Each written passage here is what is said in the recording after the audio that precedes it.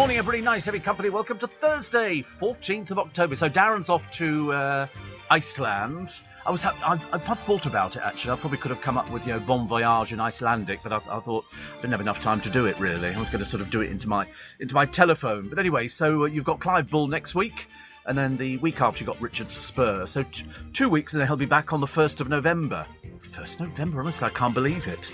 And then we're racing through. The good news is that we seem to have sorted out the petrol crisis. The other problem we've got at the moment is we've got no toys for Christmas. But I mean, for goodness sake, there's nothing the matter with that, is there?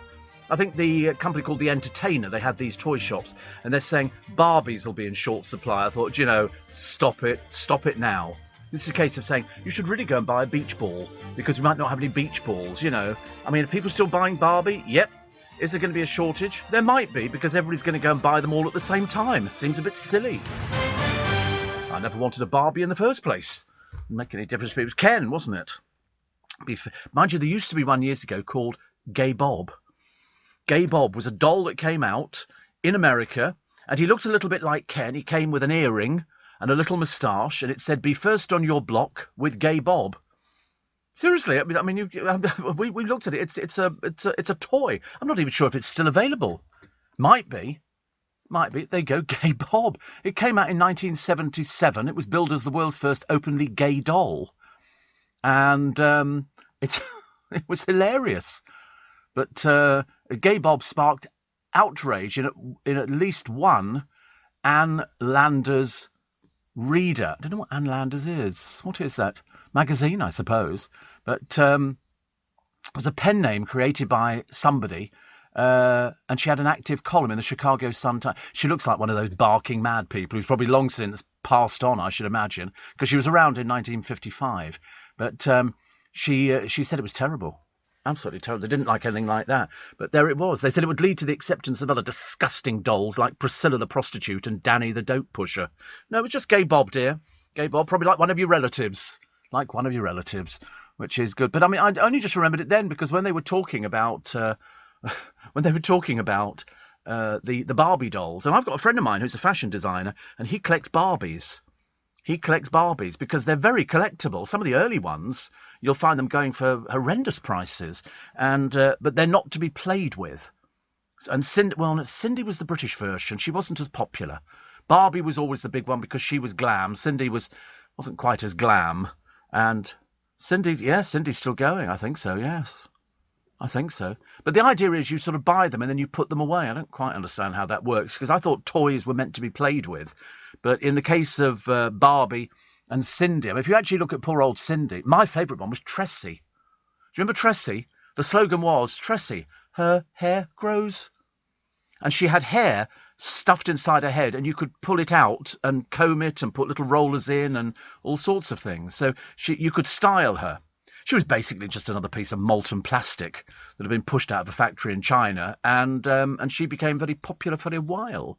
And you could buy all sorts of them. I mean, Barbie came with an aeroplane, a house. Oh, came with everything. Barbie, I mean, you could buy just about everything, and all the different outfits. When you looked at them, they were very creative. Unfortunately, Barbie's husband, Ken, looked slightly gay.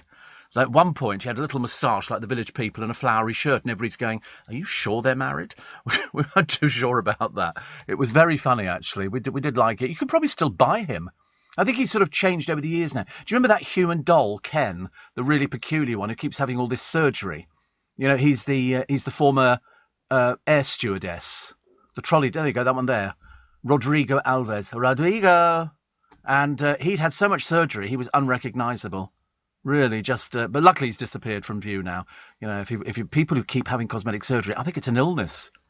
Because once you go so far, you can't do it. Look at that poor little trout pout that Victoria Beckham's got. She must be so miserable. Having to cosmetic surgery. She's not even 50. I mean, I know she's heading into it very quickly. A lot of people talking about going into space. He didn't really go into space, did he? He just went above the atmosphere. He only went 60 miles up. It was a 10-minute ride. I've been longer on a funfair thing in this giant Willy that he went up in, and then it came down, and he loved it. He said it was a profound experience. I bet. Doesn't interest me. Doesn't interest me in the slightest. It's just like sort of, I mean, I don't know. I just think it's very clever. I'd love to know what it would have cost to actually go there if you bought a seat. in this thing. He said that smashing through the blue sky to the blackness of space was a very moving experience. I bet. He's only been on the Enterprise for some years. Must be very odd sitting there in a studio with blacked out windows. Now he's seen what it looks like. He can probably go back and go, you've got it all wrong. We've screwed up big time. But, well, I mean, for 90, he's not bad. He's not bad. And he did something that probably a lot of you would love to do. I know the papers are full of it today. Have you noticed that the Americans are the only ones who wear baseball caps when they're 90? Everybody else, it's just sort of young. I mean, I'll be wearing it when I'm 90, which is good. Rolling Stones have axed one of their hit singles, Brown Sugar. They don't play it in concert anymore due to the slavery references. Didn't even know there were any slavery references, but I'm willing to be educated. What was the other one that I quite liked? Oh, 2 more energy suppliers have folded, but I'd never heard of them. Never heard of them at all. The vindictive gardener, excuse me, sued by the neighbours. Why? She had a tree which had I think it was apples, whatever it was. It overhung the neighbour's garden, and the apples were falling into the neighbour's garden. They were rotting on the ground, and wasps from a nearby wasp's nest were stinging people. It's a 40-foot Bramley apple tree. And so the neighbour, Barbara Pilcher, had words. "Oi," she said to her, or words like that. "What are you going to do about it?" "I ain't going to do nothing," goes Antoinette, who is the next-door neighbour. So Barbara took her to court. Took her to court because all these apples that were falling on the ground. She also claims that she was creepy. Barbara, who's a member of the Dunsfold and Hascombe Horticultural Society, accused Barbara, this is Antoinette, of creepy harassment. She claims the neighbour plagued her by repeatedly staring at her through the windows, failing to prune the apple tree, and by keeping a large smelly compost bin at the bottom of the garden, adjoining her own property. Now, I've said to you before, because we've had loads of experience of this kind of thing, not me personally, but loads of you, where you fall out with a neighbour. And once you fall out with a neighbour, it goes pear-shaped. This one went so pear-shaped, the neighbour with the apple tree lost the court case. She had to pay £12,500, I think, compensation to the neighbour, and her costs of going to court were estimated, because she's got to pick up the other woman's costs, £250,000. £250,000. So the idea being, if you listen to this programme on a regular basis, don't screw with the neighbours. Because if it gets out of hand, and it has done with Lelandai and with parking and all sorts of things, you can end up losing. So this woman's got to cough up £250,000. If she doesn't, she'll go to prison. She must be thinking she was really clever. But if somebody says, listen, your tree is dropping all these apples, call somebody in, get them to prune it back. I don't mind them falling in your garden, but I don't want them all over my garden because it's attracting wasps. But, you know, what can you do? What can you do? Constance says, I was diagnosed with type 2 diabetes. I don't need metformin or insulin. Oh, well, there you go. Well, you can't be very bad if you don't need metformin, because most people get metformin if you get type 2 diabetic. But I get the device to test my blood sugar. You can buy them, actually, Connie, on Amazon. They're like, over in this country, like 10 or 12 quid for a blood sugar machine. It really doesn't... Well, the one that goes under your arm, I don't know whether they get Libra over there. I should imagine they must do. It seems a worldwide thing. But that's very expensive. It only lasts for 2 weeks. It sticks under your arm with a needle in it, little plastic needle, goes into your flesh, and you wave this little device underneath it, and that will tell you what your blood sugar readings are. If you can get them on prescription, well done. I bought mine because I can afford to do it. And on Amazon, they're selling now £53.99. So, but it only lasts 2 weeks. I wish it lasted for so much longer. And when I first had it fitted, it kept falling off because it was the middle of summer, and if your skin gets wet or something like that, it was difficult. And so then I bought a band. You can buy this special band that goes around your arm, and the little thing stays inside there. But it only lasts for 2 weeks, and then it gives you the readings. But it's a good thing. But yeah, I shouldn't imagine if you've just been diagnosed type 2, you won't get insulin straight away. Normally, they actually put you on, first of all, a diet, and then they'll put you onto metformin. And so I do metformin 4 times a day and insulin once a day. We managed to cut back on the insulin, which is good, actually, when you consider I used to go out and come back with a carrier bag full of medicine. But I'm still... and biscuits. I'm still waiting, though, for my doctor to contact me and say you can have the booster jab and your flu jab. I haven't had either yet. And I certainly need that. I promise you. Did you know you get nappies for dogs?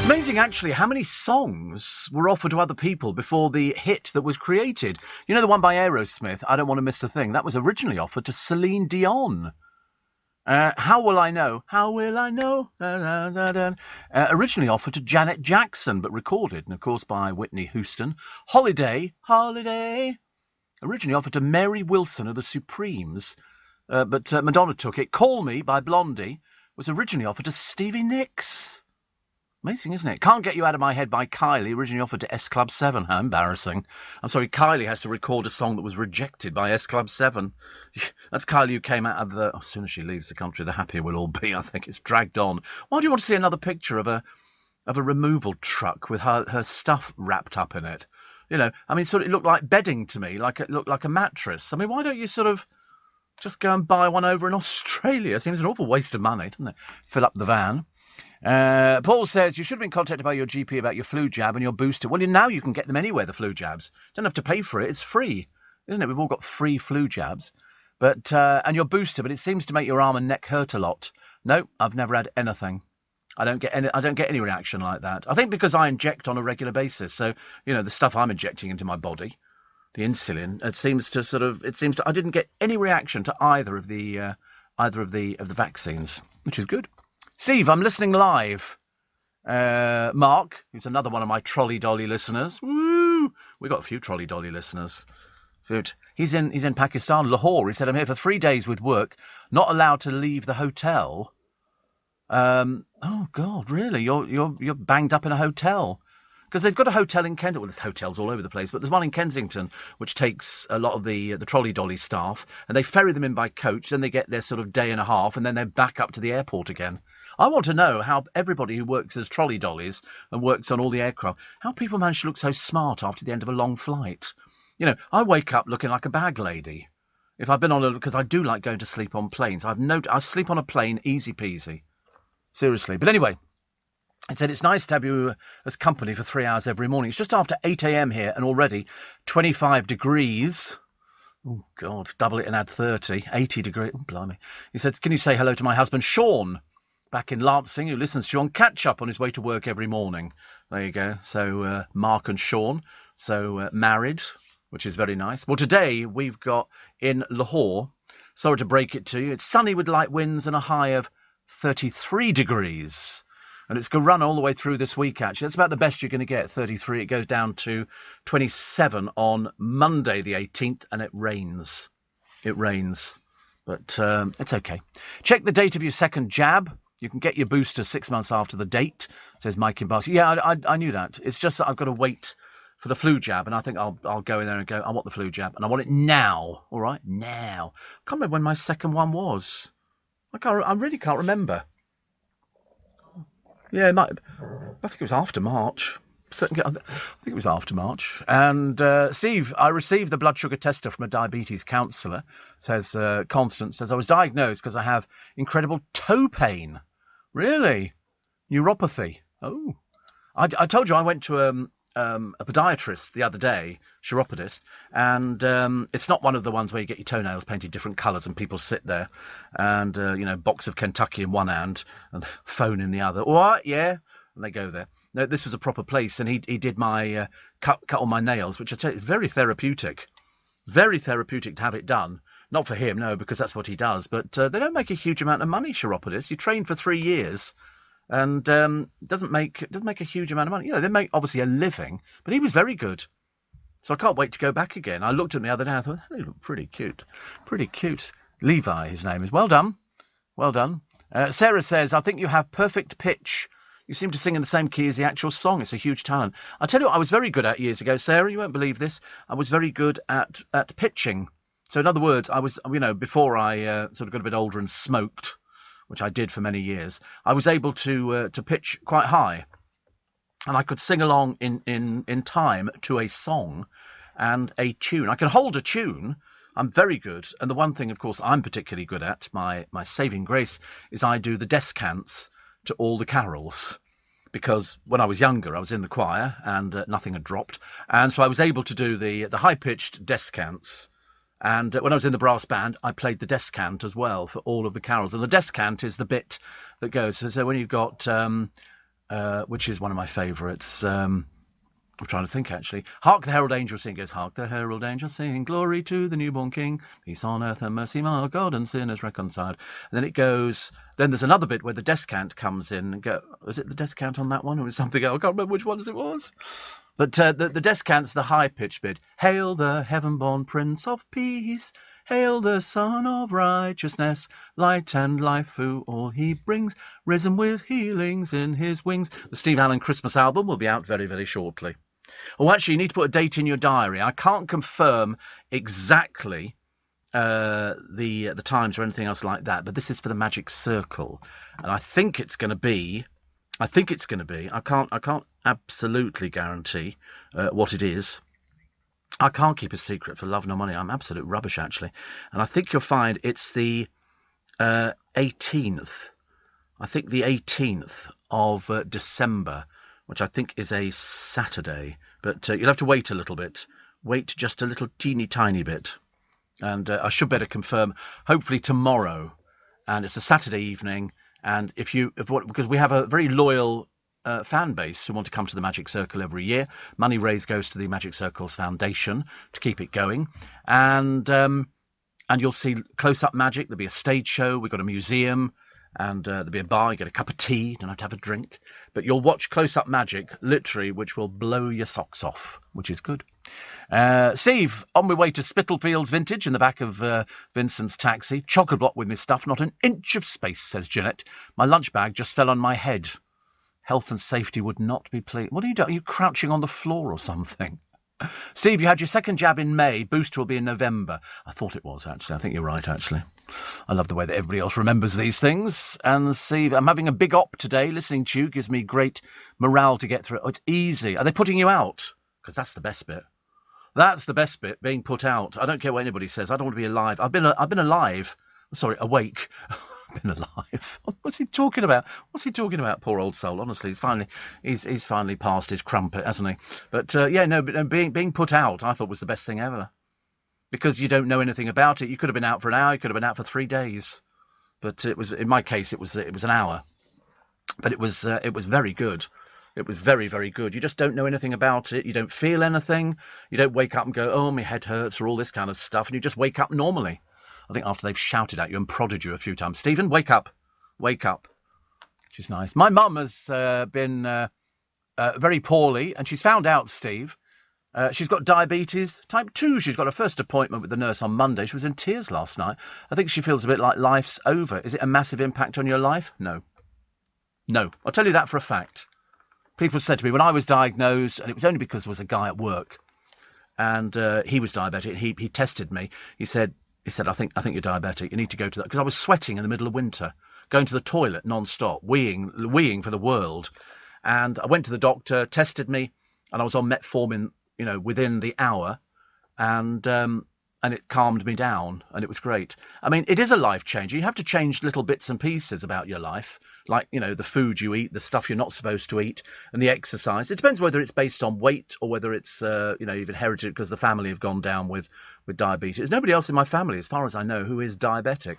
And I thought it was really great. I thought it was really fab. It was like wearing glasses for the first time. All of a sudden, when I went onto the insulin, it was even better.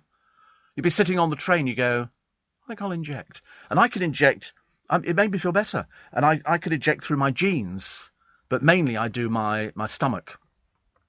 I'm supposed to do like right-hand side, left leg, right leg, and so it goes on. But I tend to do right side of the stomach. And you learn, if you're doing insulin, what size needle suits, which needle hurts, because they're never as big as the injection or the flu jab or anything like that. They're tiny. I think my needles are 5.5 millimeters. They're tiny. Although in the hospital, they gave me some new ones, which I hadn't seen before. Quite like those, which were sort of, you couldn't inadvertently prick your finger because the needle retracted. It wasn't until you put it on you and then pushed the button that the needle came out and injected you with the stuff. But no, it's certainly not the end. Good God, no. Blimey, if it was the end of life, people would give up. People do become ill through diabetes. If you look after it and you keep it in check and you learn very quickly. There's so much advice out there. for all the doctor surgeries and from the hospitals, they've always got a specialist diabetic unit. And there's all sorts of people. It can be, just imagine if you're a little child of, 4, 5, 6, 7, and you've got diabetes, they have to learn to inject at an early age. It's completely different for them. If you're type 2 diabetes, you'll know when you're not feeling too good, feel it in your stomach. I can just tell. I can tell. But no, it's certainly not the end of life. Good God. It's the beginning. It's the beginning of life, which is good. Steve, more singing. Love it. Says John T. in Gateshead. I'm wide awake with COVID, coughing and a high temperature. I've been lucky. I've been dead lucky with the COVID thing, but I still get on the bus with my mask on. And the driver loves playing the messages. Don't you just get annoyed with that? The bus is about to depart. Please make sure if you're moving about to hang on to a pole or something. Same on the trains. They just want to keep pushing the button. The bus, or talking, yes. We got one day. The driver came on. It was years and years ago in Waterloo, and he had a personality. Not the driver, the guard, and he said, "Morning, ladies and gentlemen. We're off on our happy little journey to Richmond today. So if you look out the side of the building, you'll see cranes. They're building it." And of course, it made people smile. That's what you want, because otherwise everybody sits there looking bloody miserable, don't they? To keep my business ahead of the game, I knew I needed some fresh ideas, and fast. That's why I decided to host a young person on a T-level industry placement. My student has already brought loads of new skills into the workplace. Plus, we're getting first pick of new talent coming into the construction industry right here in the Northwest. It's been a total win-win. Go next level with T-Levels. Search Skills Revolution. Steve Allen on LBC. Text 84850. Do you know nibbling nuts helps you live longer? I was so pleased, actually, because I am a little bit of a nut nibbler. Only a little bit. But I think they're actually bad for diabetics. I think there's sort of... It's like peanuts. I used to like peanuts. If you went to a pub, you'd have a packet of peanuts or the dry roasted nuts and all that. And then somebody said, they're really bad. Barbara Windsor used to like walnuts. Walnuts are very good for you, apparently. But I never got on. My mother used to have at Christmas. She'd go to the greengrocer and buy a big bag of nuts. And they'd sit in the bowl, and we had nutcrackers. And if we played Monopoly over Christmas, she'd sort of sit there cracking nuts and eating them. And I never quite got into hazelnuts and walnuts and stuff like that. Sorry? They're quite, exactly. I think they are quite fattening. So, and I did buy a packet of nuts from a company called Tyrrell the other day, and they're quite nice. They've got sort of black salt on them, or I can't remember what it is actually. Different sort of nuts in there, and they're very enjoyable to eat. But I keep reminding myself they're not exactly brilliant. And yesterday I went out to try and find some of that Marks and Spencer's food, and ended up buying, because we talked about a good sort of like a goulash or something like that yesterday. And Phil Vickery, I think, is doing some winter warmers coming up with dumplings, and this one was the beefsteak thing. When we looked at the beefsteak thing, and I bought those. They were only £3 something each, so I bought 2. And they came with a few sort of carrots in there and things like that. But the good thing was that they had 4 of those little round things in there which go with them, which I think Phil's going to be doing with his stuff as well. So that's very nice. Because as the weather turns, you need winter warmers. It's no good. Who wants a salad? In the middle of winter? You all want something like, I mean, goulash I do like, actually. I'm quite taken to goulash. It's got a lot of paprika in, I believe. I mean, it's no good asking me. I know absolutely nothing about cooking. But a good Hungarian goulash over mashed potato is with bread. Yeah, there's going to be a lot of dunking going on. And this one I had yesterday, the steak came with sort of thick gravy, the dumplings and all the rest of it. And I thought, God, a bit of a comforter. But you look at goulash, there you go. A soup or stew of meat and vegetables seasoned with paprika. I mean, it's mainly for Hungarians. That's where it came from. It originated in Hungary. But, in fact, I think it's one of the national dishes of Hungary. But it's quite delicious. And they used to do one. Somebody used to make one in one of these ready meals. I remember buying it and thinking, oh, I like that. It's not the sort of thing that I would have, on a regular basis. Look at this, honestly, a few minutes into the programme, we're on to food already. How is it possible? It's a record half an hour. Normally we're much quicker. Much quicker. Steve. Oh, so it's John T who's got the coughing and the high temperature with COVID. I got a cough I woke up with the other day. It woke me up in the middle of the night. I sort of had a little sort of bit of a coughing fit. And I thought, oh, no. But it was fine. Went absolutely fine. Steve, I purchased one of your trays to go with last year's glasses and bag. Good for you. Good for you. So remember, keep that date free in your diary. I think the 18th of December. for the Magic Circle, which is a Saturday. Steve, the Nutcrackers, says Jeanette, I always jam my finger in them, especially cracking the walnuts. It was late 60s and I was 10. God, how depressing. I can't remember when I was 10. I can't remember anything. Some people say that they remember being in the pram and stuff like that. I can't remember any of that. I began to think perhaps I'm missing out on life. I mean, my earliest memory would be, I don't know, I'm trying to think, 13, 14? I can remember little bits, but sometimes your memory is triggered by photographs that you've seen. So you might see a photograph and go, oh yes, I remember that, because you don't remember that. It's just that you know that that's you in the photograph and you remember where you lived, but you don't know anything else. I mean, your mind takes photos as you go through. And so sometimes, you know, I'll remember things about the family and about the cars and things like that, which my mother couldn't remember at all. She really couldn't remember. And so that's what it was. That's what it was like, really. But I think probably 13. Yes, I would think about 13 would be about my earliest. No, nothing before that at all. A bit bad, isn't it, really? Oh, dear. Perhaps that's the disadvantage of getting older. But I mean, sometimes the advantage of getting older is that you remember other things that people can't remember. And sometimes doing a radio programme, nothing from primary school. No, nothing at all. I mean, I remember my secondary modern school, but I don't remember actually the secondary modern school. I remember, you know, things I did there, and I can see the corridors in my mind, and I can see where the brass band room was, and I can remember the school hall, and I remember things like that. And I can remember getting on the bus, and then it just sort of disappears. Yes, and then I arrived at LBC, and I came in here in my pram, and Mother dropped me off, and they said he'll be very good at doing programmes. Costco sell proper nuts in big bags, smoky barbecue and crispy. They do loads and loads of nuts. They've got a whole section full of nuts.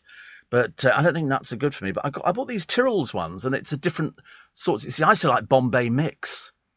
Bombay Mix, I thought was great. If you were having a drink in a pub, Bombay Mix, or my favourite, chips. A bowl of chips in a pub, I tell you, that can make me very, very happy. Yes, a bit like Michelle Keegan. I'll tell you about her a little bit later on this morning.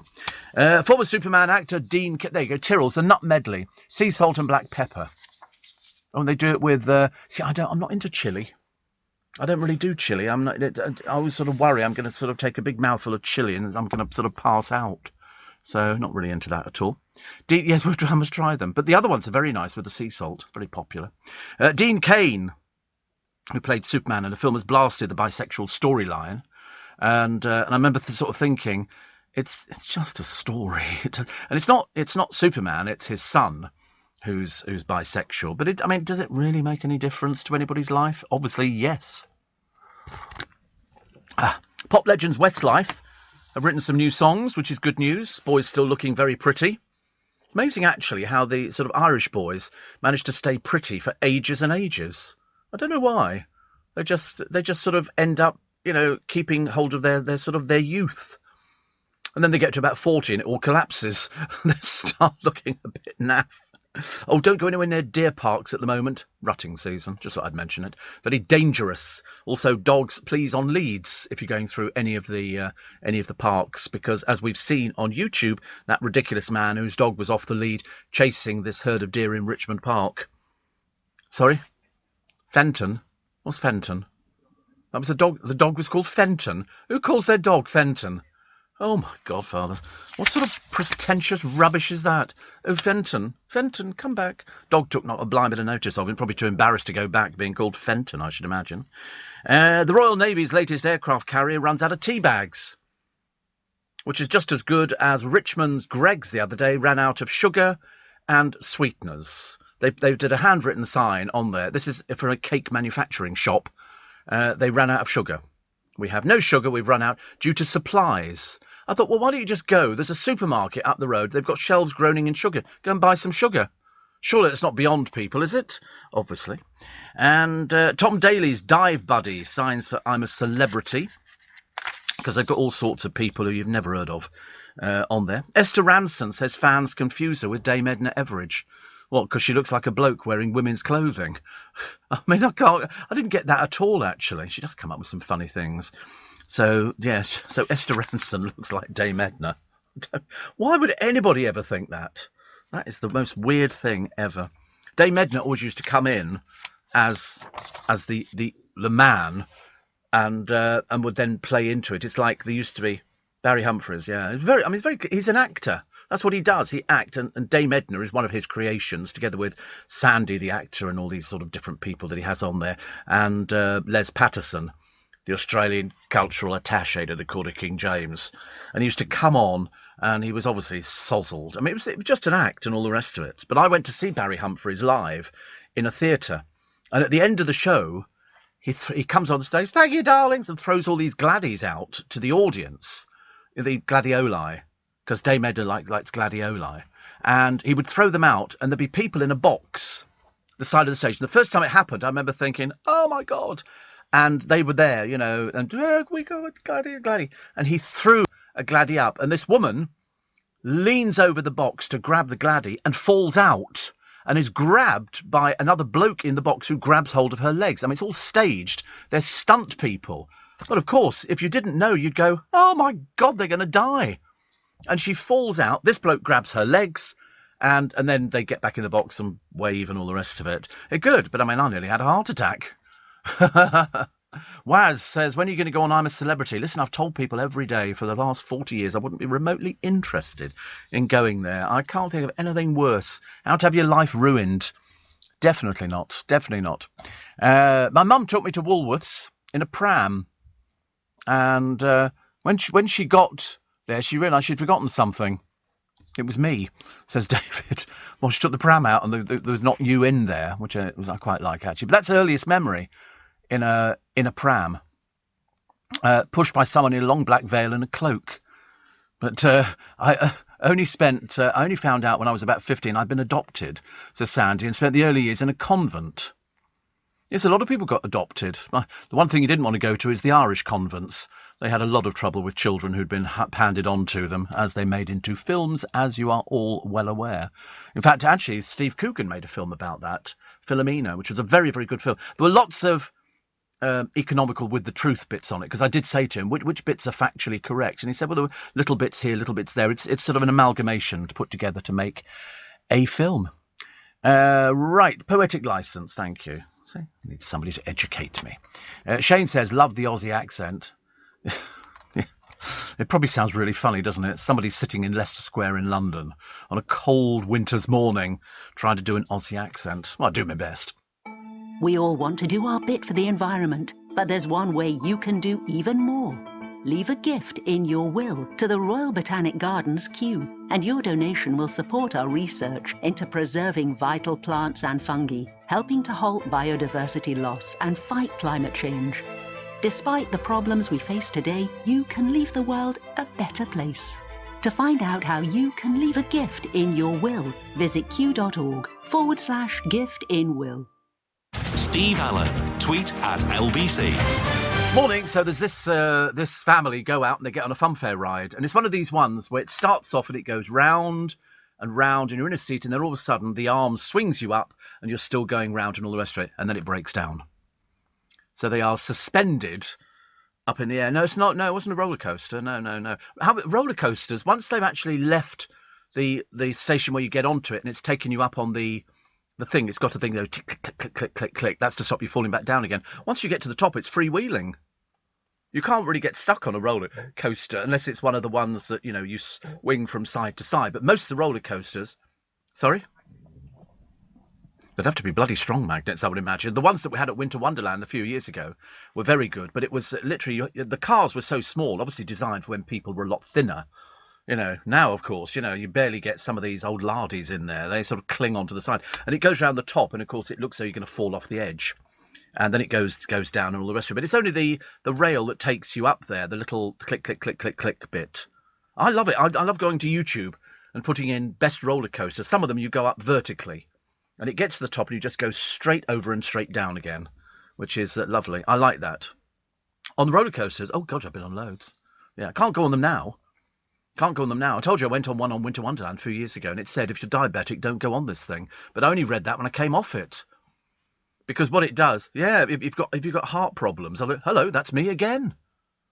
And because it was the one, it's like looks like a snake, You get to the end and the carriage spins round and then shoots you off in this direction, spins round. By the time I got to the bottom, I was just about ready to throw up. It was in the dark as well. It was in the dark in a sort of a tent, which I found a little bit frightening. I don't know what it was. I thought my stents had fallen out. I thought, I don't like this idea at all. That's why I'm not very good with anything. But I did enjoy the one that you sit round the outside and you go up a central pole really high. And then you sit there and the lights flash a few times and all of a sudden it just drops like a stone. That's fairly good. I went on that with my godson and I was having to talk to him to try and make it better for me.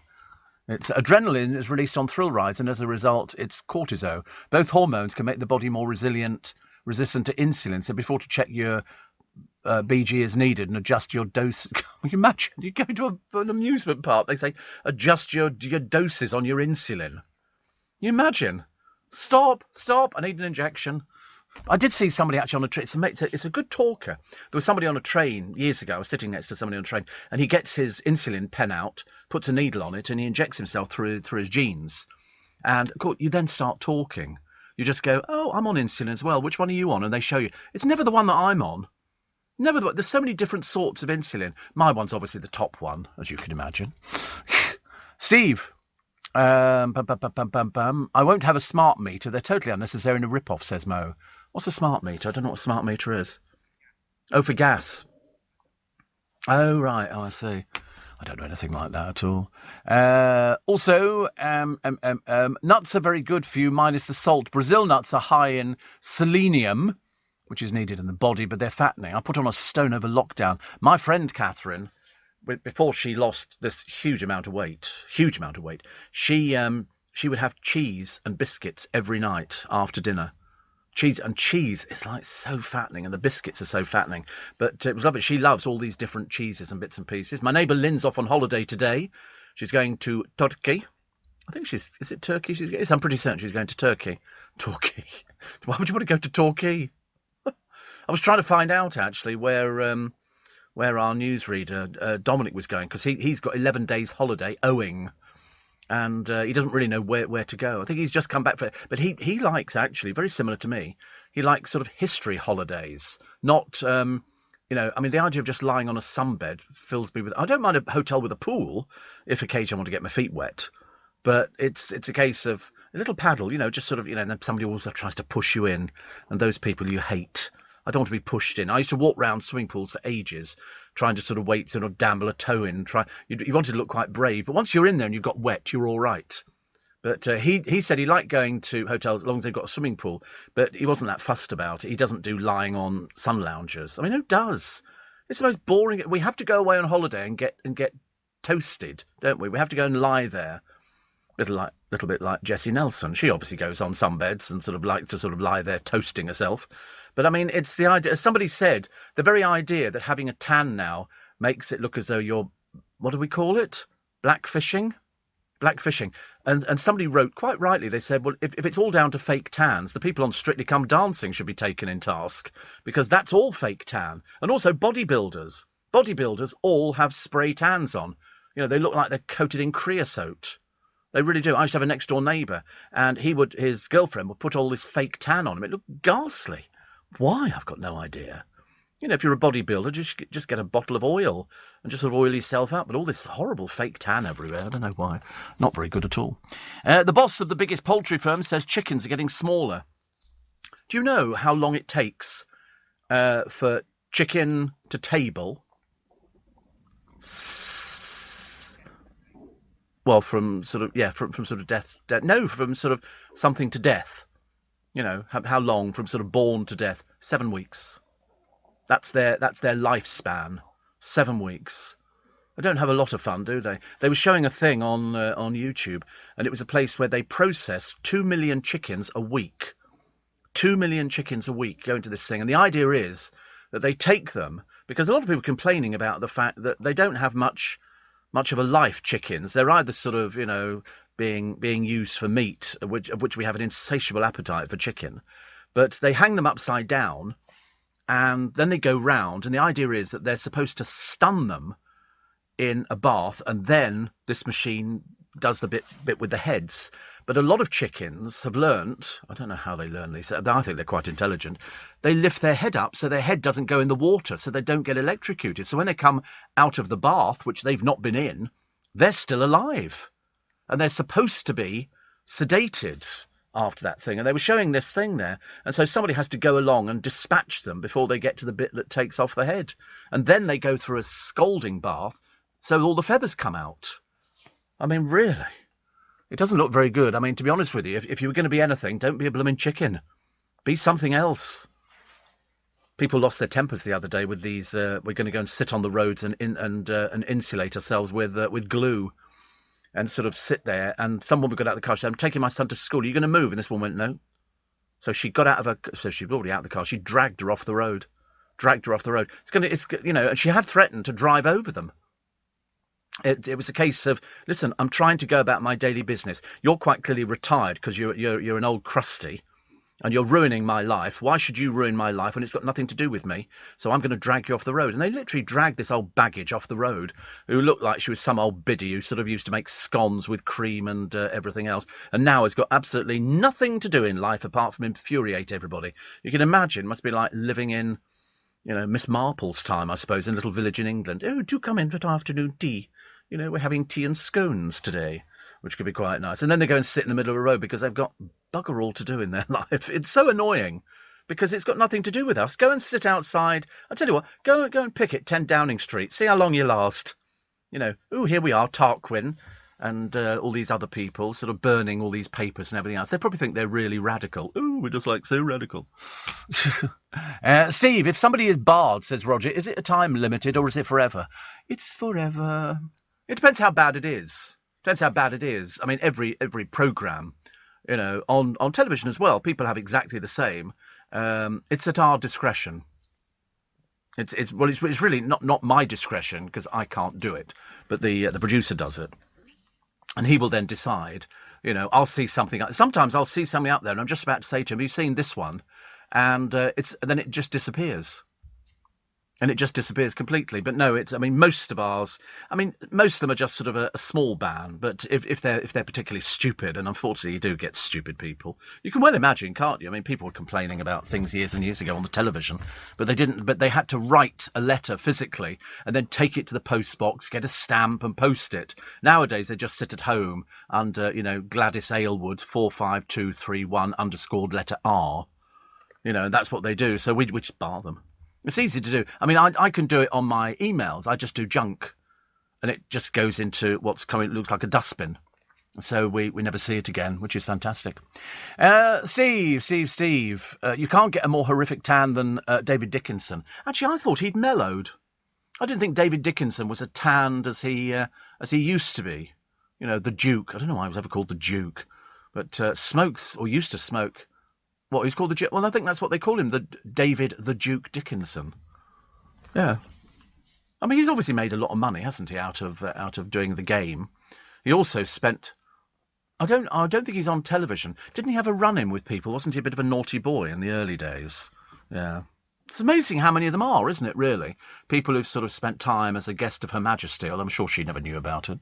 So I don't think he's as tan. Dale used to be criticised for being tanned all the time until somebody wrote in a magazine. They had a picture of a club night somewhere, and they put a picture of Dale up there going, and they called him Orange Boy or something like that. He went up the wall. I've never known anything like it. He was on the phone to his agent. Jan, let's get this removed, and they got it removed. And yet he did like tanning. He didn't do fake tans. He did proper tans. He did he didn't do sunbeds.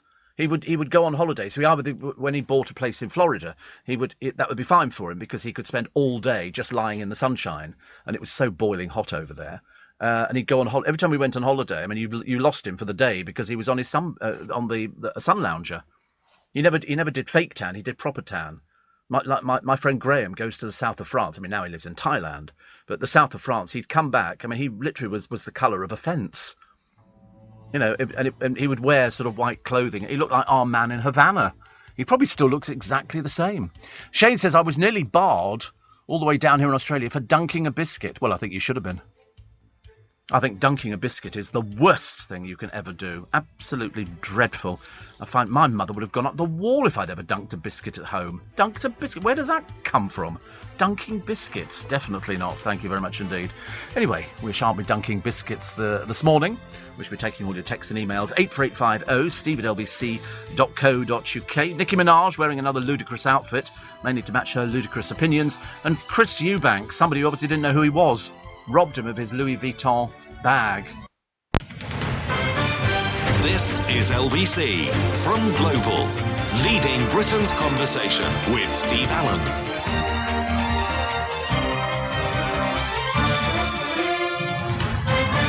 Morning, everybody. Thursday, the 14th of October. It's Steve Allen's Early Breakfast on LBC. You're very welcome. It's nice to have your company. I trust you are well. Oh, by the way, for those people who don't know, no fireworks this year for New Year's Eve. They've decided to dispense with them. Now, I don't know what the reason is. I can't think of anything off the top of my head why we wouldn't have them back on again. London New Year's Eve. Oh, it's COVID, is it? We're still doing COVID. I can't keep up with this now. I thought we weren't. We've knocked down all the barriers. You can go out. You don't need to wear your mask. You don't need anything. But they have cancelled due to coronavirus.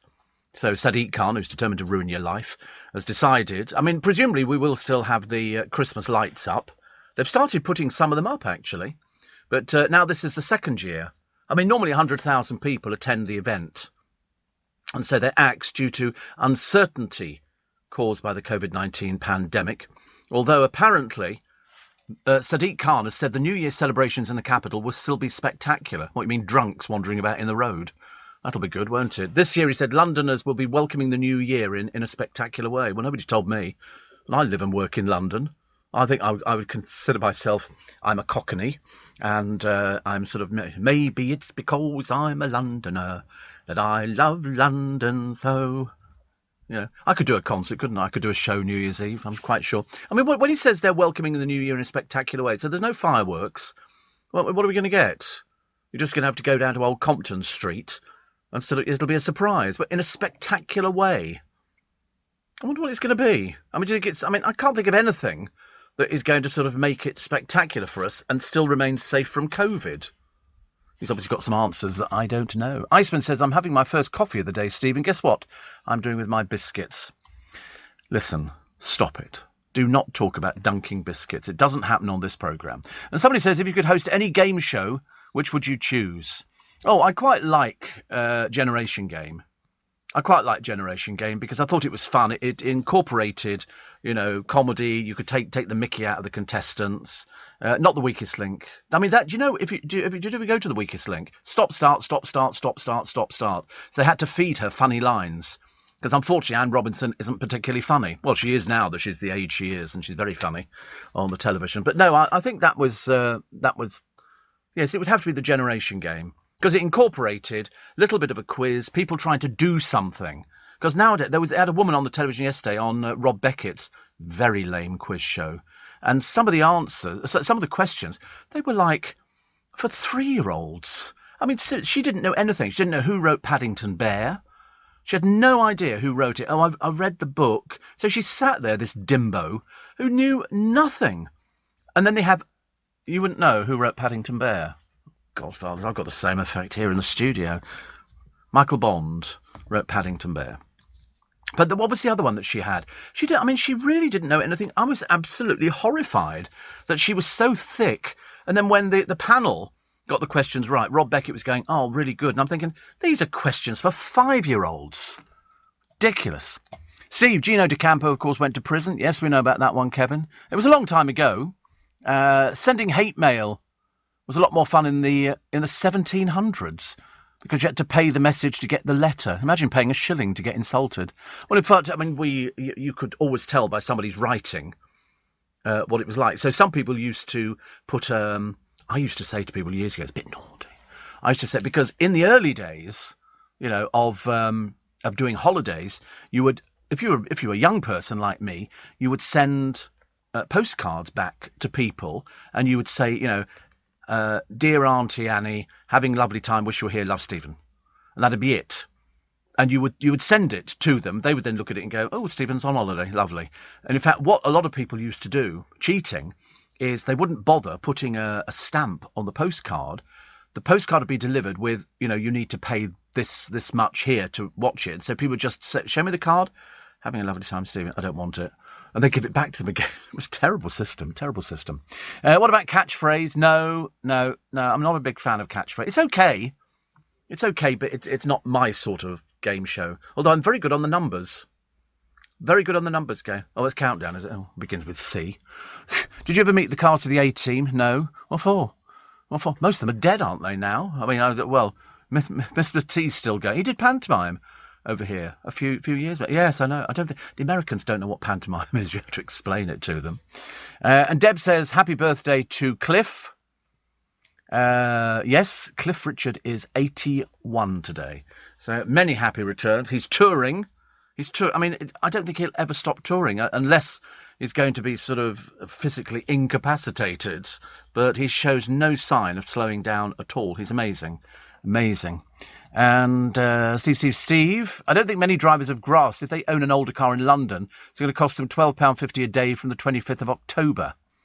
I don't know what, but I thought you always had to pay to drive into London. Is that the extra charges? I want to know what this spectacular thing on New Year's Eve is going to be. I can't think of anything, but we will find out. I'm sure it'll come up. So from the 25th of October, there's a single larger zone up to but not including the North Circular Road. And also you can find out if your vehicle meets the emissions standards. Oh, lovely. And you can check. This is ULEZ. So can we put my number in now? I'm not giving it out on air, obviously not. But it's we'll have to write it down somewhere. Sometimes I can't remember what my number is on the car. I have to look at a picture just to remember what it is, and then we can see if I meet the standards. Because 4 out of 5 cars already meet the ULEZ emission standards, but we need owners of older polluting cars, motorcycles, lighter vans, and minibuses to take action. So there's the producer. So. This is so exciting. Don't go anywhere. It's there. There you go. Do you want the pen back, or do I get to keep it? I can get to keep the pen. Look at that. I've inherited a pen, ladies and gentlemen. Do you remember You Bet? Yes, I do. And Conrad says some of the many historic places I've seen are Crete, including the Herculaneum Museum, London, Paris, the Louvre. Lovely. Very nice indeed. Very nice. Yeah, I'm more interested in if I go on holiday, I want to go to, a place here. Oh, that's what it. Look at that. It's even told me what it is. Lovely. There you go. I don't need to pay for any other charging zones. Yes, I'm fine. So charging times are 7 till 10 every day, including weekdays and bank holidays, except Christmas Day. Whoopee! And isn't it funny? It even tells me what my car is, which I think is quite sweet. So if you do not see the congestion charge, low emission charge, it does not apply to this type of vehicle. Yes. I knew it was fine, actually. But nice to check, though, isn't it, on these sort of things? You find out everything. But no, watching some of the things, I mean, with poor old Rob Beckett, who, I mean, he's a bit wooden presenting. The trouble is, he's young, he's got his biography out, but to present a game show or a quiz show, you've got to have some interaction. He has no interaction at all. And he just stands there and smiles. He couldn't even bother to have a shave the other day. He obviously just wandered in from the chip shop or the pub or something. And, I mean, the outfits he's wearing, obviously they haven't got any budget on this show.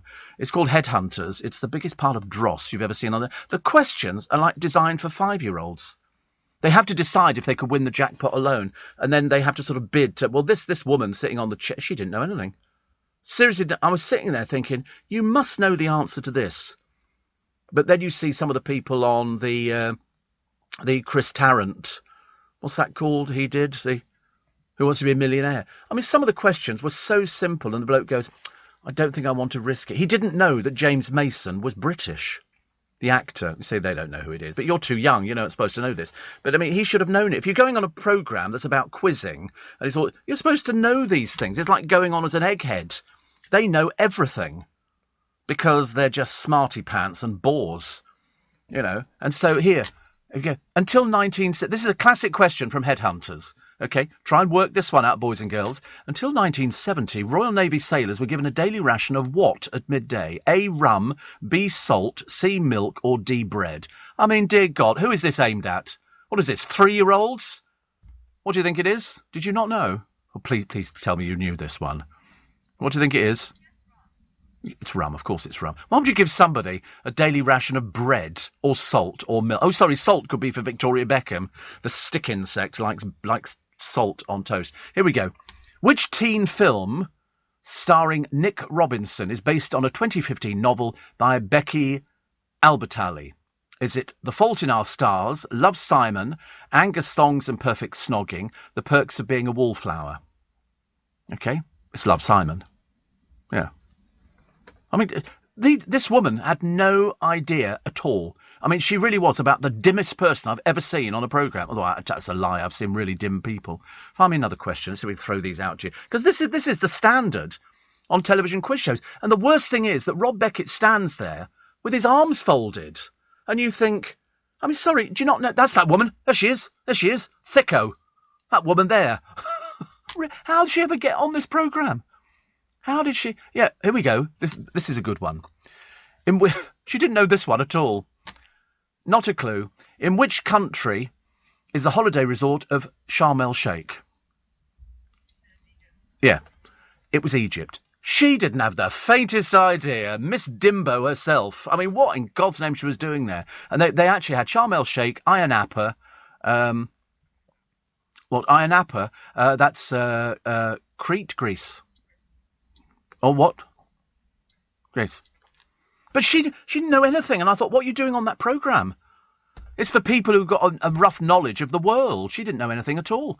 But Rob Beckett, no presence on camera, arms folded. I tell you who does that as well. That's Dermot O'Dreary. He does a lot of that with his arms. And you think, what bad posture. Judy James would have a field day with that. That means you really couldn't give a stuff about the programme. Like me sitting here going, whatever. But I watched this woman and I seriously thought, I'm sorry, do you know somebody on the team who's put you on this programme? Or are you put on there as a laugh? You can't be this dim. Fancy not knowing where Sharm el-Sheikh is. I mean, God in heaven.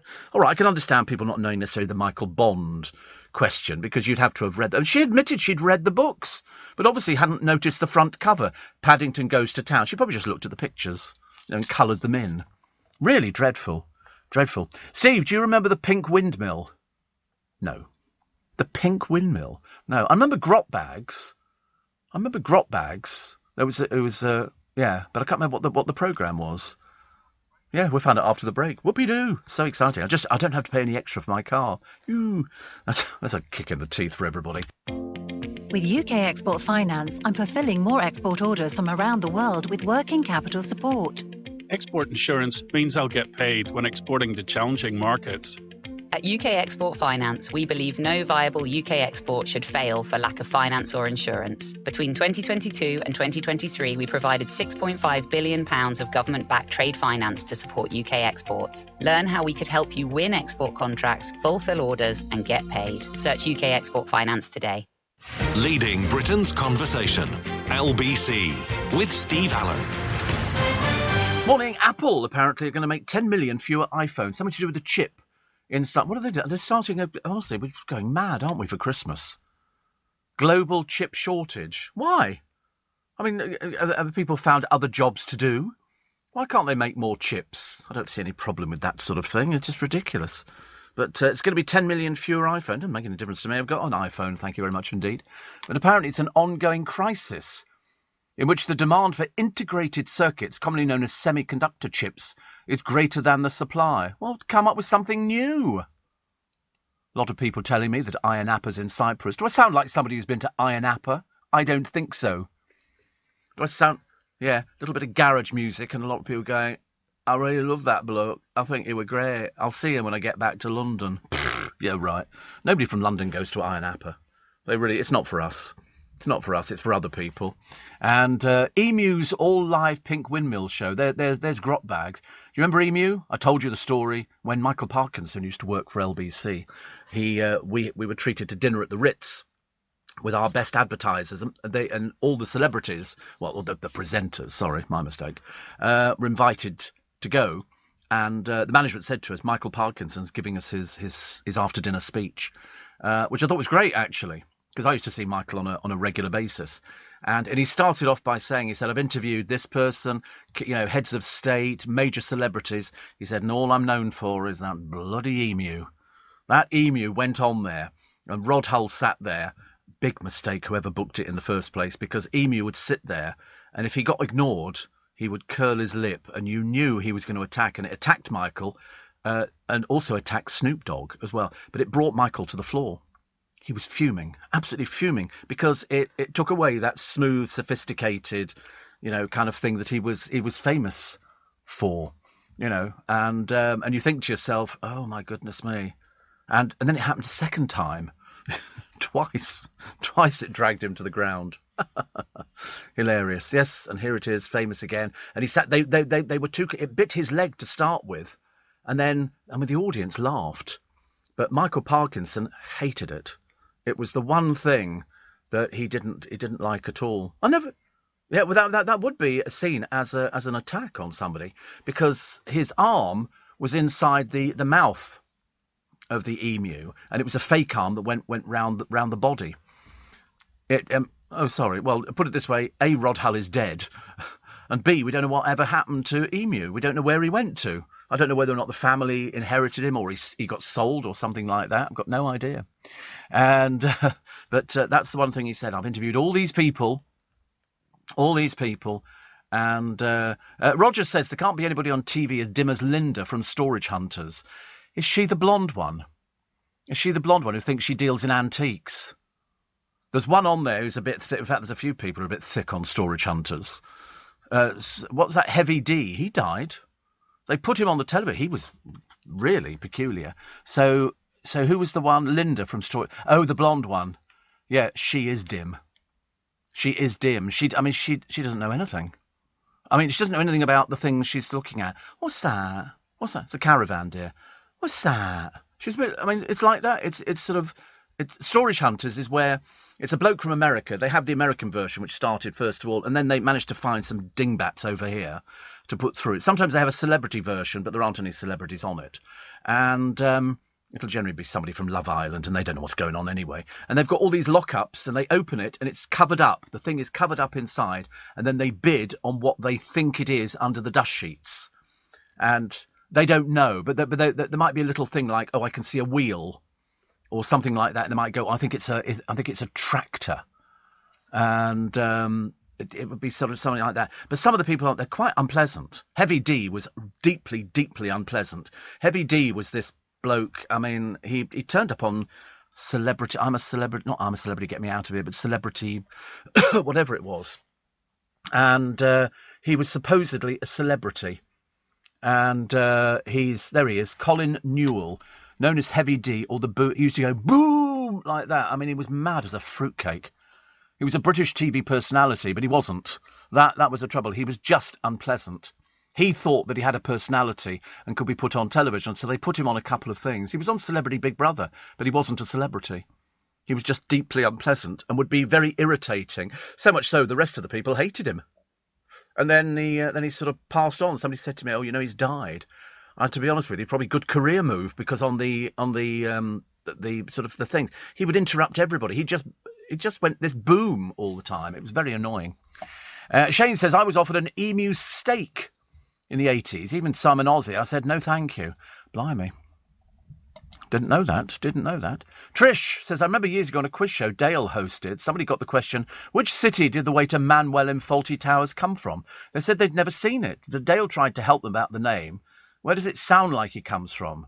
He said, I've got no idea. I don't know. I'm going to go for Edinburgh. Manuel came from Edinburgh.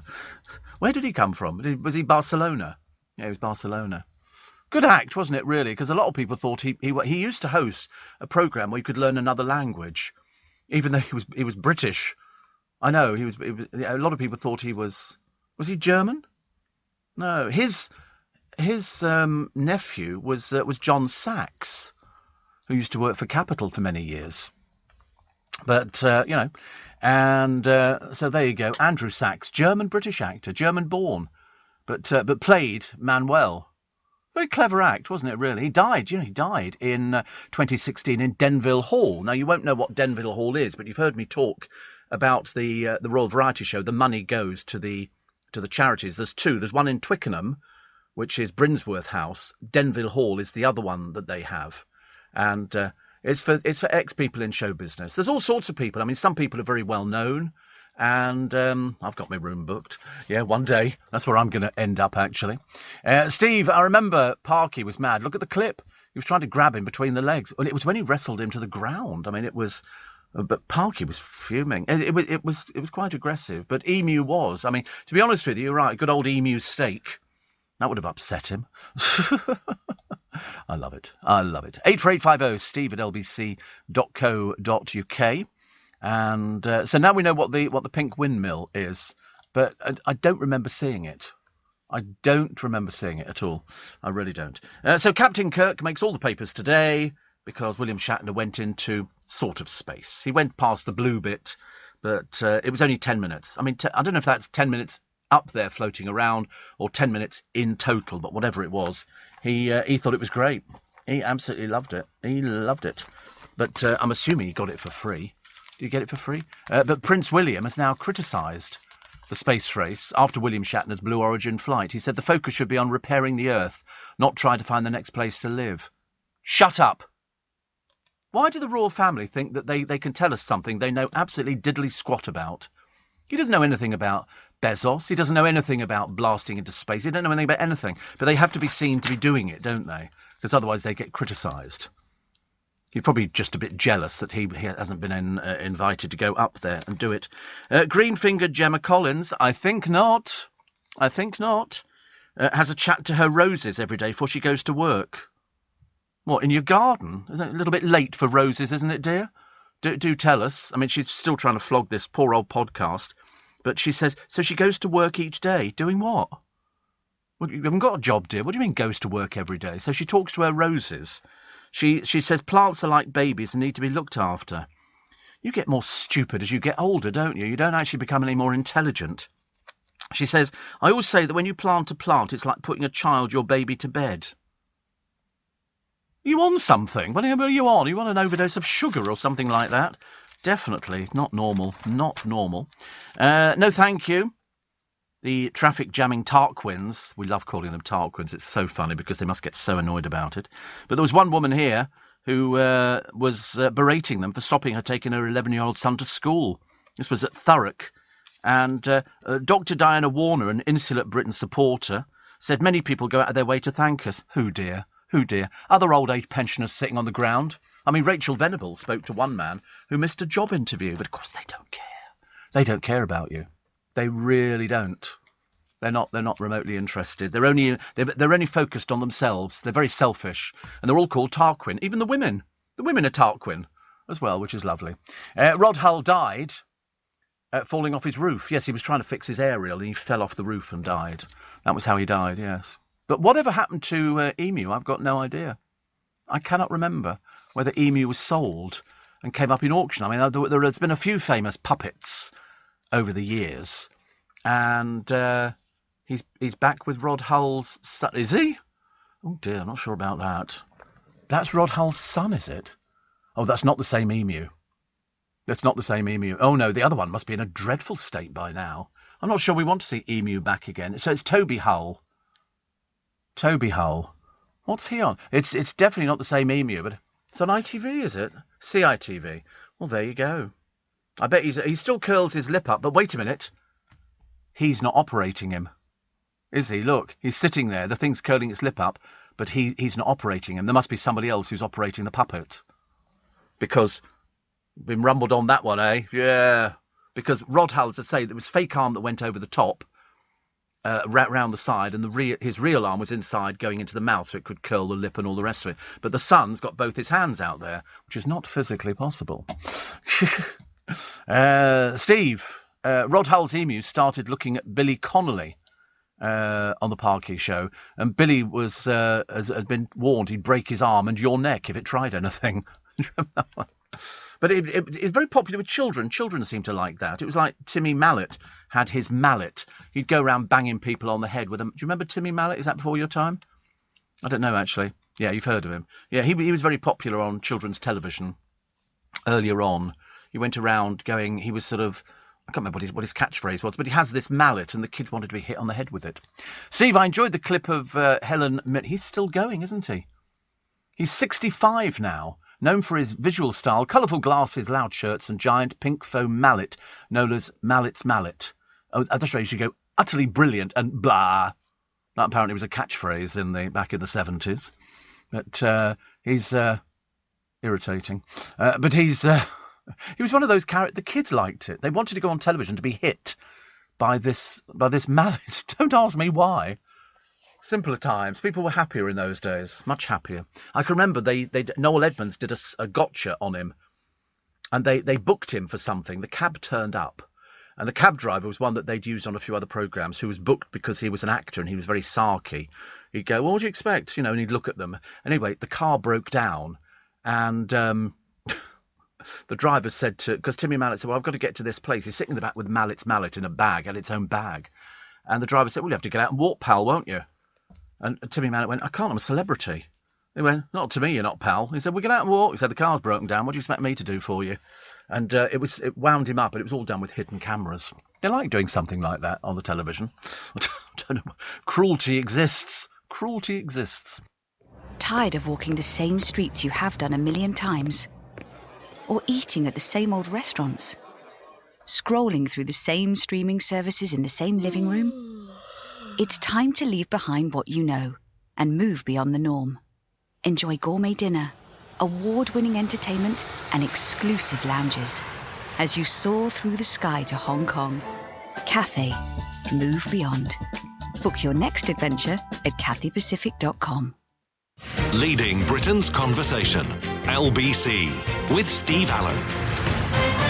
Morning. So poor old Robert Webb has had to pull out of Strictly because 2 years ago he had open heart surgery and he's obviously got a few little issues. So he went to see his specialist and he had an urgent consultation because if you're doing something as strenuous as dancing, and that really is strenuous. So that's why when I've seen certain people on there who are carrying, shall we say, a little bit of weight, not that Robert Webb was carrying any weight. In fact, he was pictured only a few weeks ago out training on the roads and running, and he's always been super fit. I mean, he's 49. And he said, I'm sorry, I've had to withdraw on the advice of my doctors. He said, I had begun to feel symptoms that led me to seek an urgent consultation. They've said it was better for the sake of my health to step down. So he stepped down, which is a shame because I thought he stood a really good chance. A really good chance. But he said it's a measure of his partner's professionalism and kindness that I was able to get as far. But as they've said, you know, it's him basically looking after himself, and he's had support from everybody, apart from the BBC, who've just said, well, you know, it's all very sad and all the rest of it. But anyway, the show goes on this Saturday. I couldn't care less, could they, really?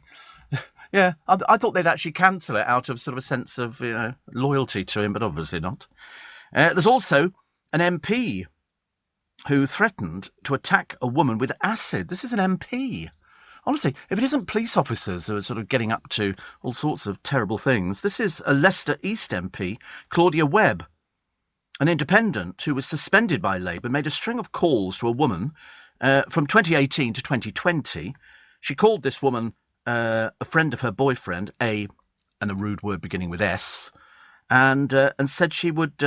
She threatened her with acid and said she would send naked pictures and videos to her daughters. So they've said, because she's been found guilty, that she may face prison. I mean, what do you have to do now to go to prison? She's threatened to throw acid in her... I mean, this woman is vile. She comes from Islington. She may be jailed when she's sentenced next month. What do you mean, may be jailed? I would bloody well hope she would be jailed, but the court system seems to vary.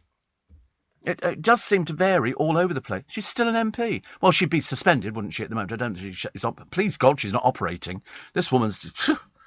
Really, get rid of. Suspended, of course, by Labour. Yeah, they've had a lot of trouble, haven't they, in Labour? Still independent MP. God, blimey. Steve, you could do The Chase. No, I couldn't. But have you noticed, when they do a celebrity version of The Chase, the questions are simple. You know, complete the following film title. You know, like, yeah, Live and Let, live? No, live and let die. Steve, insulate Britain's activists who block roads should be sentenced by a judge to remove their litter at the side of the roads, preferably when it's raining. Yeah, well, I don't know. They all got little rucksacks, haven't they? This seems a bit naff, doesn't it? But funny, they don't want to go out when it rains. I thought that they would, but they don't. Steve, people know there are protests on the M25, so why are people still using it? Why haven't the police closed it, says Jill. I've got no idea. And Simon says the only way that the GC will get green fingers is by spooning jelly into her mouth. Oh, she's trying to get a programme, but the trouble is she can't do anything. That's the problem. But she can put away a £680 steak, but she's still going on about it. Still going on about it. So the protesters, you know, the Tarquins and people like that, are burnt injunction papers outside a court where a ban on the group blocking the roads was extended. They don't really care, but then you look at them and they look like people who don't care. So I want to work in a supermarket. And when they go in there to buy their food, we're not serving you. Get out. Get out. Go grow your own food.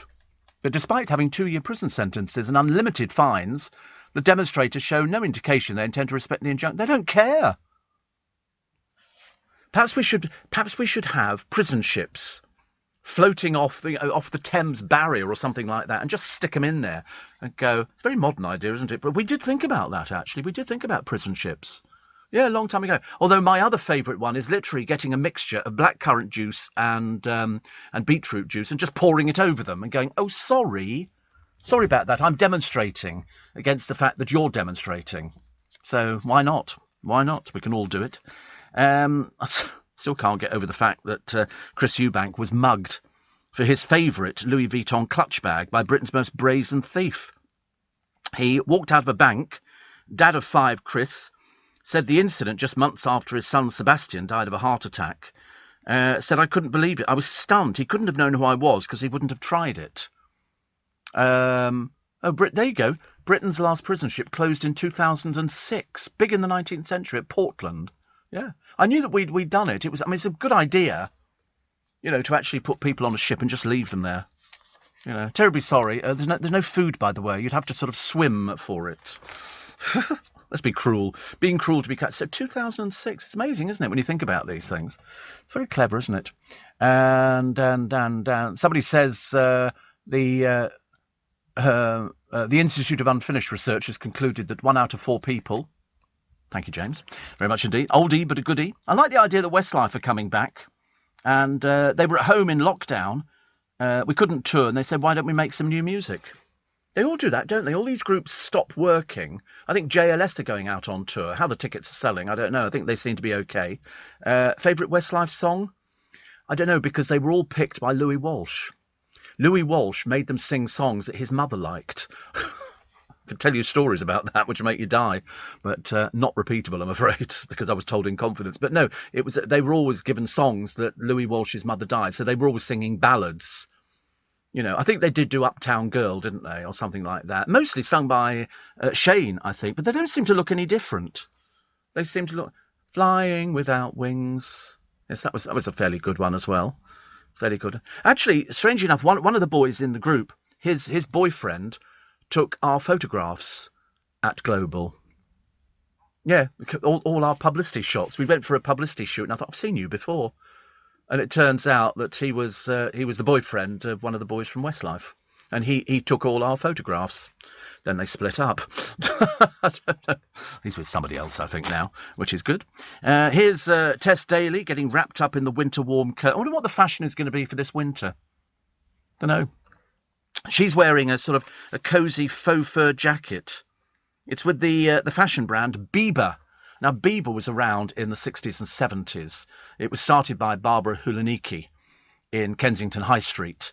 And it started off as a small shop. They were very famous for doing purple lipstick. Purple lipstick and Bieber became synonymous. And then they took over a huge department store the other side of the road of this little shop. And they had the roof terrace and the roof gardens, and the whole store was all Bieber fashion. It was big floppy hats and purples and reds and lovely colours and stuff like that. And they've obviously come back again. It was very, very popular, very popular. I can remember the girls I used to live with when I first came up to London. We used to go to Bieber for an afternoon, and you could get a cup of tea up there, and all the fashion was... No, they just did girls' stuff. No. Or there were some men who bought girls' stuff, but we didn't know about them.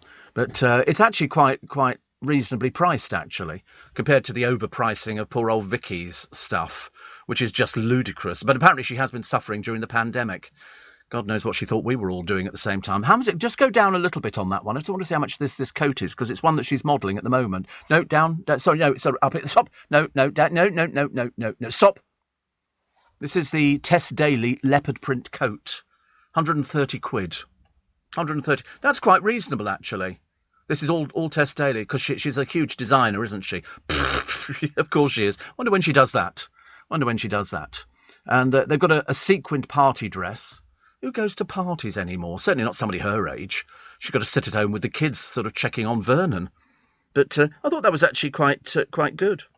Apparently, Tess got her break when she was scouted by a modelling agency. Did you know that? I didn't know. When she was apparently outside a McDonald's in Manchester. Amazing, isn't it? I didn't know that. And she was a model. What sort of model? I've got no idea. But 130 quid for this coat I thought looked quite reasonable. You know, when you look at some of the stuff that poor old Vic Beckham's got, which doesn't fit, and looks sorry, is it this is Beckham? Okay, the trench coat, okay, in beige and red. This is in the Victor Beckham collection. 1,750 quid. Small wonder your business is not working. Small wonder. There's a cheaper one. I've got a ribbed jumper for you in butter. This is the colour apparently. That's £700. Have a laugh, love. Who do you think this appeals to? Oh, the oversized trout. Oh no, puffer jacket in red. £950. It's not working, is it, love? It's not working. Yeah, your grandmother would have worn some of these clothes. The knitted leggings in navy are £500. What sort of people does she think buy this stuff? Go down a little bit more. Let's have a look and see what other stuff we've got here. Here we go. A cashmere front slit polo neck jumper in grey melange. I mean, honestly, they had a bottle of Liebfrau Milch before they get... That's £700. A double-breasted tailored jacket in a size that's definitely not fitting this model, in grey and black, £1,500. I mean, you know, if you're going to buy stuff, you're going to go for, you know, a proper name. You know, Louis Vuitton or something like that. She does sell sunglasses, which are all around about the £270 mark. Way overpriced. I mean, she's got loads of sunglasses, because she always wears them. Oh, shoes. Oh, here we go. £580, £450, £450. I tell you, you could probably go to the shop now and it will be fairly empty. That's why it's not working. Because it's priced out of all existence. Will Guyatt is considering a floral tracksuit for his ITV appearance later. We don't know what ITV appearance he's actually got, but he's going to wear a floral tracksuit. You're not appearing with Victoria Beckham on a show, are you? That's way too expensive, that stuff. The majority of people who, you know, are buying, they wouldn't spend money on that. She's Victoria Beckham. She was the Spice Girl who couldn't sing or dance. You know, and you look at these things. Here you go, Capri Rise boots in silver, 995 quid. You can go to Amsterdam and get a pair that girls sitting in windows would wear for about 50 quid. Ridiculous. Steve, don't you think, says Stella, that Joan Collins looks amazing? I think so. I think for somebody in their 80s, she's 88. 88, I think she looks phenomenal. Steve Allen, tweet at LBC. Morning, we found another belt from Victoria Beckham. £450 for a leather belt. I mean, I'm not at all surprised the company's had to be bailed out, and it's too expensive. You know, young girls nowadays certainly wouldn't be buying Victoria Beckham. If you were a Spice Girls fan, you couldn't afford this stuff. It's so expensive. It is ridiculously expensive. I don't know which market she's hoping to appeal to. We couldn't quite work it out. You know, when you look at Tess Daly is wearing this coat today. In the British fashion brand Bieber. She's got a 31-piece collection. I don't think she can design toffee. It's as simple as that. Oh, there's Rylan. He needs the Botox again, I think. And, oh, look, they managed to find Gino D'Acampo a job as well at the same time, which is quite sweet, isn't it? My friend Pat Sharp wrote to me and said that John is Andrew Sachs's son, not nephew. Well, I knew it was related in the family. I went to the house. Actually, the house used to be down at Petersham. They had a house down there. I remember going in there years ago. I mean, I can't remember how we ended up in there, but we ended up in there. Yeah, perhaps we were lost or something like that. But thank you, Pat. Always willing to be told, the right. I can never remember, actually. You can't remember every single person and who they were. But sorry, just going back briefly. He's good looking, isn't he, Pat? I think he was very, very good looking boy. Not unsimilar to me, actually, at the same time. But Tess Daly in this coat here, if this is 130 quid, that's what I call a price that somebody could afford, somebody who wanted to look like Tess Daly. But, if this was in Victoria Beckham's collection, which of course it wouldn't be, because most of her stuff, I don't know, it's appealing to old ladies. Seriously, and even old ladies wouldn't be buying it. This would be over £1,000 for this sort of thing.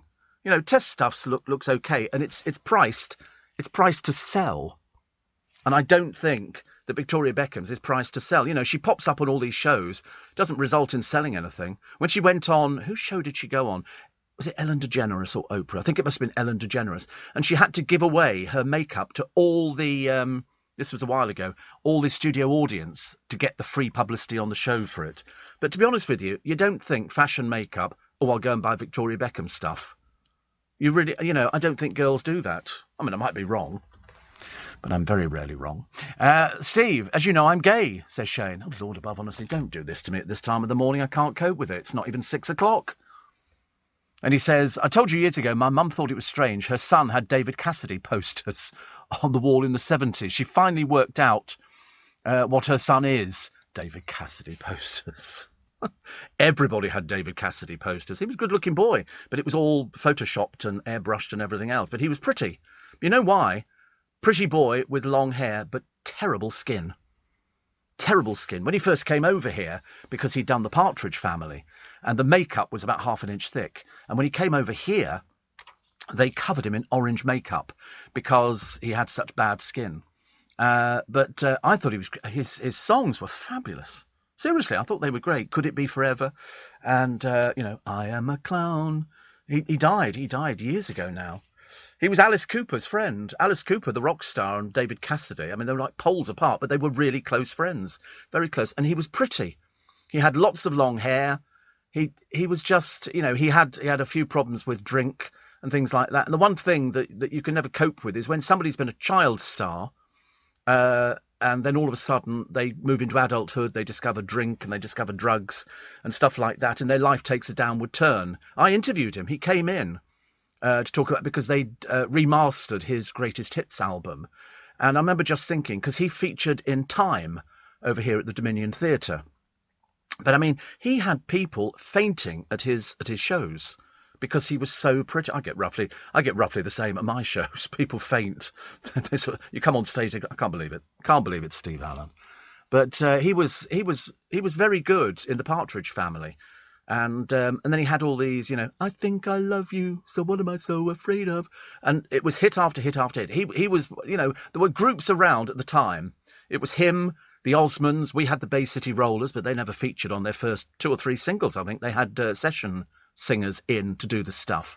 But I loved it. Shirley Jones. They were the only cast members to appear on any Partridge Family recordings. Nobody else featured on it, but the others had to pretend to play guitars and all the rest of it. He also appeared, I seem to remember, I might be wrong, David Cassidy and I think his brother Sean, they appeared in Blood Brothers on Broadway. I'm pretty certain. But, he had all these songs and it was all designed for people to go, yeah, love David Cassidy. But he appeared nude on the cover of Rolling Stone. Annie Leibovitz took the photograph. And then the article mentioned that he was riding around New York in the back of a car, stoned and drunk. And it was such a shame. I mean, I think he was in his 60s when he died. He was born in New York City. And I think his parents were in the business, actually, because his father married Shirley Jones. They had 3 children, David's half-brother Sean, Patrick and Ryan. And he was just a pretty boy at the time. And so loads of ladies, because it was never cool for boys to go to these sort of concerts. So it's mainly girls screaming at him. They screamed at the Osmonds. But when I spoke to Donny Osmond, on a number of occasions, he said, we didn't know where we were. He said you would fly in. He said there'd be a coach that would take you from the airport to the hotel. You'd book into the hotel room. He said you'd stay in the room. Then the coach would come back, pick you up, took you to the venue, You went on stage, did the concert, then you got back on the coach, went back to the hotel, and the next day you flew off to somewhere else. The producer, Joe, went to a One Direction concert once. I know. The screaming was unbelievable. I went to see Blue. Dale and I went to see Blue. And it was Dale screaming. I just got drunk. I was so drunk at the Blue concert, I fell between the seats and I couldn't get out. I was stuck. Dale used to get very cross. Stephen, get up. Because we were adjacent to the stage and the boys appeared on like a climbing frame kind of thing. And the moment the lights dimmed, the deafening noise from the girls in the audience was unbelievable. Like a jet plane taking off. So I had a couple of sherbets. And it was all tiered seating. I think we were at Wembley or something like that. And I fell between the seats. I couldn't get out. I stayed down there for about half an hour until eventually I managed to crawl to the end of the line to get myself out again. Dale was very cross. He wasn't very happy at that at all. And then we went backstage to see the boys.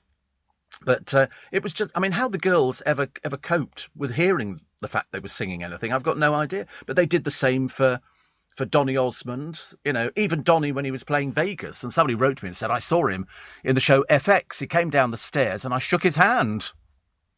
So there you go. Well, I actually sat next to him in a studio. That's the good thing about this business. You meet all these different people and you do tend to, when they're answering a question, you tend to be sort of analysing them and trying to work out, you know, what happened. You know, and why did it all go wrong? But I remember screaming girls. Roger says, I remember being at Heathrow when the Osmonds flew in, surrounded by thousands of screaming girls. I mean, I don't prepare questions for interviews, no. What I do, though, is I'll read up about somebody. I'll go to YouTube or something like that, or I'll go to the internet, pick up on a few little bits and pieces, and I take the paper into the studio, but that's the last time I ever look at it. I never look at it again. Yeah, I just have a chat. And it's because that's what it is. It's a conversation, but it's good.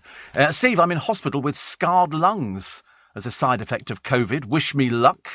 Well, you have lots of luck. Lots of luck. And Steve, I met Rod Hull, says Claire. He was having a drink in a local pub near where I lived. He sent over drinks for me and my friends, then asked us all to go to the car park. Emu was in the boot. What do you think? Driving the thing?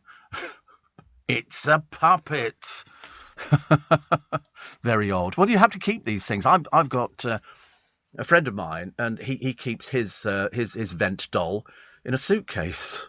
And what else do you think? How else are they going to do these things? But you know, got a book for Panto this year, everybody. Steve, how about, says Kim, sending felons to a facility out in orbit? Well, they had the right idea in America. Alcatraz. They always said nobody ever escaped from Alcatraz because the currents run deep over there. But there was one man who did escape from Alcatraz, and they made a film about it. And I remember sitting in the cinema watching it. At the very end, they said, three films, three men, and they said, if he's watching now, he knows. I think it was the Birdman of Alcatraz. But people tried to get out of it. You can do tours. They do tours to Alcatraz, just off the coast of San Francisco. And you could sit there and you could see Alcatraz. And good. I never did the tour. I always wanted to do it, but we didn't actually get round there. Steve, 3 hours of great entertainment, says Edward. He doesn't tell us what it is. What is? Oh, Darren Show. Thank you. Bieber took over Harvey Nicks in Ken High Street. I went there on loads of occasions. Loads of occasions. Me and the girls, Diane and Angela, we would go there. We'd go to the roof garden. I went there with Biggins. We had a bit of a disaster, actually. Bit of a disaster. Me and Biggins, you can imagine. We went to the roof terrace on a Sunday night because you could only get up to it on a lift, but they had a staircase at the back as a fire escape, and they had flamingos up there and everything else. And it was lovely. And we opened a door. Unfortunately, it was a fire door, and it set off the fire alarms. We didn't know. We wanted to get out. We didn't have to go back through the club and everything else. And as we get down to the basement, there's all these fire engines in Ken High Street. We never owned up to it. We just saw it. And so till now, we're a little bit naughty, actually. This is LBC from Global, leading Britain's conversation with Steve Allen.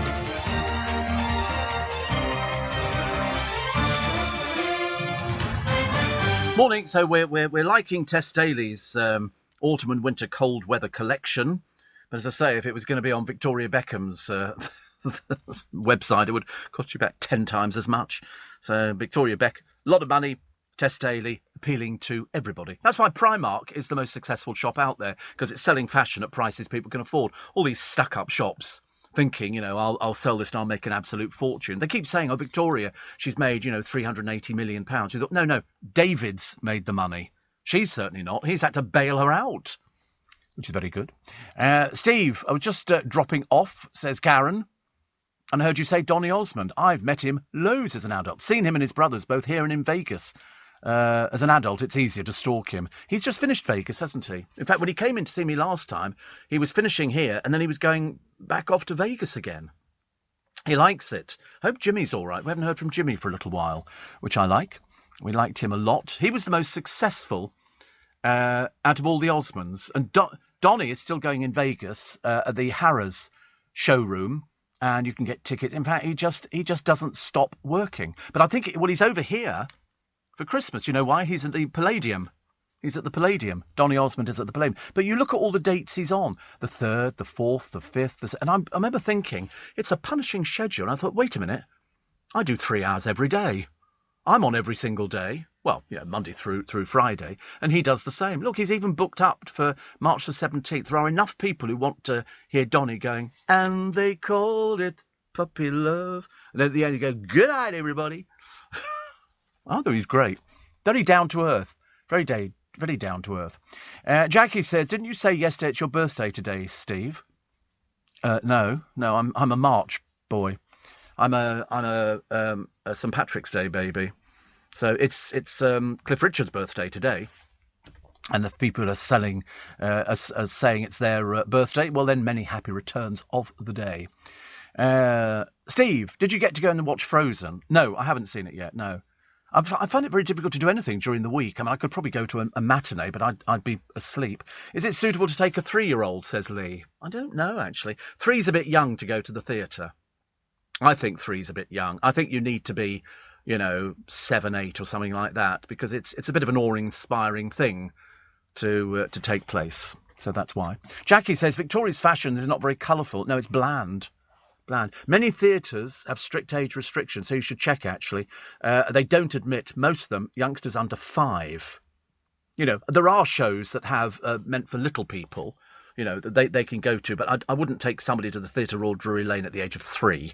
that would definitely not be an ongoing. They wouldn't appreciate it. And also, it's very intrusive, because there's lots and lots of people. There's 2,000 people going in and coming out of a theatre.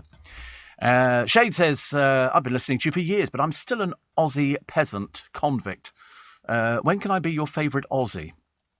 Well, we've got quite a few favourite Aussies, actually. The Birdman of Alcatraz, Steve, was played by Burt Lancaster. He was never released. And somebody says, I'm surprised the Royal Mail had never brought out a set of stamps featuring George Michael. Yes, I mean, that does seem a bit odd, Penny, doesn't it, really? I mean, I don't know whether you could do it now. They bring out stamps, for all sorts of reasons. I collected for a year. I sort of signed up to the Royal Mail, and you pay so much, and they send you all their new stamp releases. And I've still got them from about 10, 15 years ago, which is good. Stella says, I was very sad. I didn't manage to get tickets for your show next year. Well, there is a waiting list. You can pop yourself on it. There's no guarantee of a ticket, but it might be likely. Just go to the LBC website and click on charity, and there's a waiting list on there. I don't know how many people are on it. It doesn't tell me how many people are on waiting, does it? So I don't know. But I do have a show as well coming up at the Magic Circle. That's Christmas time. And we think, but I can't confirm it yet, I think it's the 18th of December, which is a Saturday. So hopefully be able to tell you more about that tomorrow. And who's this? Robert Stroud, better known to the public as the Birdman of Alcatraz, was the most famous inmate ever to reside. He murdered a bartender who had allegedly failed to pay a prostitute for whom Stroud was pimping in Alaska. He shot him to death, and then he took the wallet to ensure he and the prostitute will receive compensation for her services, convicted of manslaughter, sent to serve out his sentence at McNeil Island. And so he was the Birdman of Alcatraz. And you look at the pictures, it's very odd, actually. But, I mean, he has been there for all sorts of other reasons. At one attempt, he stabbed a fellow inmate. and looking at pictures of him. He was transferred to Alcatraz in 1942. It's very interesting. He'd never been permitted to see the movie in which Burt Lancaster portrayed him. Very interesting, that, isn't it? He was transferred to the medical centre. He was found dead from natural causes by a convicted spy, close friend and fellow inmate, Morton Sobel. And they have a correctional officer. They call them correctional officers over in America. But you could do the trip, and they'll show you the cell that he resided in. He was initially allowed to breed birds and maintain a lab. But since it was felt this activity would provide for productive use of his time, as a result of this privilege, he was able to author 2 books on canaries and their diseases, having raised nearly 300 birds in his cells. He was the famous Birdman of Alcatraz. Linda says, great show. I went to see Back to the Future last week. Yes, it's playing down at the Strand, down on the Strand, Back to the Future. It got great reviews. And so that's very nice. And Bev says, loving the show. I'm off on Friday to Joe Allen's for lunch to enjoy my prize for winning the cocktail competition with the Bentley Bevy, invented in your honour. Member of the original Spikers group. Bev, you have a nice time. I'm sure you will. And somebody else had pictures of David Cassidy and Susan Day on the walls. But that's the story of my life. We used to swoon over the very suave Jack Cassidy. A Columbo regular, says Kim. I love Columbo. Wasn't he good?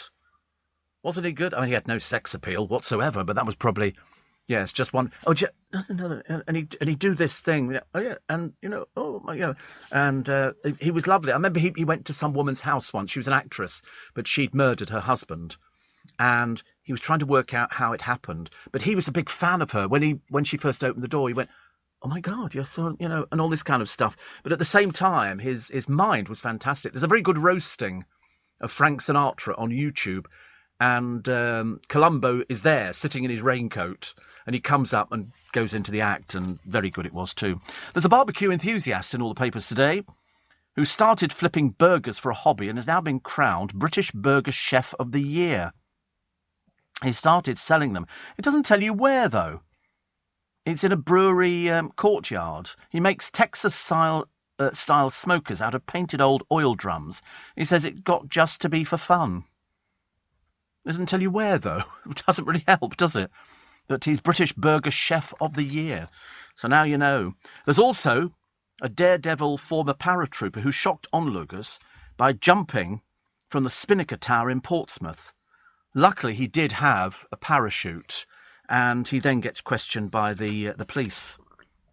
He jumped. 2 of them actually jumped. 558 foot up. So I can't do anything like that. I'm looking at a picture of him standing on the edge. And he said when we get out of the water, security came up and they thought we were terrorists because the parachutes went bang. Don't know why parachutes would go bang, but anyway, he landed the other one safely on a slipway. So, but he wouldn't get me. I couldn't do anything like that at all. Frightens the life out of me. Jack Cassidy is in the Columbo, directed by Steven Spielberg, and he plays he was the great Santini. That was very good. I remember that one. Yes, he was in the Houdini water tank. Oh, he was that's right. Oh well, my friend Ian is always the one who can fill me in on all the little gaps that we have on the programme. Also, self-conscious women like to wear face masks because they hide their spots. Do you know, you very rarely see people now with spots, don't you? I mean, I think we're obviously a lot better. Perhaps I was going to say our diets are getting better, but I don't really think that they are getting better. It's makeup, isn't it? Is it makeup? Apparently 65% of women try and cover blemishes with an average skincare spend of £61. Unless you're buying Victoria Beckham stuff, in which case she does do a skincare range. But I should imagine it's going to be a lot more than £61. A lot more that you can get it. Does anybody remember who Priya Gopaldas is? Gopaldas? Yes. From Love Island. I've never even heard of her. You know what she's advertising? A cheese board bath rack from Iceland for £10. That's how good her agent is. He's got her the best gig in the world. Apparently it comes after Brits revealed they secretly scoff dairy treats while in the bath. Really? Who eats in the bath? I mean, I feel a bit sorry for her. That's the extent of her career now. It's very lavish, but I mean, to be honest, that's the height of her career. It's not going to go any further, is it? She says, what's not to love about having a bath and a board of cheese? Well, it's called getting fat, dear, I would have thought. You know, cheese is very fattening. She said, I can definitely say it's the ultimate bath time accessory. Well, you'd have to. They're paying you for it. What do you mean? Yeah, I have to say it's the ultimate bath time accessory. They must think we fell out of trees again, these people. Do you watch Storage Wars, Hunters, and what do you think? It's fake? No, I don't think they're fake. I think the people on it are ghastly. There's a couple in America. They're really horrible. She's the worst person I've ever seen, next to most of the cast of the Housewives of Orange County, which are not very good. Steve, we're going on a family break, says Lindsay, in Leeds, down near Cambridgeshire, in a few weeks. Other than visiting Sandringham, is there anywhere else you may have been and recommend visiting? I don't know anything about Cambridgeshire, apart from I had a producer who lived in Cambridgeshire. They had a high crime rate. That's all I remember. David Cassidy said his father, Jack, was bisexual. Citing, honestly, the stuff you find on the internet. No, years ago, you'd never have found this out. Shirley Jones wrote that Cassidy had many same-sex affairs, including one with Cole Porter. Blimey. Apparently, on December the 11th, 1976, Cassidy invited his ex-wife, Shirley Jones. She came over here and played the Leicester Square Theatre. But she went home early because she didn't do much business, and yet I thought she was a big star. I sold it out, I know, in an hour. But so Shirley Jones went back to Cassidy's home for drinks. She declined. In the early morning, he lit a cigarette and fell asleep on his couch. Asleep, he dropped the cigarette, igniting the couch. The flames spread throughout the apartment and the building. At 6:15 a.m., the blaze was discovered by the Deputy Sheriff John De Matteo, who evacuated the building and entered Cassidy's apartment. They found a corpse, identified as him by dental records, because he had the Cassidy family crest on there, and that was David Cassidy's father. But David said that his father's same-sex affairs were well known. Imagine having an affair with Cole Porter. That's a bit of a one-upmanship, isn't it?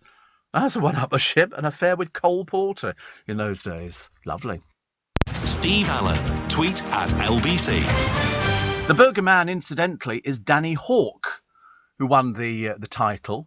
And Chris says Danny's Burgers is in is it Werbers, a suburb of Bristol? He said, I only know because one of my kids lives down the road in Clifton.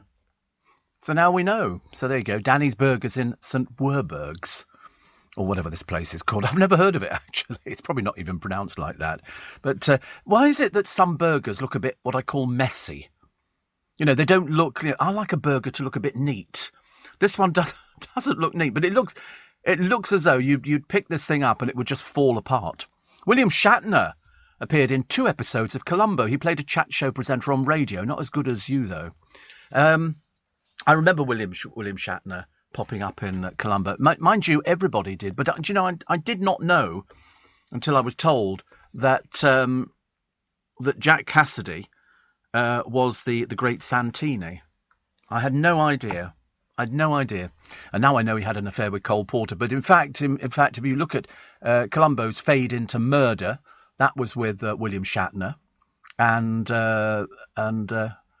yeah, I mean, they used to have these stick-on moustaches, but he was very good, actually. And obviously, I think Columbo liked certain actors in Hollywood, and they would put them in, because some of them appeared in no end of programmes. Very good indeed. Very, very good. Steve... can you tell me, says Connie in Stockwell, where in London is a shop that sells CDs by artists from Peru and Ecuador? Wow. Well, I tell you what, have you thought, Connie, of going to Amazon? Because I reckon if you put in these artists' names, Alvarado and Alexandro Querévalu, I think you would probably find those on Amazon. Because, I mean, Amazon just seem to have everything. So I don't know whether or not you would need to actually go to a shop. I think you must be able to buy online. I mean, there are lots of independent record shops on Berwick Street. That's the sort of place. But try Amazon. I tell you, can you put on Amazon at the moment Albarada? Just out of curiosity. I mean, I might be completely wrong and barking up the wrong tree, but I have a sneaking feeling that I mean, that's always my first port of call. And I always think to myself, I'll go there first of all. If I can't find it there, then I'll pop it. Nothing. Well, then I would pop it in on Google. Yeah, just go to an independent record shop and try that one. Steve, do you remember Liberace and Batman? Says Danny. I might do. The only reason I say I might do is I can't remember everything. But I think so. In the darling buds of May, Steve, David Jason and Pam Ferris enjoyed a full English breakfast in the bath, says John. Well, they did all sorts of strange things in the darling buds of May. Also, The Birdman of Alcatraz was also Telly Savalas' first film. Good Lord. I've got Telly Savalas in film. Well, he's got hair, which was even more bizarre. Yes, that wasn't a black and white film. The Spinnaker Tower has a glass floor section. You can walk across the top. Terrifying, says John in Kent. Steve, it was Columbo's jacket, the same one Victoria Beckham wears, says Nikki. Love the idea. Nobody can afford it. Nobody can afford it. Other Columbo guest appearances. I mean, seriously, there's been everybody in it. You can get the box set of Columbo. It's not too expensive. Steven Spielberg produced. Ian McShane, Jamie Lee Curtis, to mention but three. They were so good, though, even though you've seen them loads and loads of times. And there was also Little Richard, who popped up as a pop star, and all sorts of different people. Kim Cattrall, Johnny Cash was also in one. My favourite was the two students who were very well heeled, and they murdered the school principal because he'd said, "You're a disgrace to the school," and all the rest of it. And so they rigged up a gun in the car that they had parked in the car park downstairs. And when he walked back to his car, they were at a lecture and they activated it. They had a little miniature camera they could see. And Columbo worked it all out because they thought he was a Dumbo. They thought he didn't know anything at all, but yet he managed to convince them that he knew everything. What, Columbo? Yes, he died. He came to London. He was very ill. I was trying to get him in for an interview because I would have loved to have talked to him. Because I thought it was such a good character. And you could play along with it at home thinking, he said, and he'd always do that thing. He'd say, sorry. And he'd go to the door, then he'd turn around and go, just one more thing. And it was then that you knew he actually had them. Very good. Steve. On the evening of June the 23rd, 2011, he died in Beverly Hills. He was 83, Columbo. His death was primarily caused by pneumonia, complications of Alzheimer's being a secondary and underlying cause. His daughters said they would remember his wisdom and humour. He was buried at Westwood Village Memorial Park Cemetery in Los Angeles. And his death was marked by tributes from people including Stephen Fry. Steven Spielberg said, "I learnt more about acting from him at that early stage of my career than I had from anybody else." His epitaph reads, "I'm not here, I'm home with Shera," which I'm assuming must have been the wife. I hope so, yes. Perhaps it was a donkey or something, I don't know. But he was a very, very nice man. But he came to London, and I remember thinking, I'd love to get an interview with him, but he was too ill. And he was seen walking around. We had pictures in the newspaper and in LA as well, looking a bit confused. But 83. But you've still got the box set. You can go to Amazon and buy a box set of Columbo, and it's got all of the stuff on there, including, I think, Mrs. Columbo. They made Mrs. Columbo as well, where the wife who we'd never seen all of a sudden materialised, and she was doing things as well, which I thought was quite good actually. So the Monster Euro Millions jackpots, it's rolled over, but there's no extra money in it. It's 187 million. It's capped at 200 million euros.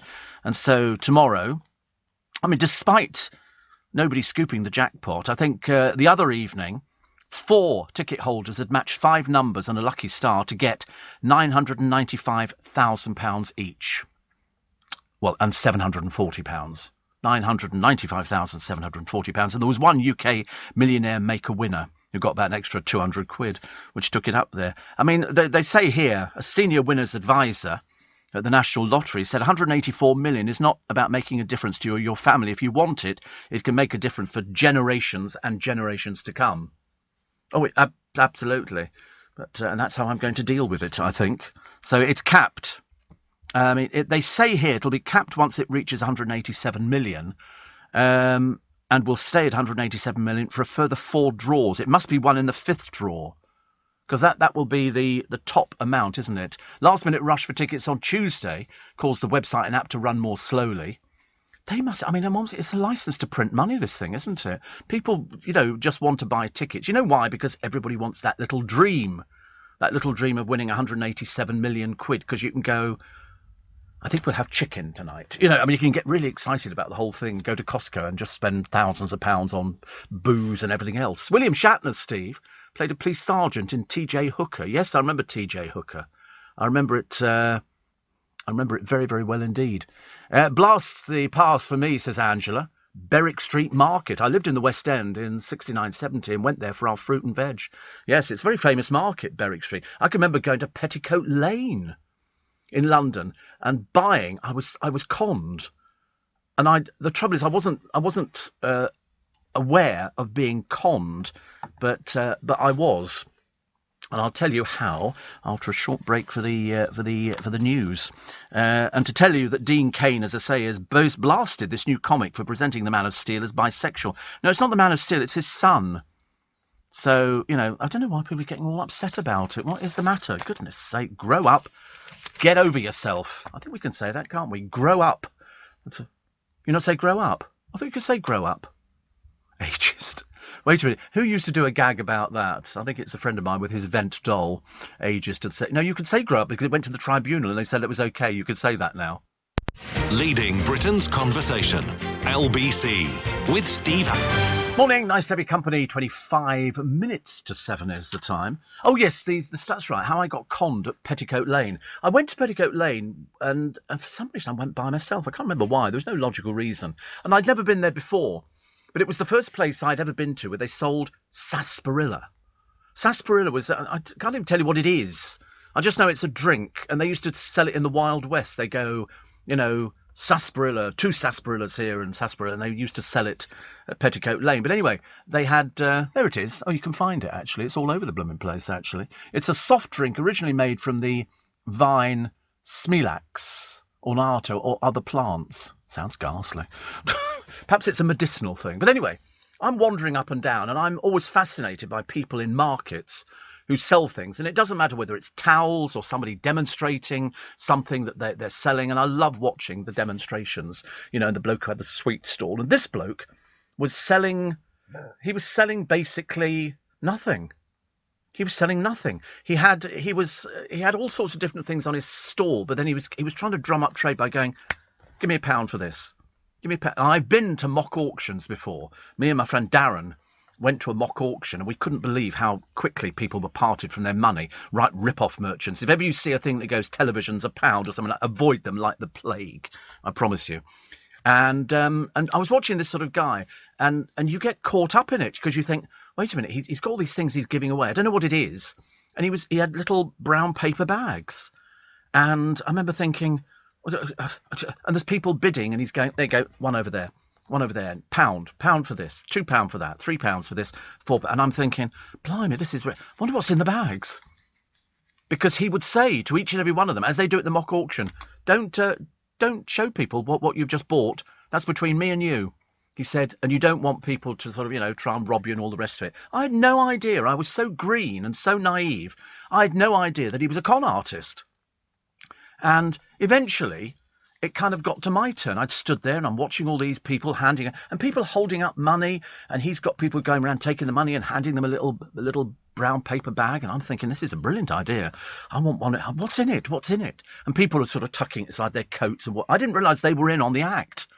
I thought they were genuine people, but they weren't. It's like you see anybody doing the 3-card trick on the streets or the 3 shells with the P underneath.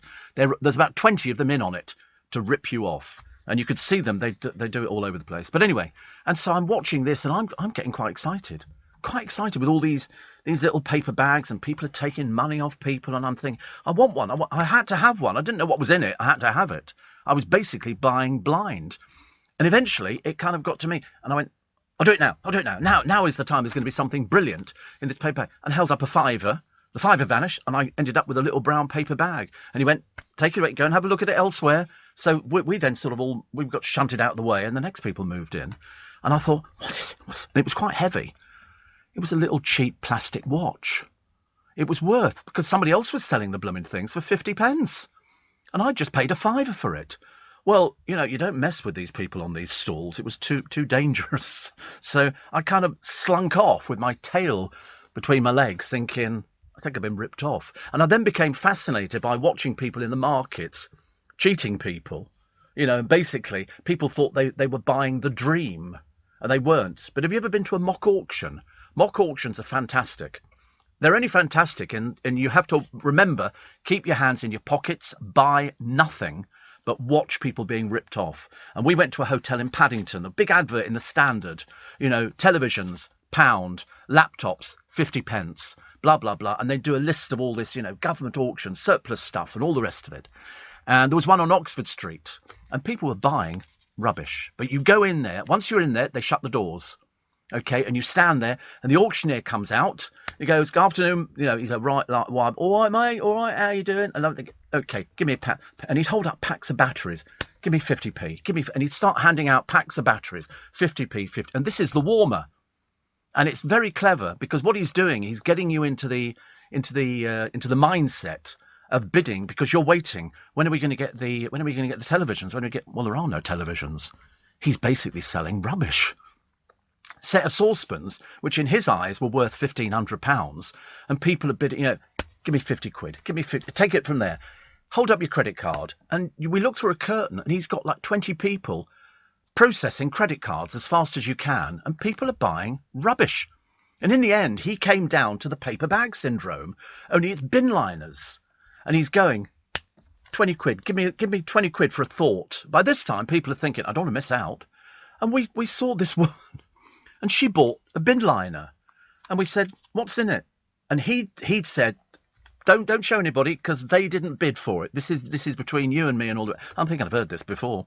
I was at Petticoat Lane, and so there's people going out with these bin liners. The moment the auction finished, we all get shoved outside. They shut the doors, and we can't. What happened there?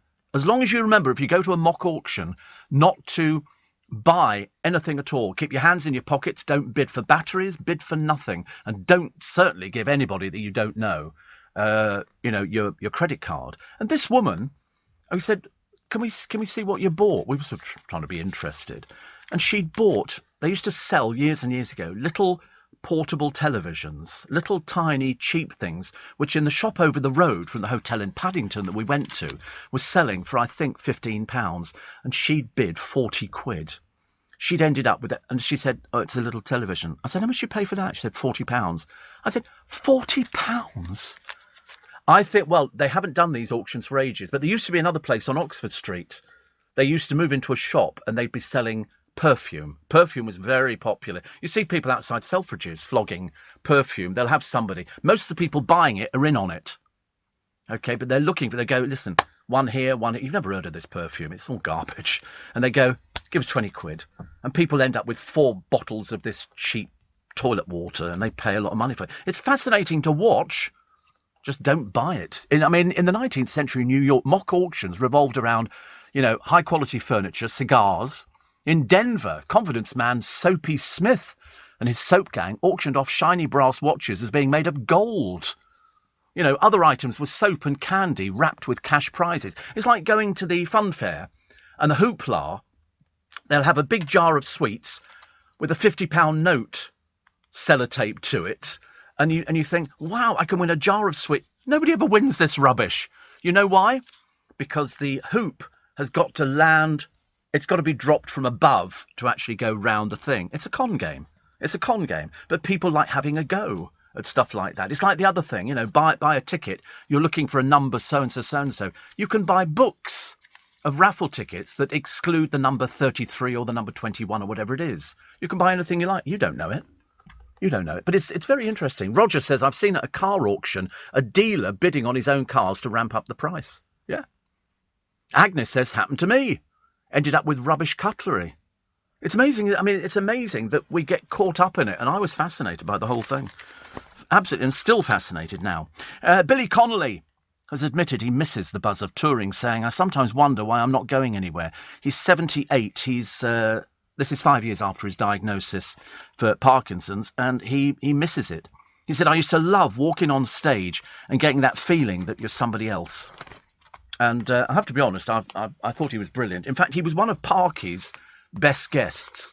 If Parky was in doubt of having a good guest on, he'd book Billy Connolly, and Billy Connolly would tell jokes and situations, and he would walk up, but he was rude on stage. The language was atrocious. You had to get used to things like that. Steve, they sell sarsaparilla at Manzi's Pie and Mash Shop on the Tower Bridge Road. Thank you. Steve, what's normal sugar level, says Kath. You're looking for about 6 to 8. 6 to 8 will be considered normal. 4.6 would be a little bit low, but not. I mean, I've been lower than that. I've been 3s. And I've been a lot higher as well. But no, I mean, 4.6, a little bit low. A biscuit should take you up to where you're supposed to be. I've had terrible ones. Peter Falk and Scherer were married for over 30 years, and she was a regular in Colombo. If you Google her, you'll recognise her. Wow.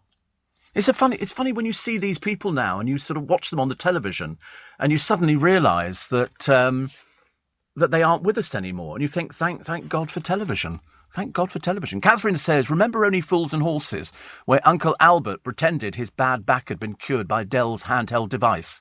He started doing a tap dance. I don't remember that. But listen, obviously the British or everybody else likes being ripped off because we think we're getting a bargain. Don't we? We think we're getting a bargain, but as they've said before, and somebody told me years ago, no such thing as a free lunch. You pay for it. You pay for it. And there are warehouses. I mean, look at that was what Only Fools and Horses and Minder were based on. It was conning people out of stuff. You know, they go there and go, listen, I've got all these televisions. They haven't got any workings in them, but give you 50 quid will get your pallet full of the blooming things, which was very good. Right. Charlie Girling says 4 is on the floor and 5 to drive. Thank you very much indeed. That's for the blood sugars, just in case we hadn't realised what it was. But I went down to 3s. I was doing 3s at one point, and then occasionally I'd go up high, and that's because I had a tube of Smarties. And people used to write in and say, Steve, you've had sweeties. You can always tell. A piece of fruitcake I used to love in the morning, but another avenue of pleasure denied me. Steve Allen, tweet at LBC. Morning, nice to have your company. So, how much money did Brits lose to scams over the past year? I guessed about £380 million, but I have a sneaking feeling it's probably a bit more than that. It is. What do you think at home? What do you think? How much money have we lost in a year as scams have surged during the pandemic? Would you believe? £2.3 billion. £2.3 billion. The favourite one used to be around my way. Somebody would pull up, and Kevin's just reminded me, actually, in the 1990s, vans would pull up at the restaurant selling speakers, Bang & Olufsen, or something like that. And when you go, they say, listen, I've got these speakers, mate, I'm just trying to offload them. You know, they're boxed up, they're all brand new and all the rest of it. And of course, when you actually got them, there was no workings in them or anything like that, and you just paid for it. And the other popular one was a bloke pulling up next to you, and I had this in Richmond. And he said, excuse me, mate, he said, you in the market for a leather jacket? He said, I've just done a fashion thing down at Earl's Court. He said, and I've got to go back to Italy. I thought, yeah, Italy, Essex. And he said, and he would open up the boot of the car, and there'd be all these cheap leather jackets. And he was just basically, it was like a market trader on wheels. That's all it was. And again, it was rubbish. Somebody sold me cheap rubbish. Watch in a petrol station. And we buy into it, and I don't know why we buy into these things. Apparently, online shopping scams top the table as criminals have taken advantage of the fact that lockdown consumers were buying more items via the internet. And it's people buying from fake websites. Either the goods never turn up, or failing that, it's copied. Most of the stuff, somebody used to tell me, you know, on eBay, you've got to be very careful. There's a lot of fakes. Shoes, watches, jewellery, clothing, you name it. An average, the total amount lost to one scam, which was goods never arriving, 103,000 reports from victims, 69 million quid. Because you read something, I mean, I'm not going to buy anything unless, you know, I've seen it on Amazon or something like that. What the other one? I mean, shopping scams, fraudsters taking advantage of people's changing habits. And what the other one, which was a big one, I haven't got enough time to run into everything this morning because there's so much of it. Overpayment scam. The overpayment scam was a very clever one for them, and they would say, listen, I need to transfer some money to you. You've won this so and so, and you've won £4,000, and you'd go, Oh, fantastic. And they'd pay the money in, and they'd actually paid in 14,000, but it wasn't. It was just on your computer. And they'd say, well, you now transfer that back to my account, and I'll give you an extra £1,000 on top of it. And basically linked to the telephone scammers operating out of, well, the ones on YouTube. You've got to watch the guy on there. He's amazing. And he targets them in Calcutta and Delhi. And he says, I can see you. I know where you are. He says, I know who your boss is. He says, you're scammers, aren't you? And as they're trying to get round telling them that they're really called Kevin as opposed to somebody else, he's deleting all their files. And it's hilarious to watch. It's so good, so good. But also texts, which you get from courier firms, saying, listen, we need to deliver this, but you've got to pay the admin fee to get the thing. And I can't believe that people fall for it. But I've seen normal people. There was some poor man who was on the This Morning programme donkeys years ago, and he'd fallen for a scam about winning a lottery. And I remember the presenters saying to him, did you buy a ticket for that lottery? And he said, no. And he said, I know what you're going to say. He said, you're going to say, why did I think I'd won a prize? He said, because they were so convincing. They were so convincing. And out of the thousands of people that they will target, even if only 10% fall for it, they've made their money. You know, there was some poor old man sitting there, and his family said, Dad, you haven't won anything. No, he's bringing the money round. I've got to pay an admin fee to get £200,000, and the admin fee's £400. And a lot of older people fall for it, and they said, Dad, you haven't got any money. There is no money. You didn't buy a ticket for this lottery. You know, so it's individuals being tricked into transferring money. Some people do it as well. I've told you the old telephone trick. Somebody will phone you. And I used to have a producer, and his mother fell for it. And somebody phoned and said, listen, it's your bank. Somebody's tried to make a transaction on your account.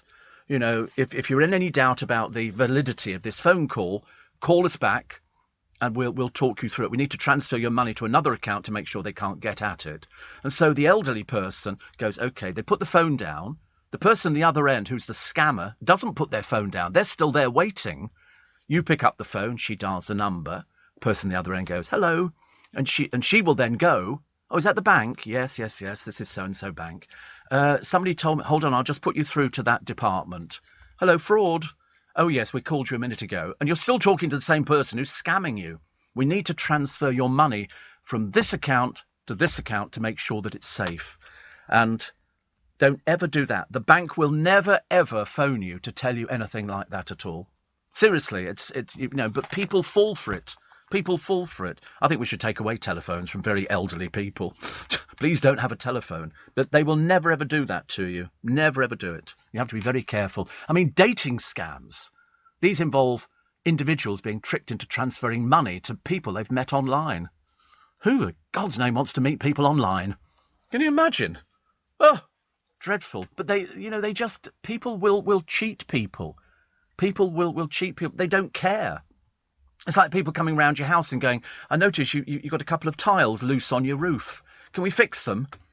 And the elderly person would go, well, you know, is it really bad? Yeah, I'll have to. While they're up there, they go, you're going to need some more tile. The next thing, you've got a bill for £1,000, and they'll take you to the bank to get the money out there. So always check with neighbours.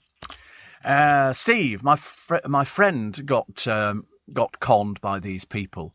It happens all the time. I mean, Kevin, the restaurateur, you know, the speakers one was a classic of, it was a box, looked like a speaker, but there was nothing in it. So you plug it in, you go, I wonder why that doesn't work. You've got to unscrew it with your Phillips screwdriver, only to discover you've bought an empty box. By that time, the person's gone. And what recourse have you got? Nothing, because you've willingly handed over money. It's the greed factor. It's the greed factor. But, you know, that's the way it goes, ladies and gentlemen. You know, people get conned every day. But the internet ones have increased during lockdown. Morning, everybody. Nice to hear Dominic reading the news there. Fine fettle this morning. I tried to tempt him with a crunchy bar earlier on. That didn't work. Wasn't remotely yet. Yesterday, took 2 Kit Kats off me. You know, this morning he's gone all precious about the whole thing. No. Apparently he doesn't like crunchy bars. I mean, what am I supposed to do? Honestly, you do your best, don't you?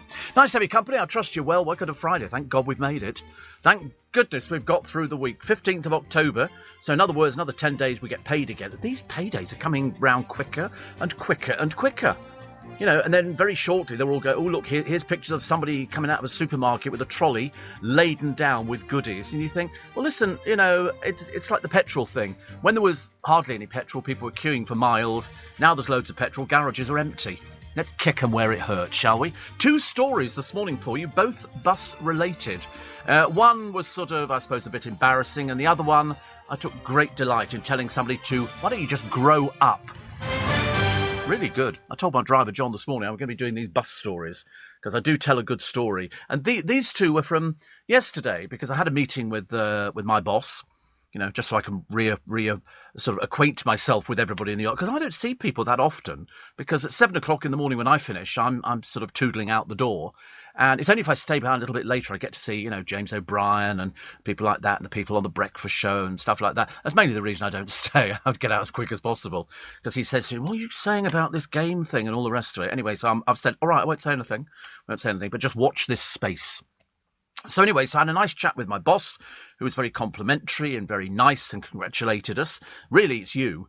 For the amount of money that we raised for Make Some Noise, so that was all lovely, and I saw Hillary. I said it was just quite nice actually to catch up with a few people. But of course, I then stagger out with my coat on and everything else when there's blazing sunshine outside, without realising that when I come in the morning, it's a bit nippy and a little bit chilly. So I walk out of here yesterday and sort of say goodbye to everybody, chatting away to Tony, who's working, as you know, in the square. He was telling me when the stalls are coming in for Christmas, 28th of this month. I think that's what he said, the 28th. Anyway, so they're going to be, payday. Well, no, we get paid before then. And then the stalls will be coming in here for Christmas. So there's going to be a Christmas market in Leicester Square, of which you are all invited, which will be very nice. I've never even wandered through it. I just see it from the window being all set up. But they're moving things back, so it should look quite nice. We shall be in the festive spirit.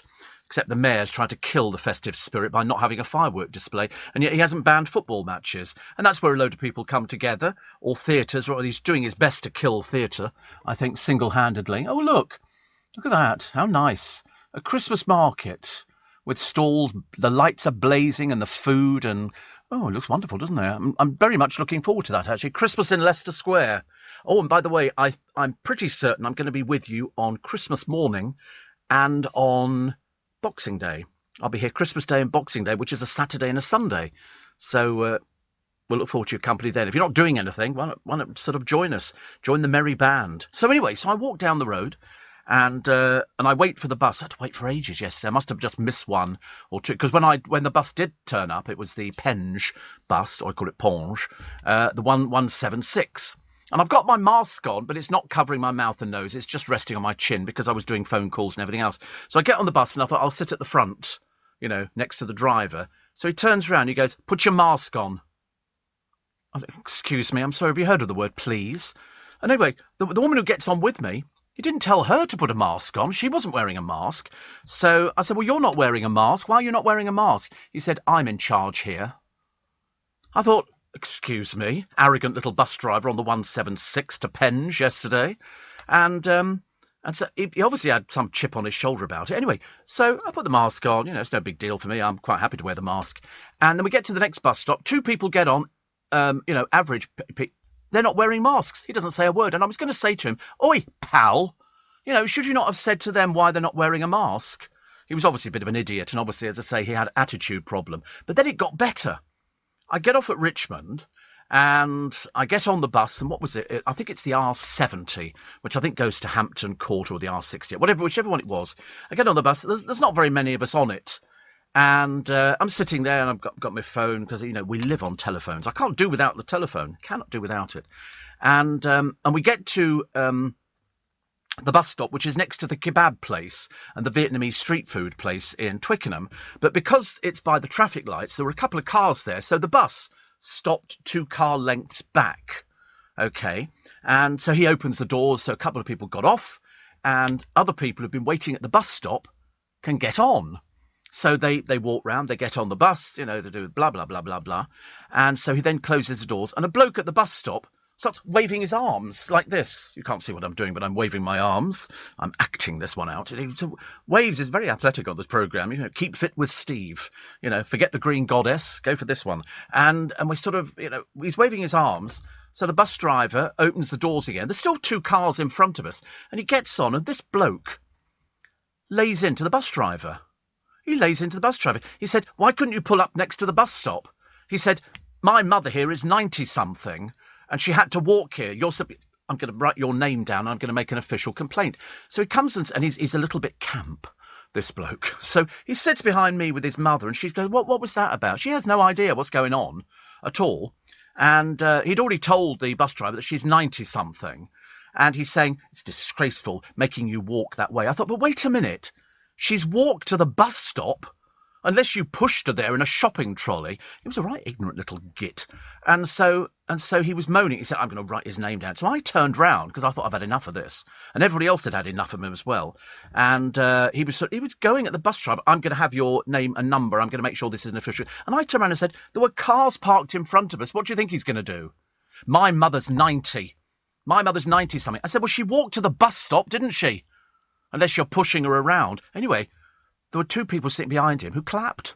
I had my little go at him. I said to him, why don't you grow up? You know, the bus driver's sitting there. He opens the doors to get people on. And then for the sake of 6 feet, this bloke kicked off like one right little Mary. It was really embarrassing.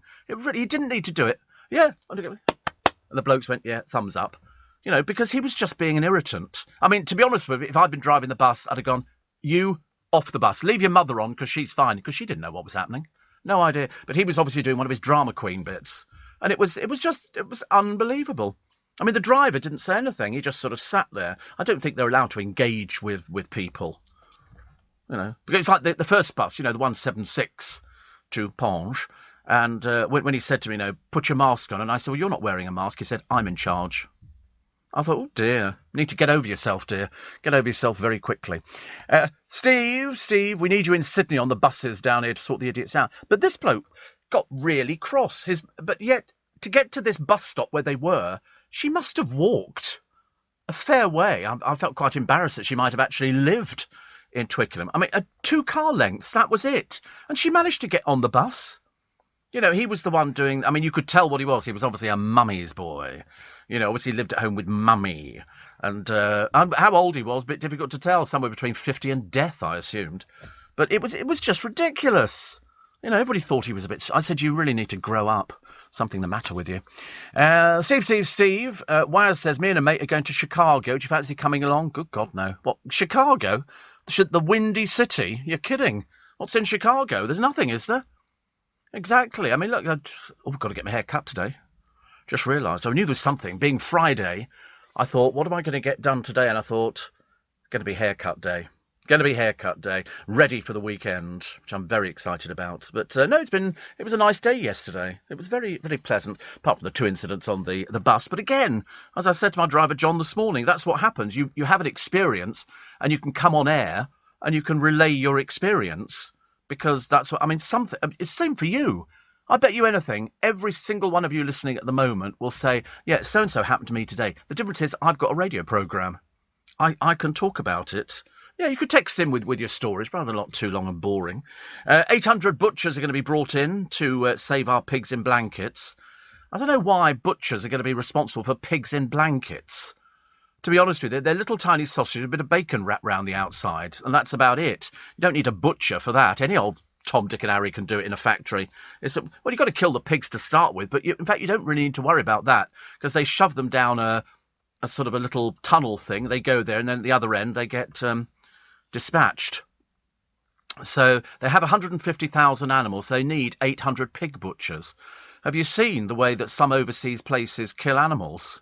Seriously, I mean, I hope they're going to be sort of people who are approved by the regulatory body in this country. I was watching one the other day. I had to turn it off. It was killing a camel in Saudi. It wasn't in an abattoir. They were doing it on the street, tying its legs together, pulling it down to try and do it, and the animal's struggling to get back up again. I obviously knew what was going to happen. To eat, yeah, they eat camel. Admittedly, the ovens are fairly big, as you can imagine. Yeah, they eat camel. and all sorts of things. Well, lions eat giraffes, so I see no reason why it shouldn't be camel. There was some poor thing the other day. It was alligators, and they obviously some animals in the Serengeti and other places are sort of a little bit naive when it comes to crocodiles, who will lie under the water. And you can see them, but they obviously can't. Perhaps their eyesight isn't as good. And they had some gazelle who'd come down to drink the filthy, dirty water, that they were drinking it. And this crocodile was obviously floating and getting a little bit nearer and nearer because it had to go for the strike.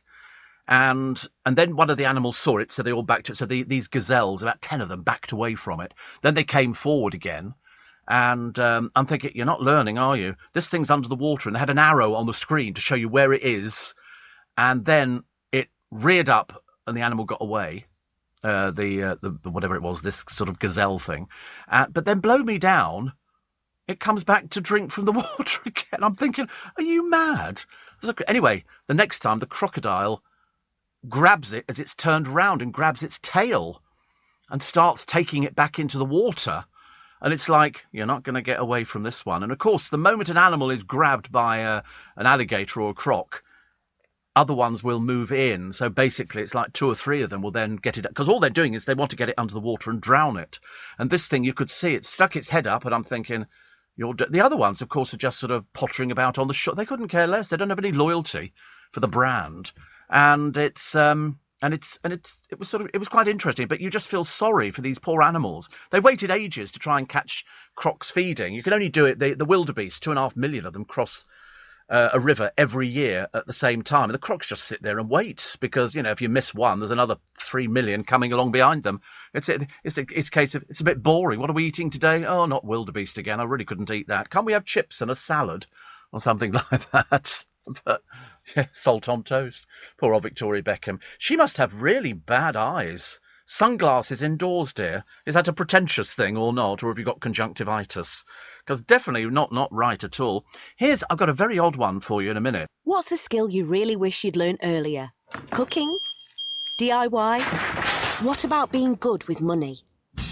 Help your children learn money skills with Kite, the debit card for kids by Starling Bank. They get an app to track their balance and practice budgeting, but the card is also linked to your account. You're notified when they spend, and you can set spending limits. Confidence with money is priceless, and that's why Kite is now free. Search Starling Kite today, the free debit card and app for kids. Steve Allen on LBC. Text 84850. Morning, everybody. So here is this bizarre story, which I read in the papers today, and I had to read it twice because it came up as a question, actually. Not this particular story, but the author. He's a children's author. He's called Michael Rosen. Now, Michael Rosen's son died, I think, of meningitis, and he was 18. And Michael did something that, I think is unusual, because I don't think everybody does it. But he did it, basically, for his son's friends. His son was in the mortuary, and he decided to bring him back home so his friends could come round and see him. Now, I don't know how many people of the age of 18 have ever seen somebody who's passed away. Probably not many, I would have thought, because unless it's something that's happened in the family, and you wouldn't know things like that. I mean, I've seen quite a number of people who've passed away, and they just look like they're asleep.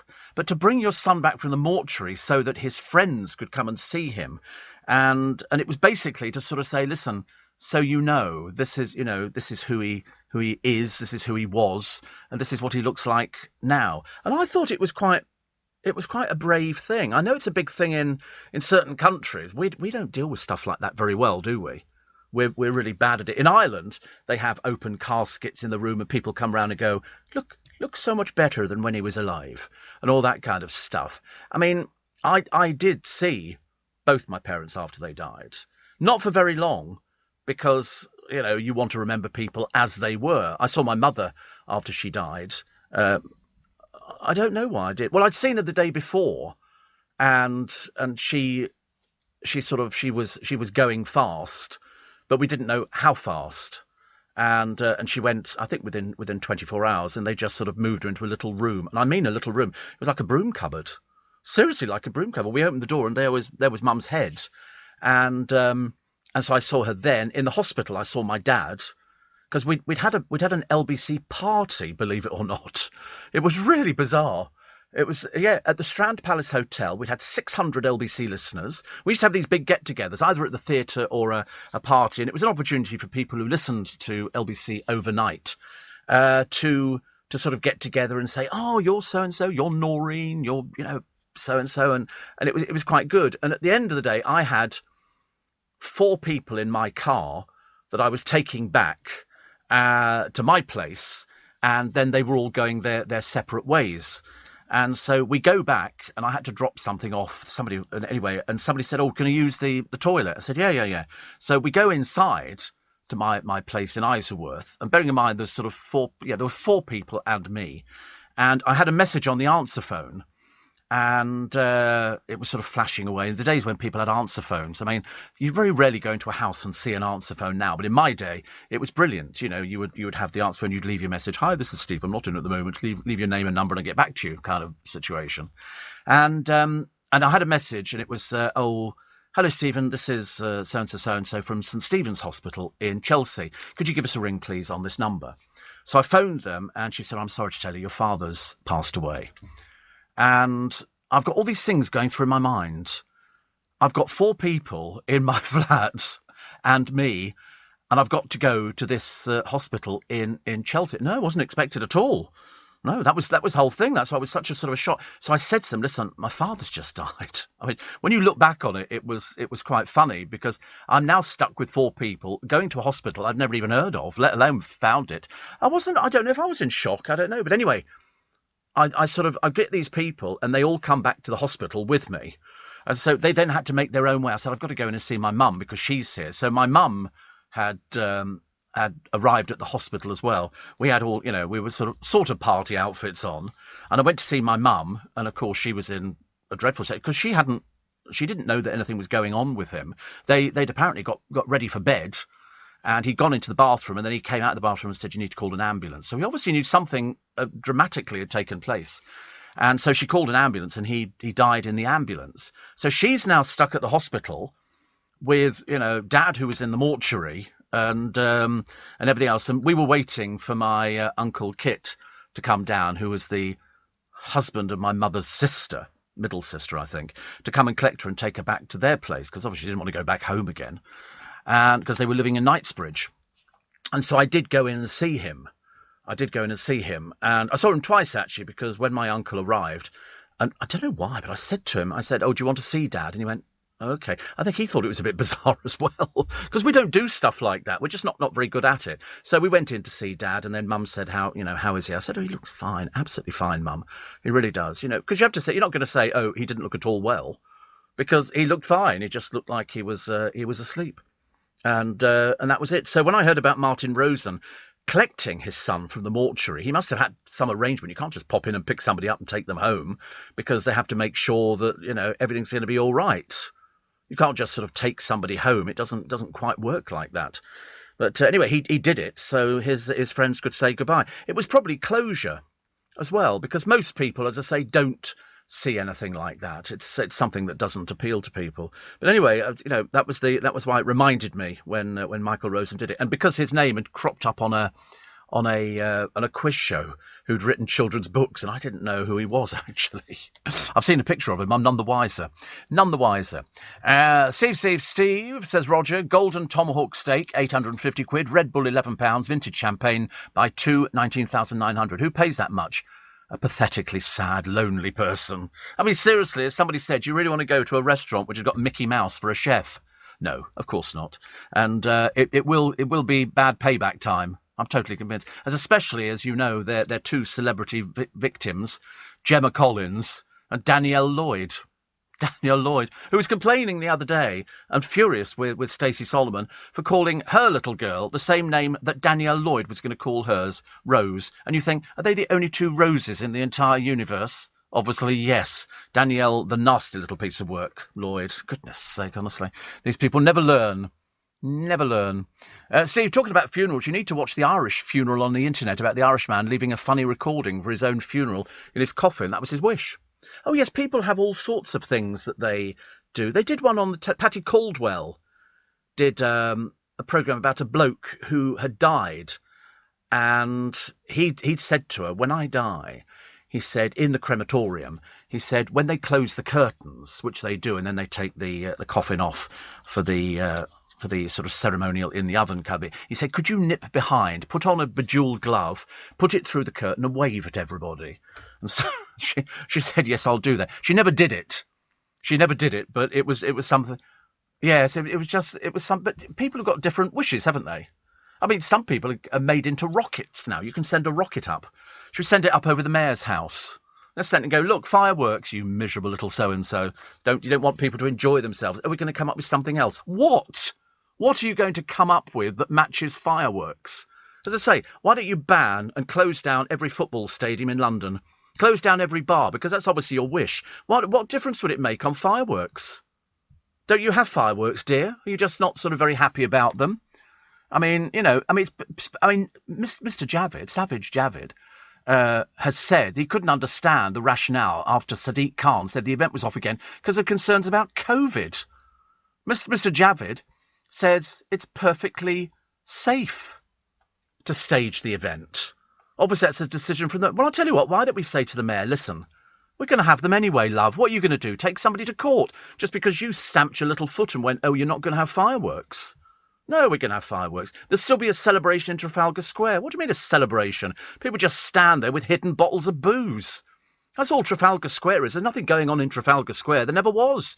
People just stand there and they go, nobody sings. Nobody sings because they've got no idea. They just go, Happy New Year. And the police go, you've not brought booze, have you? Give it to us. I mean, it's good. I mean, to be honest with you, the light show that started 2021 was watched by millions of viewers on television. Instead of the fireworks, had laser shows and everything else. But also, why can't you have the fireworks there, dear, and just sort of put it on, on people's television, get them to film it? You really are a prophet of doom, aren't you? You're just determined to sort of kill this city stone dead, which, is not very good. Have fireworks. Have fireworks. We should have them. Everybody else around the world will have them except dreary old London. Come on, pull your finger out, for goodness sake. There was, in Halifax, the police station up in Halifax had a little stall inside the police station to raise money for charity, and they were selling different little bits and pieces. And one of the things that they were selling were Jaffa cakes, and they were 50p a box. And the money goes to charities. So obviously, people donate, which is how it works, and then other people pay, and then the money goes to charity. It's a lovely thing to do, and, they're not going to raise a huge amount. They're not going to raise millions, are they? It's not like Make Some Noise or something like that. And so PC Chris Dwyer went along to the charity store, and I think it's a trust box kind of thing. So you put the money in. So he should have put in £1. What he put in was 10p. He put in 2 5p pieces. Okay, so he's stealing, basically, I'm going to sneeze, from the charity. He's stealing from the charity. Now, I know it might not seem very much to you, but he lied. He said he put in £1. And how they know, I've got no idea. But anyway, they said that, no, you didn't. You put in 10p and 2 5p's, which was a bit naughty. So PC Chris Dwyer, who's 51, later changed his story and said he couldn't remember what coin. Of course he remembered. He's a liar. Okay, and believe it or not, he was instantly dismissed from the police force after years and years of service. He was guilty of gross misconduct and said his behaviour was dishonest and of a criminal nature. His actions were an abuse of trust. He brought discredit to the police and the service. So he spent 25 years in the Navy. Then he joined West Yorkshire Police in 2017. He said any underpayment was a genuine mistake. You're a crook, sir. You're a crook, and you've now, ruined it. Well, of course, Cressida Dick hasn't lost her job, has she, over all the mistakes that she's made? But they fired him instantly. You thought it could have just been a disciplinary suspended. It was only 80p short or 90p short. Perhaps that's what it is. I mean, I suppose if you're a police officer, you're supposed to be above things like that, aren't you? And he lied about putting the right money in. He knew what he was doing. He just wanted to get cheap Jaffa cakes, for 10p as opposed to £1. Well, that was it. And you think to yourself, I don't think it was worth firing somebody for. I mean, police officers commit far worse crimes. Mind you, most of them now resign before it gets to that stage so that they don't get fired.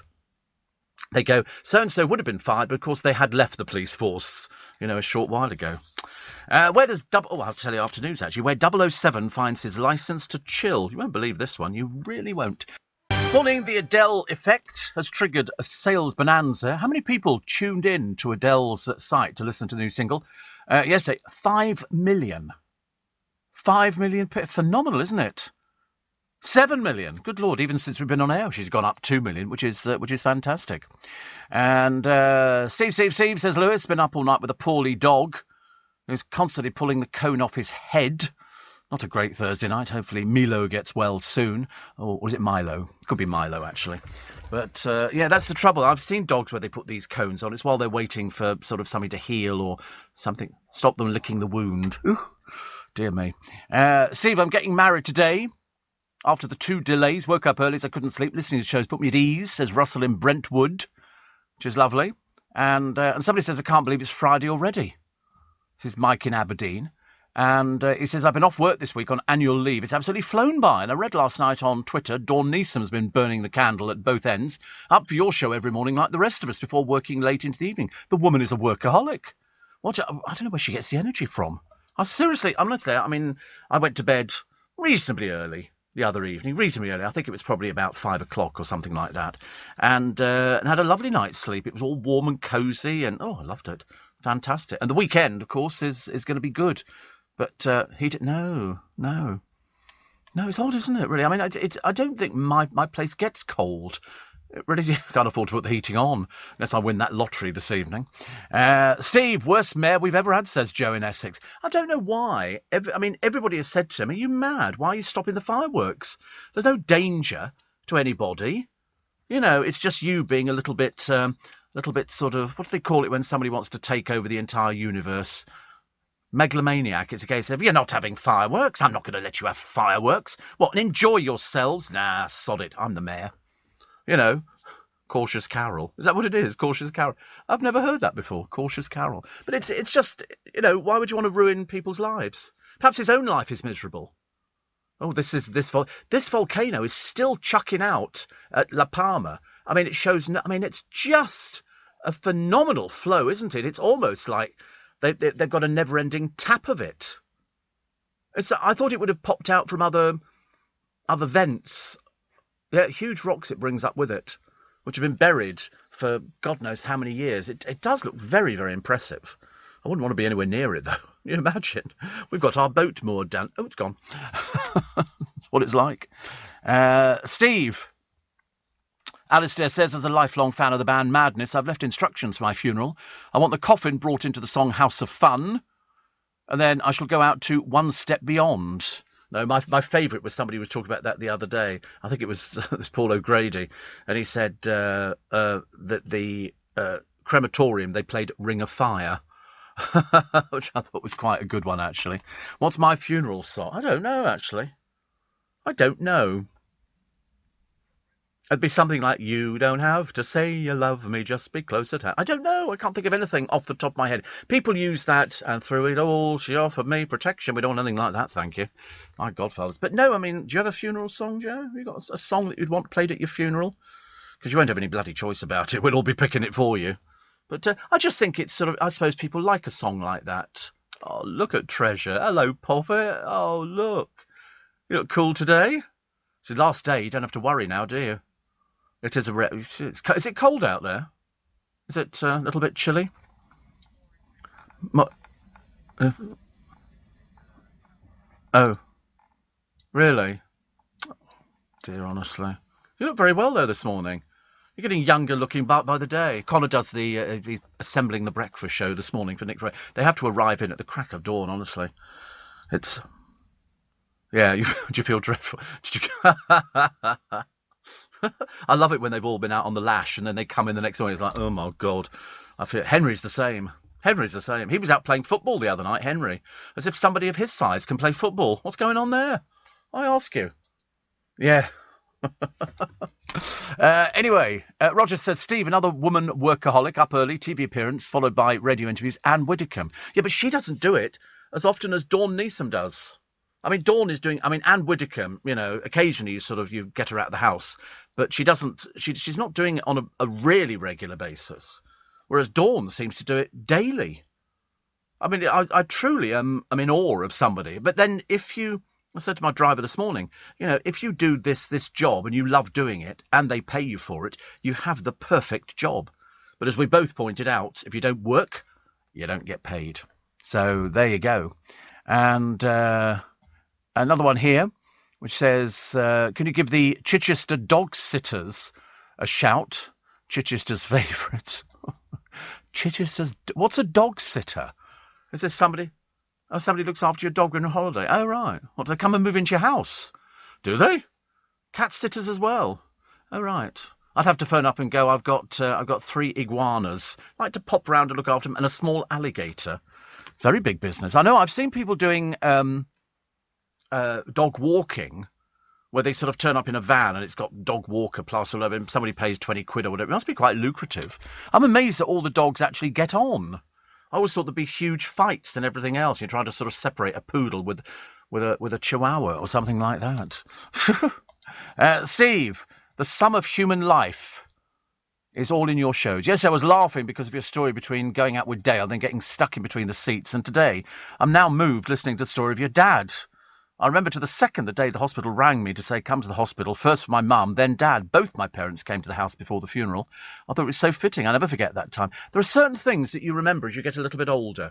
There are certain things that you remember, and they're always going... See, look, Dawn's up already. It's 20 to 5 in the morning. Has this woman had any sleep? And she still manages to look gorgeous. So, bless your heart. I love these. I love emojis. I can't do them, but I love them. I understand... No, she's just put... morning. She's sort of telling me that she's sort of up, and it's got an emoji with sort of somebody waving. It's quite cute, actually. I like stuff like that. And Edward says, happiness is not having what you want, but wanting what you have. Oh, right. I don't understand what that means, actually, but it sounds fantastic. And somebody says, thank you, Steve. I like all these things, actually. There's something about this sort of programme. That's what my boss said yesterday. I said, we were talking about, why the programme is so successful, and I said, I've got no idea. I said, I was always told the secret of a radio programme is start big, finish big, and people forget about the bit in the middle. But, mine doesn't work like that. Mine start big, keep it going, and then finish with a big finale and all the rest of it. Big all the way through. We don't do little, as I was only saying to Dominic, the newsreader. There's also me emojis, which you can make look like you. Really? Oh, see, I can't do it. There's no point in telling you. No, don't tell me anything like that. Is it something I could do? Oh, I've got one already. I've got an attachment from Joe. Oh, right. So, sorry, that person waving is you, is it? Oh, right. And is that easy to do? Oh, right. I could do that, could I? Oh, right. Is it easy for me to do? Yeah, you say it's easy, but I can't do anything with a telephone. Oh, I could say easy for everybody else, just not Steve Allen. Steve Allen can't do it. A friend of mine gets really annoyed with me. She said, can't you do anything? I said, no. It's the whole idea of having people do things for you. I can't do anything. I can't repair a car. I could probably wash a car if I put my mind to it, but I mean, I wouldn't. That's why we have all these people around the Hampton car wash where they do it for you. I just sit in the car and drive it, and they then spray it and wash it. Yeah, I mean, I read a book or a newspaper or something like that. Good edition of Country Life this week. Very big edition. Loads of properties for sale. Should you be lucky enough to win the lottery tonight. Because it's going to run for another 4 weeks. Unless somebody wins it tonight. And that somebody could be you. 184 million. 185 million, 186 million. Whatever it is, it's not going to make any difference. 187 million now. God, that would change things, wouldn't it? I wonder how quickly you could spend money in a day. I suppose if you bought a big house in London, although I looked at a fabulous place which was in Country Life, actually, and it's a mansion set in its own parkland, and it's 3.5 million. It's not in London, admittedly. It's sort of, I think it's Leicestershire or something like that. And I'm thinking, 3.5 million, what would that get you in Knightsbridge? Not a lot. And up there you get a mansion. I think it had 12 bedrooms and pool and just everything for all this, small amount of money. Mind you, it's a big amount of money if you don't have, any sort of money. But you look at some of the places. I mean, there's one here. This is a flat for sale, It overlooks Harrods. It's £150,000, but it does not have either a bedroom or a bathroom. And, I mean, it's one of the wealthiest areas around Harrods. It's an old one, actually. It's on the 8th floor. It measures 11'2" by 8'6". I mean, somebody's taking the mickey, aren't they? But it does... I mean, actually, there is another one here, actually, which is quite nice. But this 150,000 with no bedroom or no bathroom. Homes, they say, sell for an average of 3.3 million. But it's an old, one of those rundown blocks, which have been there for ages in Knightsbridge. I passed them.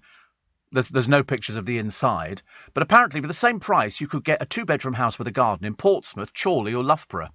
But let's be brutally honest, who in God's name wants to live in Portsmouth, Chorley or Loughborough? But, I mean, it doesn't even have a toilet. It does come with heating and hot water included in the service charge. There's a service charge for one room? I mean, it does seem to be... But somebody will buy that. You know why? Somebody will buy that because if it's a businessman who's working in London or working in Knightsbridge, it's cheaper than a hotel. You know, you move in, you've got a little place there. He can always sell it after he's finished doing his work in London, or she can sell it. But £150,000, that's why, you know, London prices have gone through the blooming roof. Ridiculous. Roger says, not having what you want, but wanting what you have, I'd swap it all for 187 million. Yeah, to be honest with you, I'd love it. I'd love it. I mean, it's just, it'd be interesting, wouldn't it? I'm trying to work, but of course you don't get a phone call from anybody going, you have won this money. You have to phone them. And there'll be somebody who thinks that you can cheat the system. Conrad says, I don't get the firework ban. In Brazil, they show the timeline. Is London going to show the mayor with a sparkler? Campinas stopped Carnival for 2 years. So 4 local districts held their own. Well, to be honest with you, I don't think he can stop people having fireworks. You know, if you live along the banks of the Thames, you know, you live in a block of flats, go buy fireworks, set them all off and go to the mayor. Why shouldn't we have fireworks? It's New Year's Eve. All around the world they'll be having fireworks, except London. He's obviously got some sort of wish that he wants people to hate him for some peculiar... Perhaps he'll make a big deal about it. But it does seem a bit silly where everybody around him is saying, there's no danger with having fireworks, mate. You know, if you don't want them, will you go and sit there and bury your head under the pillow? Goodness sake. To keep my business ahead of the game, I knew I needed some fresh ideas. And fast. That's why I decided to host a young person on a T-level industry placement. My student has already brought loads of new skills into the workplace. Plus, we're getting first pick of new talent coming into the construction industry right here in the Northwest. It's been a total win-win. Go next level with T-levels. Search Skills Revolution. Leading Britain's conversation. LBC with Steve Allen. Morning, nice to be company. We just found a lovely place overlooking Loch Lomond. It's a castle and the penthouse is for sale. 3 bedrooms, 3 bathrooms, 900 square foot roof terrace. On sale, 650k.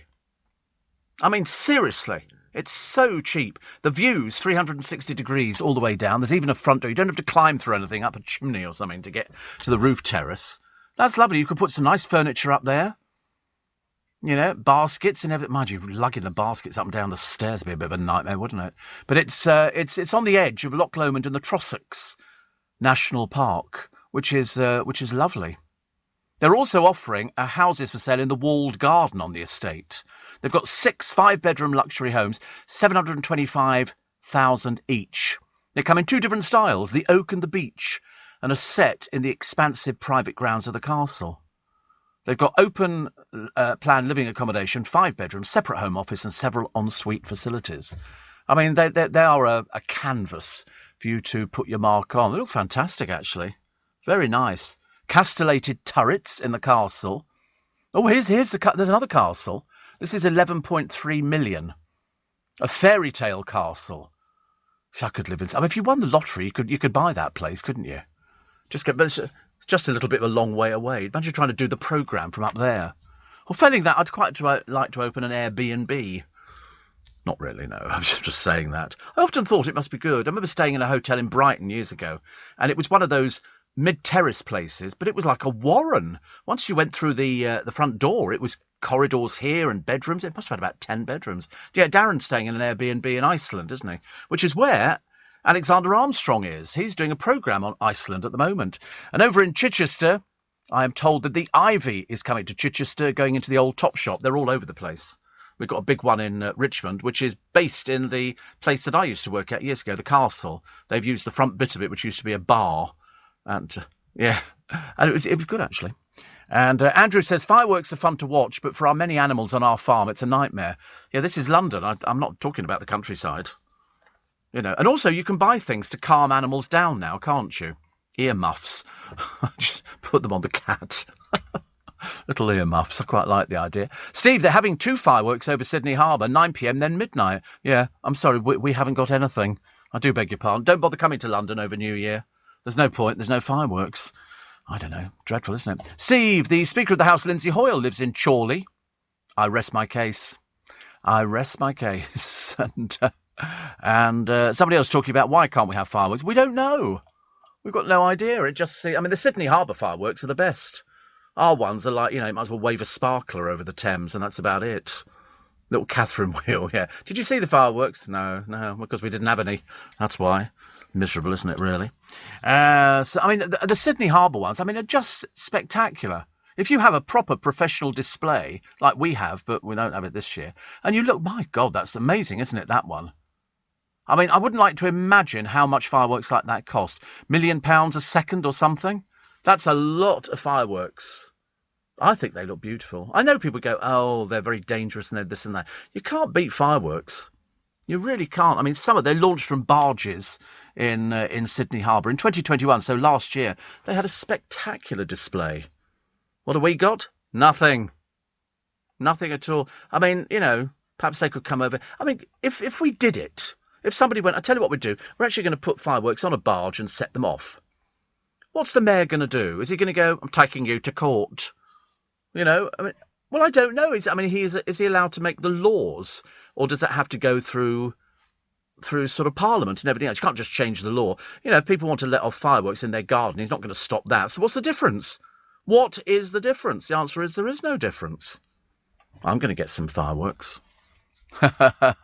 And a barge. Yes, it's going to be quite an expensive year this year. I'll tell you, if I did win the lottery, like any of you, I'm going to Costco and I'm going to buy all their fireworks and just have the best ever firework display. I can always tell in the morning when we had a good firework display because there's sticks everywhere that went with the rockets, which is lovely. The new offices where the Castle used to be in Richmond are the UK headquarters of PayPal, says John. Yes, well, in fact, it's not where the Castle used to be. It's still there. The Castle is still there. It's a huge building. It runs all the way from the street all the way down Whittaker Avenue to the end. And I told you years ago when I used to work in the Castle as a DJ on a Saturday night in Cheeky Pete's or Brolly's, mainly Cheeky Pete's, down in the cellars was where the smugglers used to come in, and you could go down the stone stairs, because the Castle used to be what they call a coaching inn. So people coming to London would stop off at the Castle years ago. It was a stop-off point. It's an old building, yeah, but big, huge, and people would stay there, and then the next day they would refresh the horses, and then they would take you on into London. But down in the cellars, you go down stone stairs, and there were all the little bays where you'd pull the boat in off the river, and the big metal rings in the wall, and mice everywhere. Well, I don't know whether they ever filled it in. I shouldn't imagine it was ever filled in. But we used to go there all the time. Mice everywhere. You'd open up the door to the kitchen and there'd be mice over all the surfaces. Because we didn't do any cooking there or anything like that. But it was lovely. Absolutely lovely. Shame on the MP who won't quit. We mentioned her yesterday. Claudia Webb has been found guilty. Guess who provided character references for this woman who threatened to throw acid in the face of somebody else? She's been found guilty. She won't step down as an MP. She'll be forced. But who actually provided character references?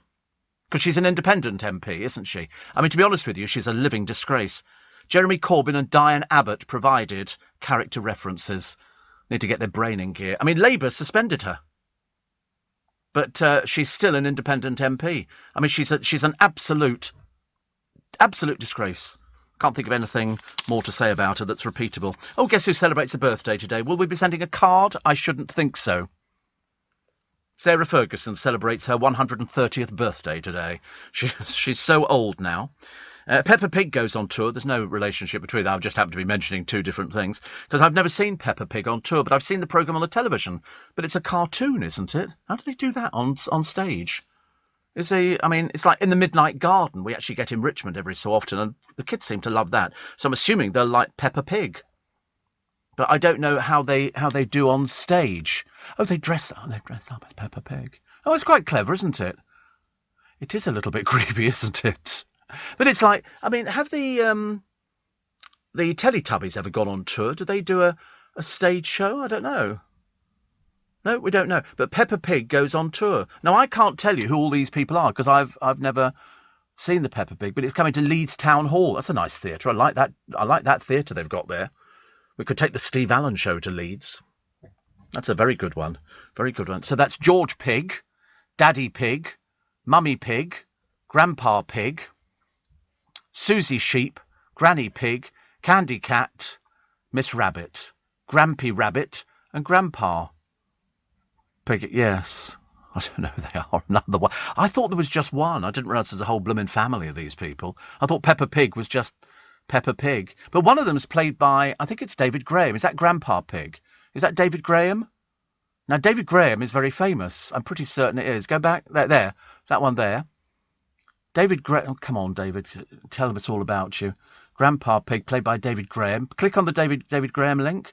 I'm pretty certain he is very, very famous. Pretty certain. He's an actor and voice artist. He's done Doctor Who, Stingray, and Thunderbirds. Because I thought he was Parker. I can't remember it. He wait a minute. He did Fireball XL5, Four Feather Falls, Stingray, and The Secret Service. He's done everything. There you go. He was the voice of Parker, and Gordon Tracy, and Brains. I told you. I thought he was famous. Yes, m'lady. He used to talk like that. Probably still does, actually.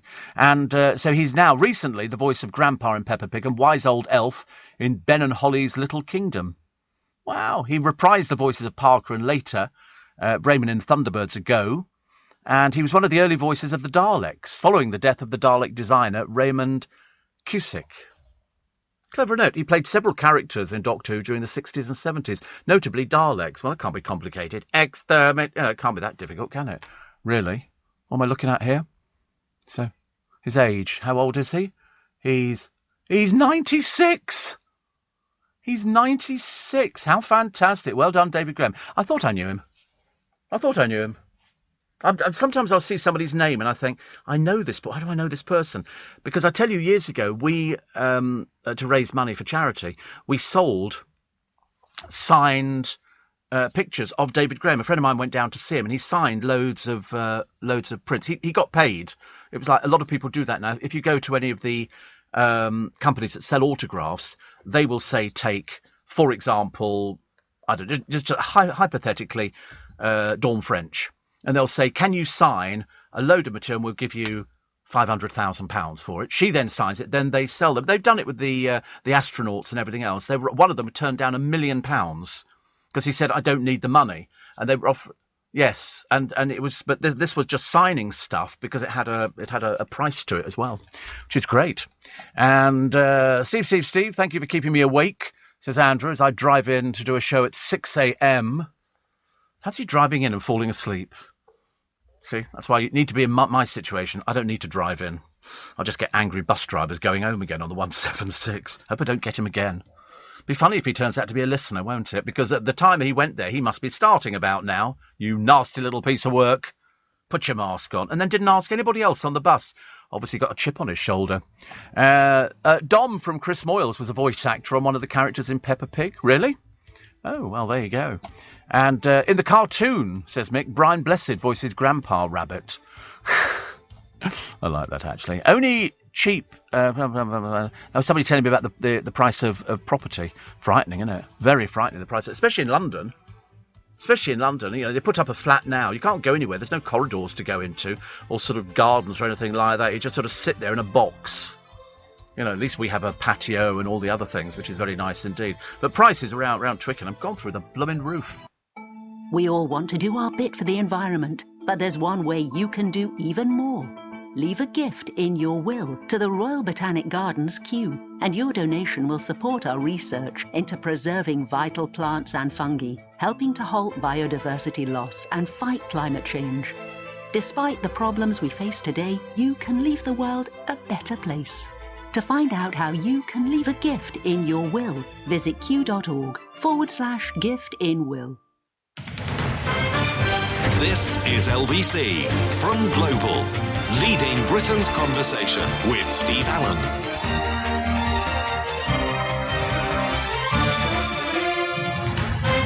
Elephant. Oh, sorry, you can't say that, can you now? Alison Hammond claims that at school she was called Elephant. And I remember thinking, this is a bit of a non-event, actually. Everybody was called something at school. You know, what was I called? Legend. I can't remember what I was called at school, actually. Mainly because I had a tongue on me like a viper, so nobody ever messed with me. I could destroy them in a matter of seconds quite easily. But she said she was called Elephant, and she said every time she hears somebody using the word elephant now, she thinks they're talking about her. Can't imagine why. But the interesting thing was, and I suddenly realised halfway through, she's flogging a book. She's selling a book, you know, and I'm thinking to myself, you haven't really done enough to warrant a book. If you're going to, write a book about, your life and all the rest of it, there's got to be a bit more in it than being called Elephant at school. And so now it upsets her all the time. And you think to yourself, so she's always been that size. At school, it's just got obviously worse. But, why is everybody bringing out books at the moment? Everybody's bringing out books. Is it Christmas? But it's a bit early. I mean, this is still October. They don't normally sort of tell you till the beginning of November about all the books which are coming out, which is quite, but everybody's bringing out... But half of these people aren't old enough to bring out a biography. I don't know why they're all doing it. Michael McIntyre I can understand, because I think he would probably be one of our most successful comedians and probably has sold more theatre tickets than anybody else. I mean, yesterday was Super Thursday, which apparently is the biggest day of the year for book releases. Oh, the good news is Little Mix are going to split up next year. I say the good news because, frankly, we've dragged out this black fishing thing for ages, and now it turns out that they think next year they're going to disband and they're all going to have solo careers. No, they're not. No, they're really not. But they think they're going to have solo careers. But I don't think that there's any solo careers in the offing here. 300 hardbacks were published the other day. Super Thursday, as it's known in the publishing industry, the day the publishers push out their biggest titles in preparation for the Christmas market. What a load of old cobblers. Super Thursday. I'm sorry, we're bringing out some books. Oh, let's call it Super Thursday. Super Friday today. Tomorrow will be Super Saturday. What a load of old rubbish. Publishers, honestly, they're struggling to sell books. They're struggling to sell books. You know why? They're too expensive. Most people read them online now. Hardly anybody goes out to actually buy a hardback book, do they? I must be one of the very few people who buys books. But I'm buying specialist books, in which case mine's an even more small market than most of the... Well, I buy books on magic and magic history and history books as well. I'm very big into sort of, things like that, which is what Dominic, the newsreader, likes. He was telling me the other day when he does a holiday, he likes to sort of do a historical kind of holiday. I thought perhaps we could travel on a coach together, and go to somewhere interesting like Stonehenge. Perhaps we could leave him there. Stonehenge. I used to go past Stonehenge all the time. And Silbury Hill. Did you ever go to Silbury Hill? This was this thing. They thought it was a burial from Neolithic times and all the rest of it. So they dug down the centre of it and then did a parallel tunnel, and they couldn't find anything in the middle of it. They thought it might have been an ancient burial from long ago. And we used to live fairly near it. There you go, Silbury Hill. It's 129 feet high, and they say it's the tallest prehistoric man-made mound in Europe, but there's nothing in it. We thought, because it was Neolithic, that it would be a burial point. And they did try, but they couldn't find anything at all. It's artificial chalk. It's near Avebury. And Avebury's famous for the stone circle as well. The Avebury circle is very famous. But 129 foot high. The Avebury ring. Woo, exciting, isn't it? Avebury's got the ring. But, I mean, they did try to find something in it, but they didn't find anything at all. So, shame really. But there's loads of things that they keep discovering. I discovered a short while ago that the what do they call it down at Kew? Is it the National Archives are down at Kew? And they've run out of space. And so where do they keep all their precious documents and precious books and everything else from the National Archives? A salt mine 300 miles away. They mine salt, and they've got all these tunnels which are underground, and the National Archive now use that for storing all their stuff. It's safer than the Bank of England, because you've got to tunnel down through rock, you've got to get through doors, you can't just drive in there or walk in. It's very clever. So I was watching that London. I was watching that on London's, whatever the television programme is, London Live. They come up with all sorts of really good stuff, actually, and I was watching it thinking, that's a nice idea. That's a nice idea. A nurse tries to sue the NHS after claims she was being made to break wind against her will. They obviously decided that she wasn't going to get any money. It's like the mother who sued because her son went to a wedding, got drunk as a skunk, and fell down some stairs at a tube station in an area that was off limits to members of the public. It was for staff only. Mother tried to sue for $300,000. The courts went, I don't think so, dear. I don't think so. It's amazing how people sort of, try and make money out of misery. Disgraced journalist Martin Bashir. Do you know, it's funny when you think that people used to go, oh, Martin Bashir is great. He got the Diana interview and all the rest of it. And we suddenly realise what a horrible piece of work he was. He asked Imran Khan once if he was ashamed to be a Muslim. He did the Michael Jackson documentary as well. Something odd about him. Something not quite right.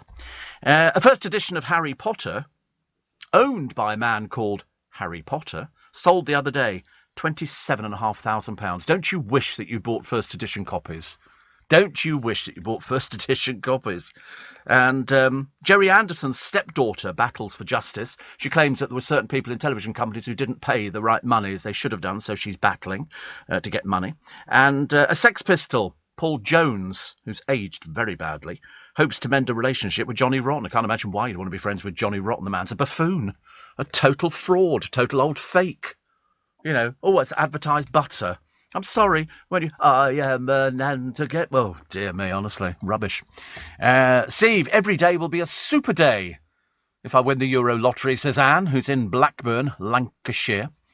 And Steve, I need a recommendation. I want to learn how to shuffle cards like a magician and some decent card tricks. Is there a particularly good book or a website? Oh, God, where do you begin? Where do you begin? Yes, there are loads of... You can buy them on Amazon. You can buy on Amazon. You can... Can I do magic? Of course. Honestly, what a silly question, Joe.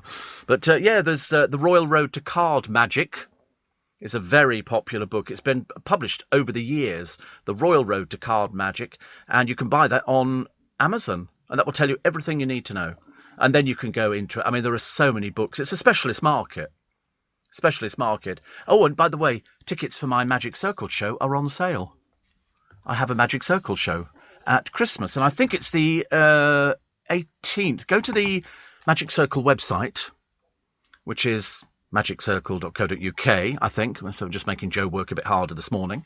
And there you go, Steve Allen's Christmas Cracker tickets. This is Saturday, the 18th of December. And I've got some seats left there. The doors open 6:30, starts at 7. So it's you'll be okay. It's only a little theatre, but I'll be introducing you to some of my favourite acts, and all proceeds donated to the Magic Circle Foundation, which keeps the art of magic going, and it's a registered charity. So tickets are on sale now, so you can meet me and my magical friends at the home of British Magic. Visit the museum, and you get close-up magic in the Devant room upstairs, and there'll be two lots of close-up magicians working, and I promise you won't be disappointed. They're people, some of whom you won't have heard of, but they're all at the top of their game. And then you have a little break, so you can go to the toilet, have a cup of tea or a drink of wine or something like that. And then we have a theatre show as well in the little theatre. But it only holds 160 people. So that's the Steve Allen Christmas Cracker this year. Very busy, aren't I? I'll never stop working. There's no end. I'm doing more dates than Cliff Richard, who celebrated his birthday yesterday. Don't you wish that you bought the shredded Banksy for $1 million, sold it for $18.5 million? No, absolutely not. They shredded it in front of people in the auction room. They went, what are you doing? But they estimated £4 to £6 million. It went for 18.5. That's including buyer's premium.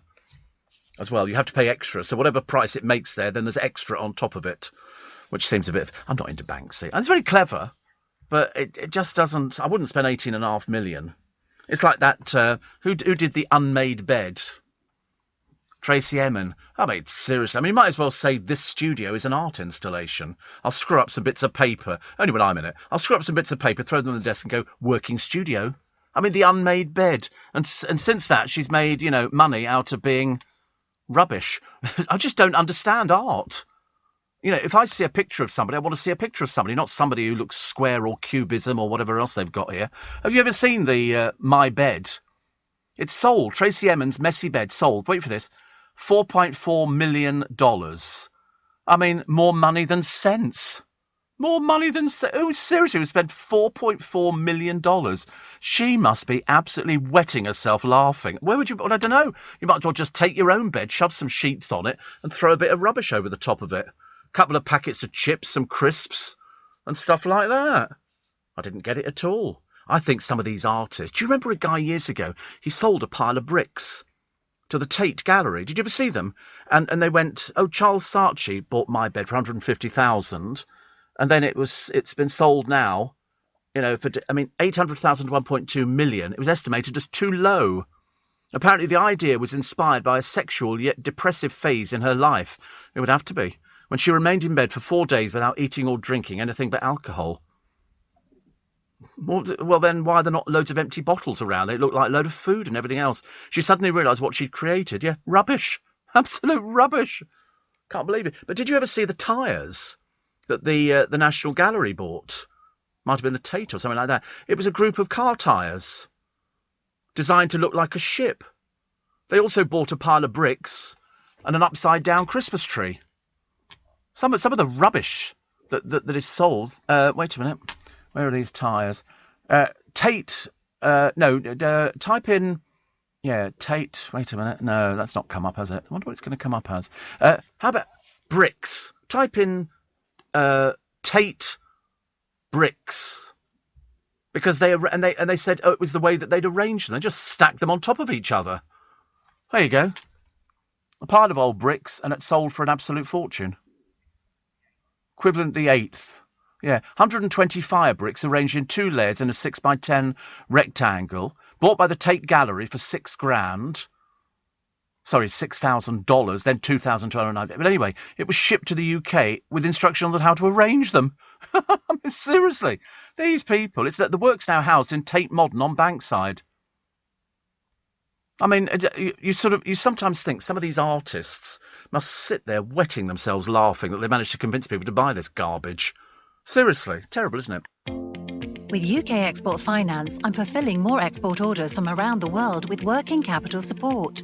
Export insurance means I'll get paid when exporting to challenging markets. At UK Export Finance, we believe no viable UK export should fail for lack of finance or insurance. Between 2022 and 2023, we provided £6.5 billion of government-backed trade finance to support UK exports. Learn how we could help you win export contracts, fulfill orders, and get paid. Search UK Export Finance today. Steve Allen on LBC. Text 84850. I just love modern art. It's so pretentious. And the man who did the bricks... OK, this is a pile of bricks. That's what it is. It's a pile of bricks. He didn't make them. You just go and buy them. And he's explained it by distinctly articulating the shape of each work and executing various permutations with the same materials. Andre proposed that sculpture should define rather than simply occupy space, an idea that's remained important to him throughout his dull career. A pile of bricks. That's what you're famous for, is it, love? I like the bloke in France. He used to wrap buildings. Did you ever see him? He died a short while ago. He wrapped buildings up in metallic foil, mountains. He wrapped up all sorts of things. The artist that wrapped things up. But most of it, I mean, when the Tate bought an upside-down Christmas tree, I thought they'd finally... There you go, that's what he did. This is Christo, who no, thank God, wrapped up the Arc de Triomphe. He wrapped up loads of things. He wrapped up mountains. Everything. If you look at some of his work, I mean, it's quite a clever idea. It's just he wrapped things up. He's a Bulgarian-born artist who famously wrapped landmarks. He's dead. And whether they wrapped him up, I don't know, to send him on his merry little way. He was 84, but he did wrap up a lot of stuff in metallic. He did all sorts of different things. And I suppose they have most of them are mad as fruitcakes. Absolutely barking mad. I went to Tate Modern with a friend of mine. He said, let's go to Tate Modern. I went in Tate Modern. I went, this is a pile of rubbish. And then he said, but you just don't understand art. I said, I don't want to understand art.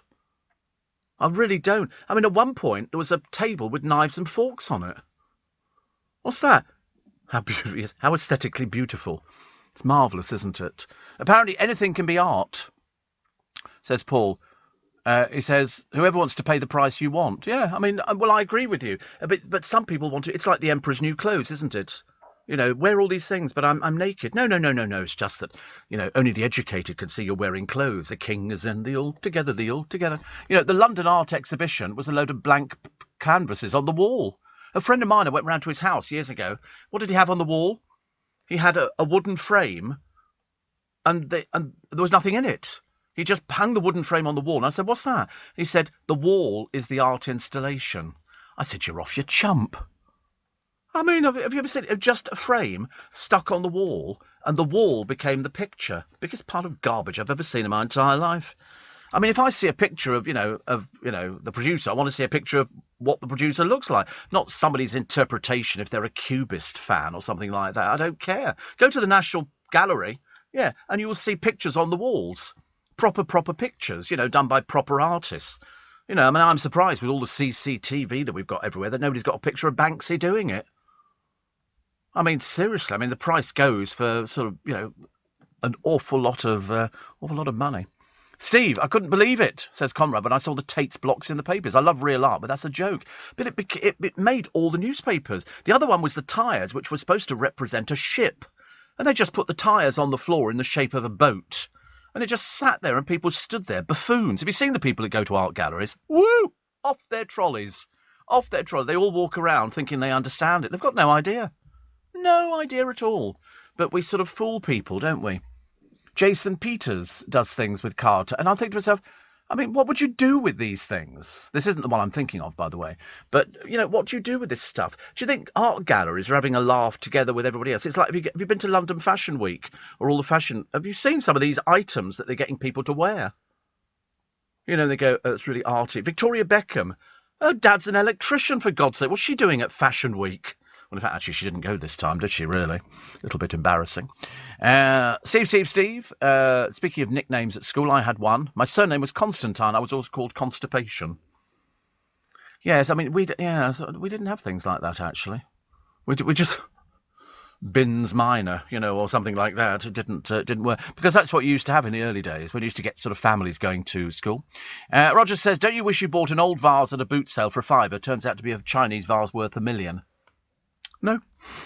No, not in the slightest. I'd like to know about antiques. You can buy books. There is an antiques guide which tells you what to look for. I'd like to be able to read silver marks and say, oh, this was Manchester, assayed in Manchester, you know, in the year 1840. That's what I'd like to be able to do. I like that idea. But then you tend to find that the antique people that you get on the television have to develop caricatures of themselves, because otherwise they don't get mentioned. So they all have to. I mean, there's one of them. He'll sort of wear colourful bow ties and glasses that match and all the rest of it. And it's so you get noticed on the television. Otherwise you just become, although they wear a flat cap or something, you go, oh, you wear a flat cap. Or you've always got a scarf around your neck. Middle of summer, scarf. They like to wear stuff like that. But no, there was a woman who bought a ring. Do you remember? And it was a big piece of what they called, she thought it was costume jewellery. And she had it for years. Years and years and years. She bought it and it was in a car boot sale. And it turns out it really was a diamond. It really was a diamond, and it was worth a small fortune. And it sort of cropped up. It's like people who buy watches. There was on YouTube somebody who'd been to where had they been to? They were in the forces, but they'd saved their money up and they bought a Rolex watch.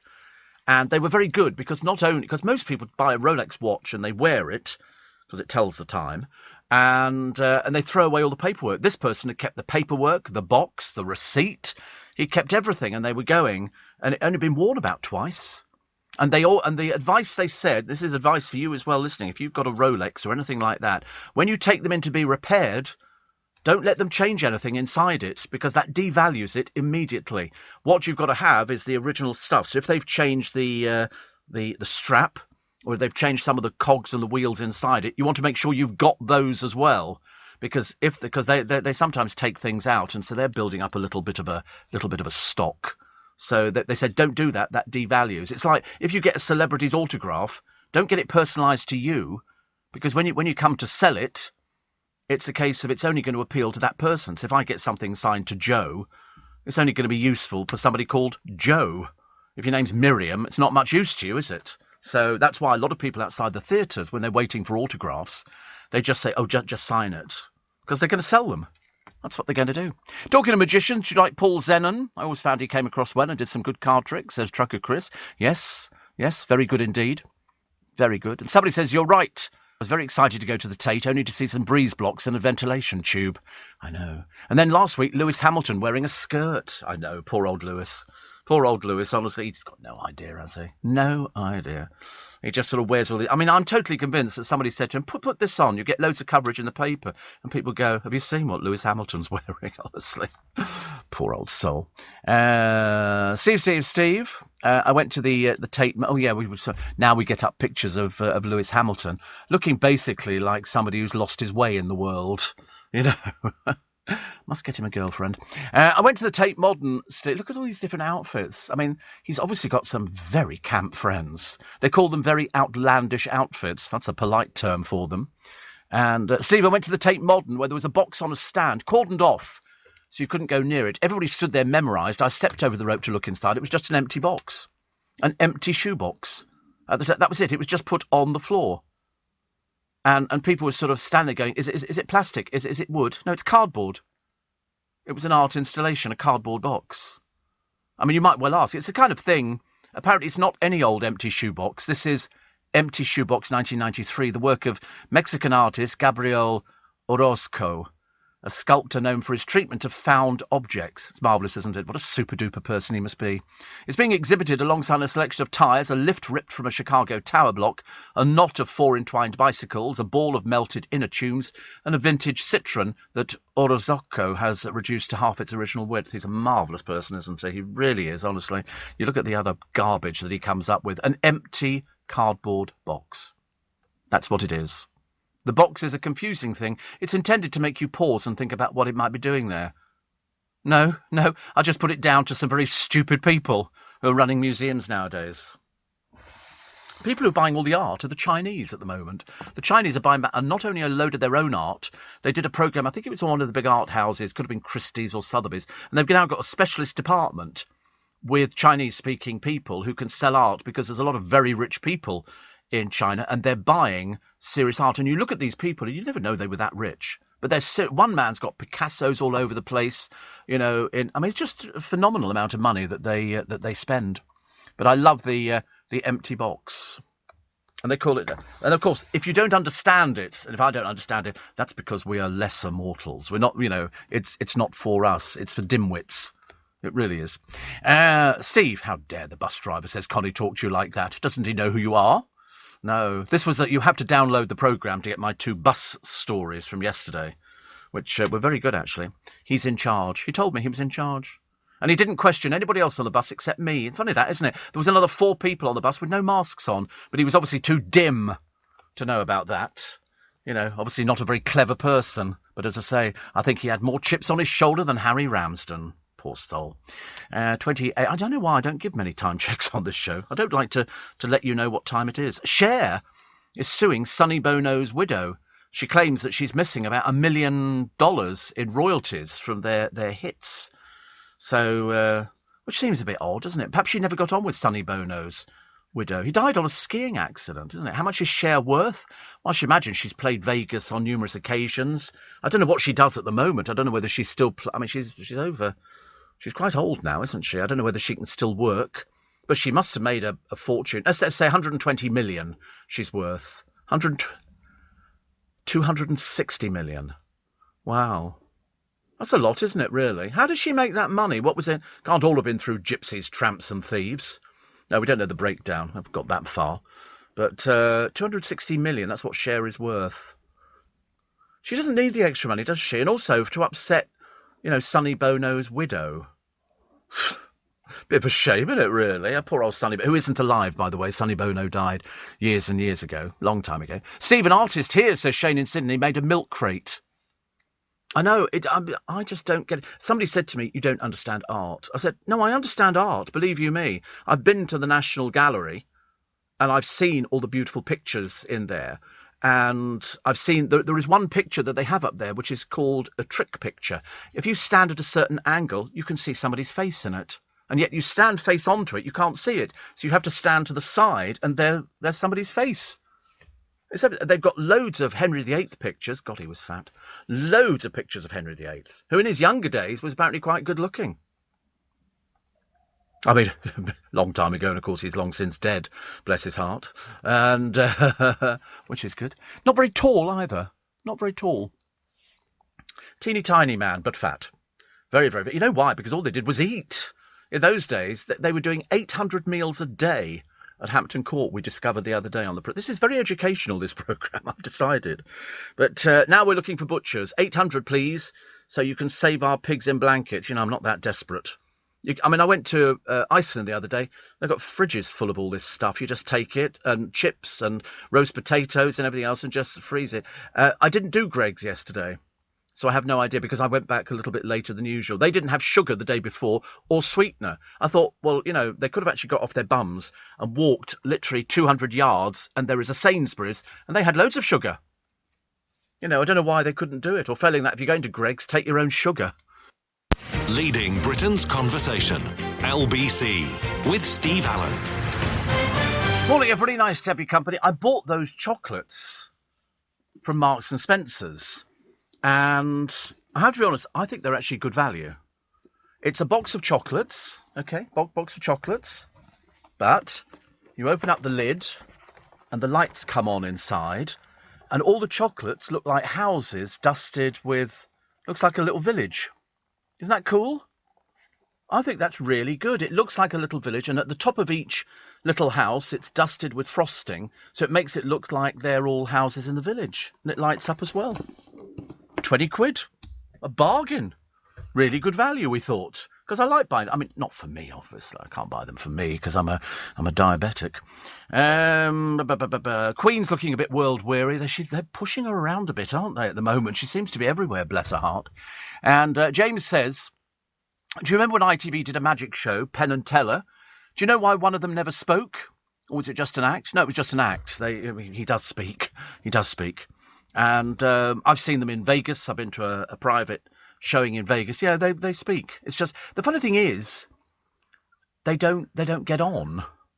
They don't get on. So when they did their show in Vegas, I went to see. This was years ago, a long time ago.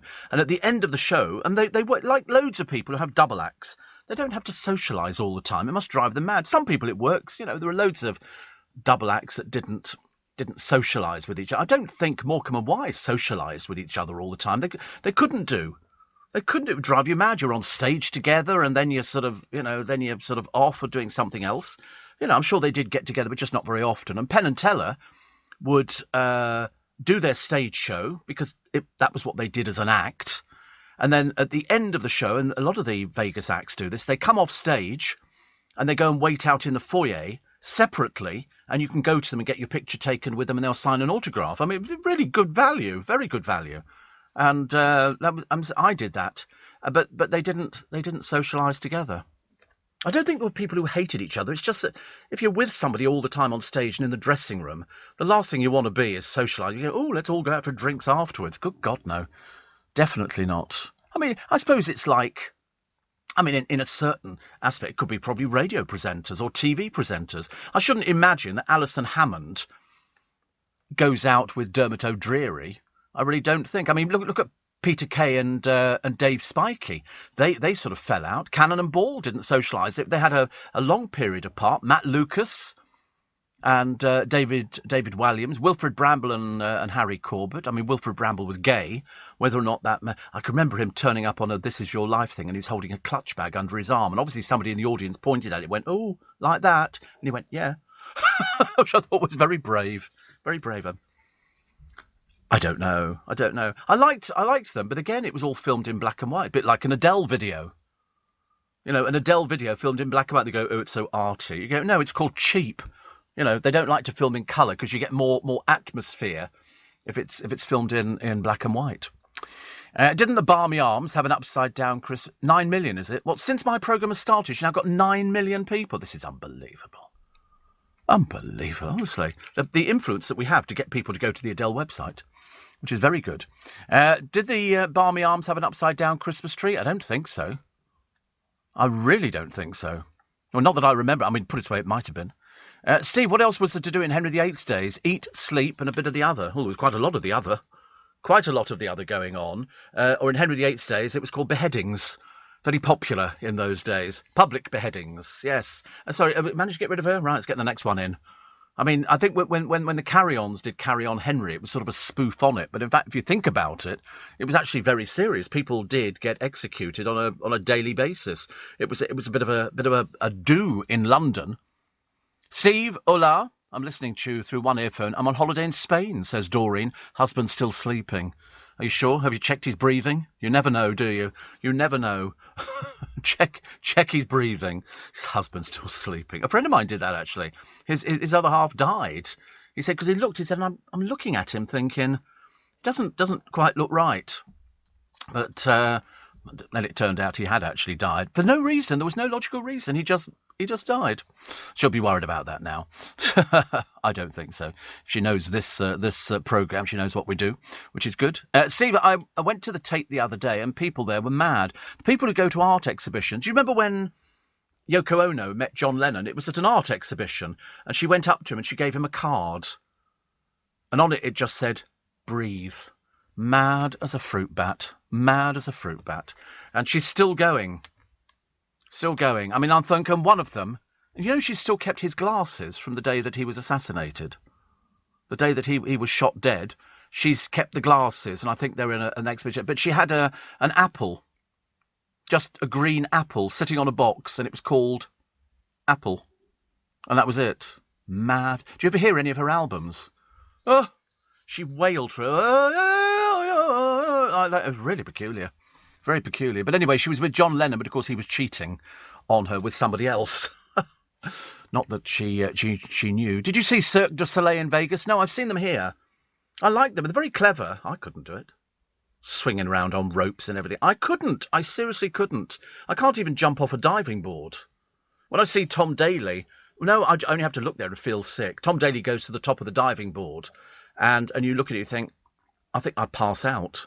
I think I'd have a heart attack on the way jumping. I certainly couldn't dive, let alone do anything. And he does spins and all the rest. Oh, my godfathers, I feel physically ill. Very clever. Very clever. Steve. And somebody else saying, what else was there to do in Henry VIII's day? Well, there wasn't anything. All the roads were filthy dirty because they didn't have tarmac. So even people crossing the road, or crossing the dirt track, as they called it, just used to get completely filthy. I mean, the entertainment. I mean, they did play dicing and shooting the butts. Henry did, and in fact, they used to have to winch him onto a horse to do jousting at Hampton Court because they have found the jousting area, which has been covered by gardens and everything else. But they've looked back in old plans, and that's where the jousting was. And Henry VIII was so fat that they would hoist him up on this crane thing to put him on the horse. The horse is going, oh, not him again. Please, not him again. But, I mean, he usually lost when he played tennis, because tennis was called tennis, which is T-E-N-E-S. Not played as it is today. In Tudor times, it was on a covered court, and they've got a real tennis court at Hampton Court. I don't think it was the one that Henry played in. But music was fairly common. Hawking was very good as well. And poorer people played games of football with teams of unlimited size. If you could get 500 people on your side, there was a very good chance you could win. And I think Hampton Court was the first place they had toilets. I think you all sat next to each other on a piece of wood that had holes cut in it. There was a lot of Morris dancing. Camp even in those days. You know, people dancing around, waving handkerchiefs, I suppose. I don't know. I'd quite like to be transported back there. If there was such a thing as time travel, you would want to go back to observe. You don't want to actually be physically there. I'd like to time travel back to Henry VIII just to see what a ghastly person he was. You know, I mean, you go back to one place, where would it be? I would think it would be, you know, I mean, I suppose you could go back to the pyramids. You could go back to the big funerals in the pyramid. You know, I'd like to have gone to the funeral of Tutankhamun or something like that. That would be quite interesting, because, you know, we know what the tomb was, because they found the tomb in the Valley of the Kings. But you'd like to know whether or not there was huge swathes of people who carried his body there and then put it all in the tomb and then hope that nobody broke into it, because they generally did in those days, very, very quickly. But I quite like that idea. I'm still fascinated by, you know, the fact that his was an untouched tomb, and they reckon there's loads more tombs there that they haven't found yet, which also might not have been grave robbed.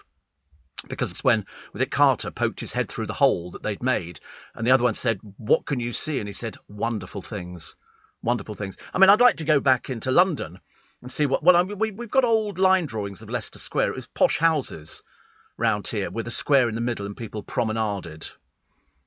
This was this has been various things. This building, but it would have been a house. It was how this would have been because all of these squares in London were owned by different people. This, within the Duke of Leicester would have this, and so you go through London now, the Duke of Westminster owns lots and lots of London, and so all the roads would be named after them, and so all the squares, Tavistock Square would be named after, you know, the titled people of Tavistock, Lord Tavistock, so you'd have your own square, and it was posh. In fact, in Regent's Park, that was a classic example of the Prince Regent owning everything, and if you look at the front of the houses, they're all beautifully painted. Look at the back of them, cheap and horrible, because nobody ever saw the back of the houses. So they were the bits that were built of all the rubble, but the front bits of them were the bit that stood out. And so if you live in Regent's Park, you don't have a choice over when they paint your house. They come round and they paint the houses, so they keep up the Regent's Park, and it's locked up at night. There are ways into it, because Dale used to obviously live there, so you can get in there at night, but most people can't. So it's very posh. If I win the lottery tonight, I'd like to buy a place in there.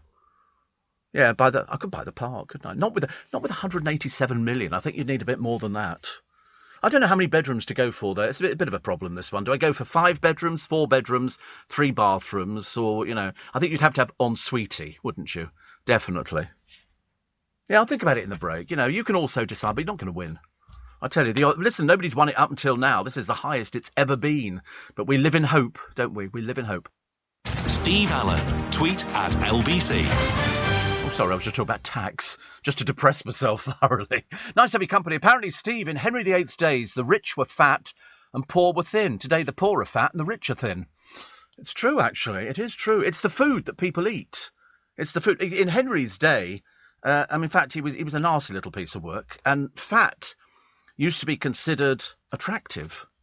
You know, and also being pale and white, you know, as in no colour in your skin, was considered very good. If you were tanned, it meant that you worked outside, and that wasn't good. You were working class. So, you know, rich, fat, yeah, it's all turned around now, hasn't it, really? The London walks are incredible, says Sunil. You learn so much about London. I've always said, if you're coming around London, look up. Look up. That's where they haven't changed the buildings. Look up and you'll see little bits of the original buildings. There's a very good site, and I can't remember what the dickens it's called, but it's got all the London theatres where they used to be, like the Holborn Empire. You know, places of entertainment that went back years and years, and, you know, we would all go there. I mean, obviously not us, but, you know, other people went there. And it's next to Holborn Station. And there's still little bits of the original building. The Kingston Empire, the framework of the building is still there. It's now a pub in Kingston, and all these different, I mean, there were loads of theatres in London. Literally, just before you hit Waterloo Bridge, straight ahead of you was a theatre called the Gaiety. And that, I mean, London was just full of theatres. People went to the theatre because there wasn't anything else. You went there to get your entertainment. And also, because there was no television, the artists who were performing in the theatres could literally tour, and nobody would ever be repeated, because you could tour for years. London's lost theatres and music halls.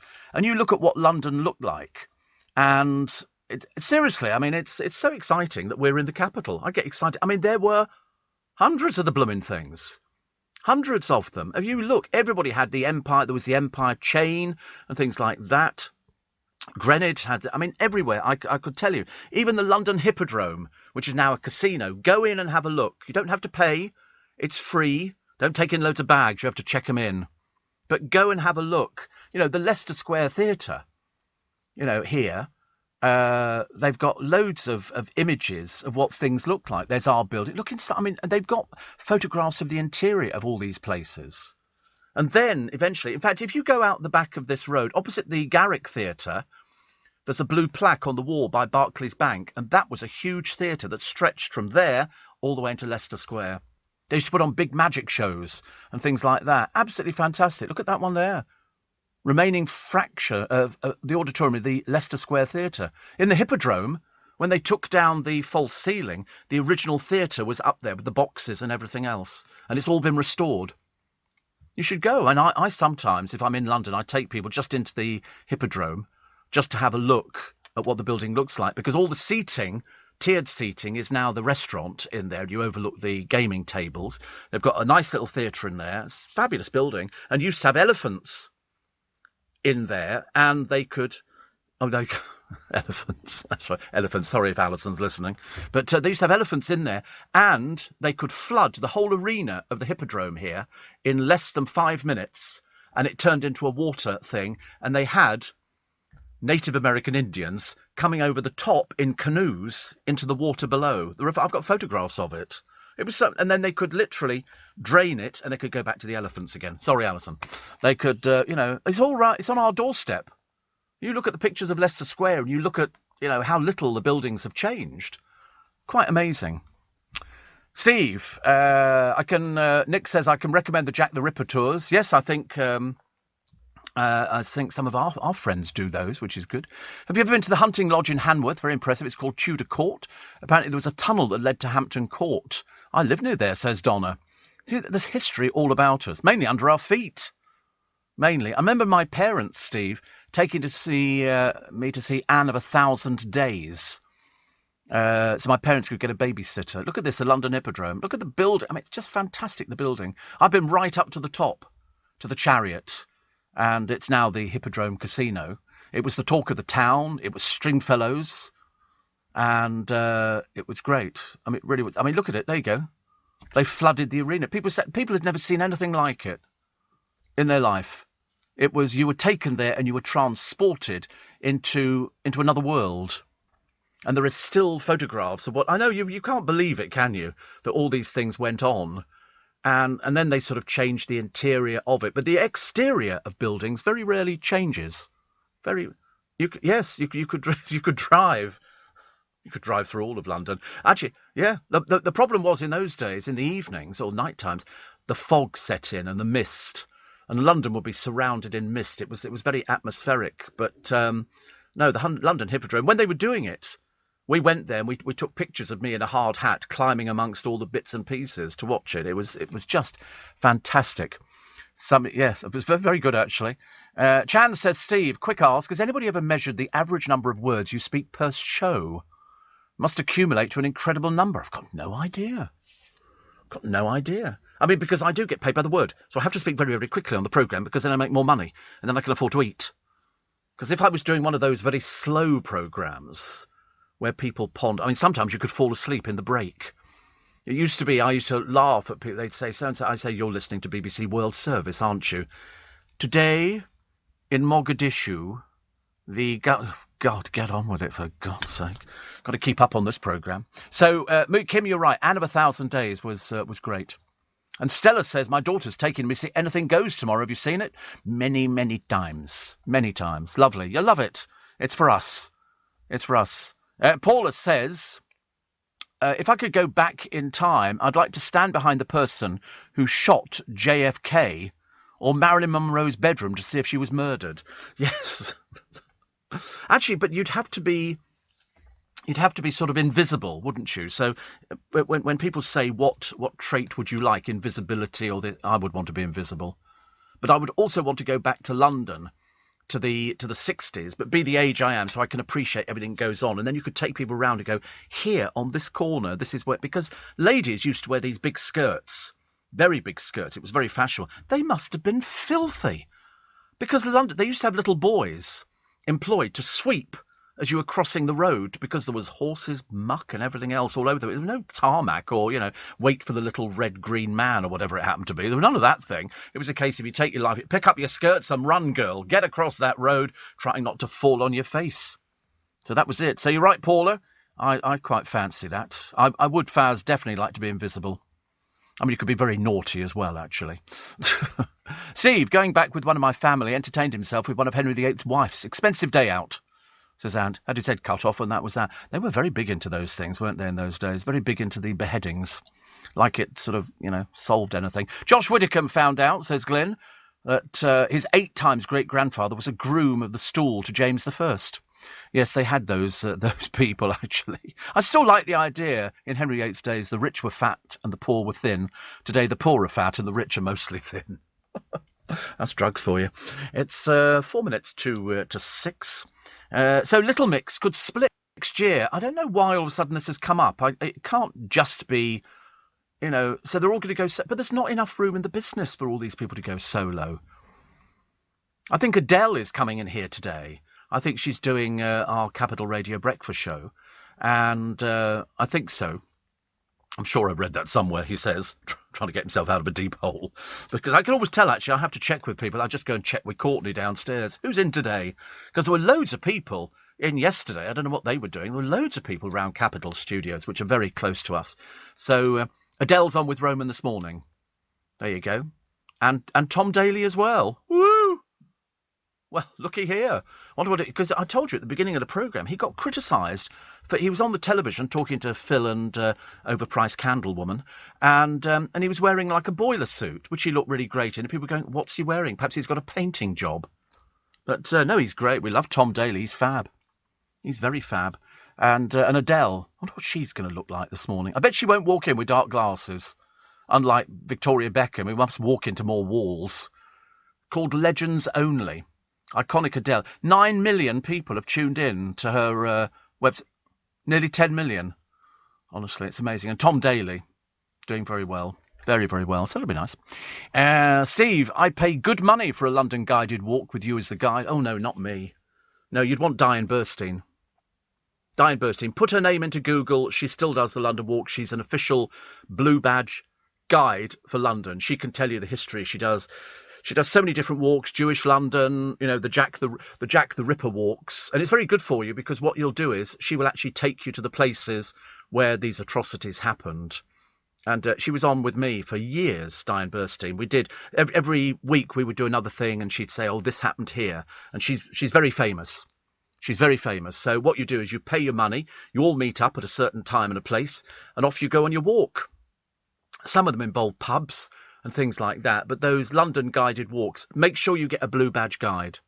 Don't just get any old Tom, Dick and Harry. You need a blue badge guide because they're official and because they know about the buildings and they know about the history, and she'll take you through. I think she's done Jewish East End and all sorts of things. She's great. I think she does Bevis Marks, Synagogue, loads of places.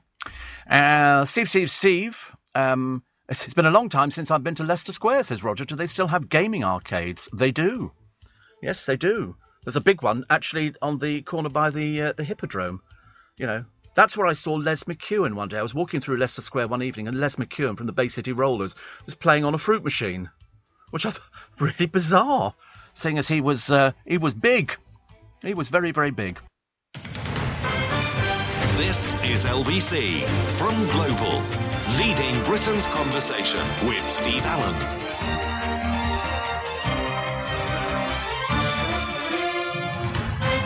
Morning, everybody. I hope you're well. Hope you're good. It's Friday. We can get excited about the weekend. The weather's going to be okay. It's not going to be the most brilliant weather, but it's worthwhile getting the car washed if you were thinking about that, because then it might actually last till Monday, which is very good. Tom Parker says brain surgery was never ending, as you can imagine. Molly May is impatient for her boyfriend to propose to her. She's only 22. Are you running out of money, dear? Do you need to sort of get something, in one of the OK magazine type things? Steve, many times, round the horn. Yes, absolutely. Round the horn, Dame Celia Mole Strangler. I knew you were a fan. Boner. Yes, this was... Did you know where the word boner came from? Apart from the fact it's Latin for good. It's taken from a book called The Queen's Vernacular. And it was so that gay people back in Victorian times could have a conversation about somebody and they wouldn't know what they were talking about. And they used it in Round the Horn. Barry Took and Marty Feldman wrote the scripts, and they took it from, many of them were Latin words. So bona is Latin for good. They would also go lati, which is where somebody lives. Raya was your hair.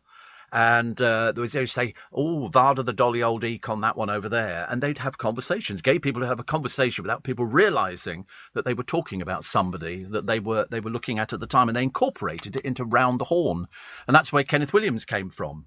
Kenneth Williams and all the other people. It was just fantastic. It was when you turned on the radio to hear it. You don't seem to get things like that anymore. Mind you, mostly they're all dead. But I mean, yeah, even if you wanted to. But I did a quiz with Barry Took, and he didn't get paid very much by the BBC. He used to do Points of View and stuff like that, but it didn't pay very much money.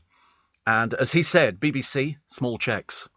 You know, nowadays, of course, if your name's whatever it is, you can earn some quite big checks out of them. Diane, the London Guide, says Roger, used to be on LBC. Yes, she was on my programme for years. Years. So there you go, Roger. You are correct. Absolutely. And she's still doing them as well. So you must go on one. Save up the money. You can go. Donnie says, what's wrong with socks and sandals? You just don't. How much did Jeremy Vine get paid for Points of View per episode? Oh, I don't know. Do you know how much? Oh, you know. Jeremy Vine, Points of View. I didn't even know he did Points of View. I can't remember. Would it be...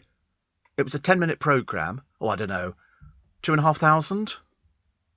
3,000. I'm about bang on that one. Because I know how much it pays if you're a guest on the Jeremy Vine show at the moment. That pays about 250 quid. Of a TV show, yeah. If you're a guest on there, it's about 250, I think, something like that. But 10 minutes for 3,000, I would think that would be about the going rate. I was going to say about the same for me, you know. Don't like to mention it, but, you know, in case the taxman's listening. Steve, you should come to Greenwich, see the Painted Hall. Hello, I've been working in London for nearly 50 years. Of course I've been to Greenwich. Of course I've seen the Painted Hall. That's where Nelson's body was put in stage. Can't tell me anything about the history of London. I know all about it. Steve, excellent evening watching Bedknobs and Broomsticks at a theatre in Eastbourne, says Donny. Excellent acting, music, scenery, costumes, brilliant. Bedknobs, I didn't even know there was a stage show of Bedknobs and Broomsticks. That was with Angela Lansbury, wasn't it, in the film?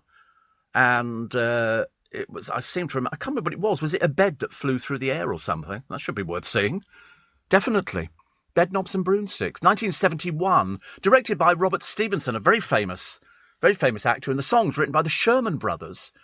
Produced for Walt Disney Productions. It's based on the books The Magic Bedknob. How exciting. During the 60s, Bedknobs and Broomsticks entered development when the negotiations for the film rights to Mary Poppins were placed on hold. They had a lot of trouble. Walt had to come over to talk to the lady what wrote Mary Poppins to persuade her to let them do Mary Poppins, because all the Mary Poppins books were separate.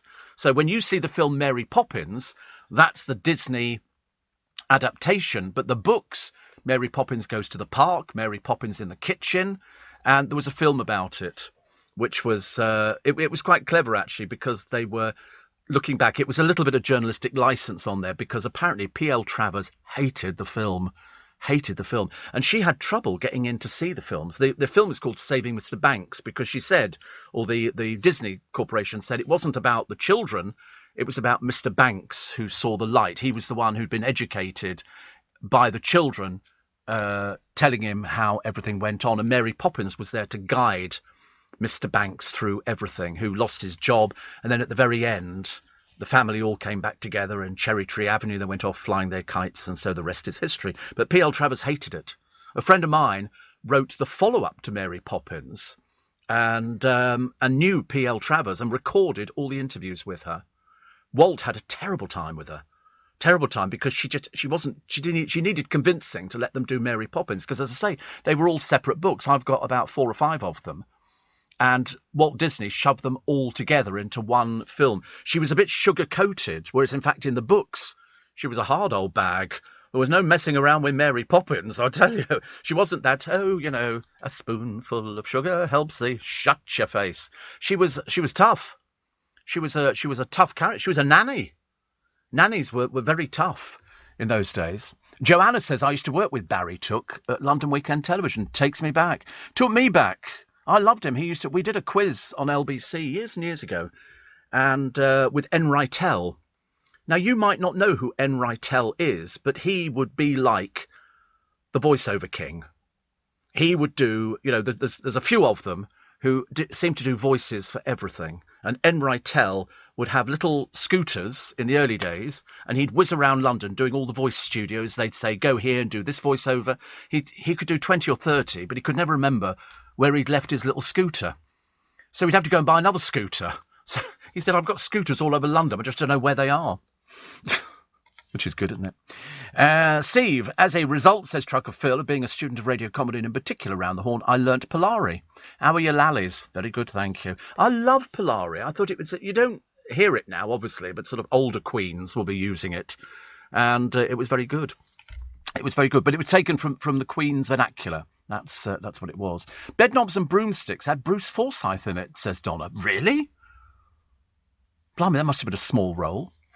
Bedknobs and Broomsticks. Here we go. The cast. Let's have a quick look. David Tomlinson. Bruce Forsyth was a spiv and an associate of the Bookmans who acts as his muscle. Tessie O'Shea was in it. You might see. I'm obviously of that age where I remember Tessie O'Shea. She'd come on stage. She was a rotund little thing, and she played a banjo. And she was good. We were talking about Bruce Forsyth the other day with a friend of mine. And we were my driver this morning, John, and we were saying, you don't see those song and dance men now. Bruce was what's commonly known as sort of, jack of all trades. And he could sing, he could tap dance, he played the piano.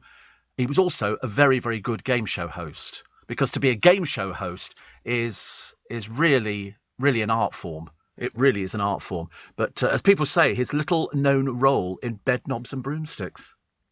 It was that chin, wasn't it? It was that chin that sort of stuck out. But he was good. I mean, a friend of mine worked with him. He said he was a bit difficult at times. I think because he'd worked his way through it. And there was a famous thing. He was very, very particular. And he had his sort of friends in the business. And he liked a lot of people who went to see him, in his sort of latter days. But he did a thing. He did the Sunday night at the London Palladium. And I think at the time, the studio had an issue. They couldn't get artists to appear. Something happened. And so he went on stage with God, I can't remember what the name of the bloke is. It'll come to me in a minute. And they did the entire show, just two of them, messing about on stage, and it brought the house down. He was very, very good. What was the hell of this name? He's a very famous man, Mr. Grimsdale. That one. Somebody will write in and tell me who it was. Thank you. Hugh Paddock and Brian Paddock, former Met Commander, are cousins, says Lawrence. I did not know. Hugh Paddock was very good. He did the thing with Kenneth Williams. Oh, hello, Mr. Raw. Nice to vardy you, Dolly Old Eek. It was all very good. Thank you, Kev, for telling us the other meaning in Australia of that word. Steve, the best Mary Poppins book was Mary Poppins Goes Down the Pub. Do you know, in my living memory, there's never been any book Mary Poppins Goes Down the Pub. She spent most of her time in the park or in the kitchen, poor soul. But thank you for telling me about that. So who was this other person? Come on. And I never met him, Simon. But a friend of mine worked at Children's BBC, and he said that Bruce was not very good with younger presenters.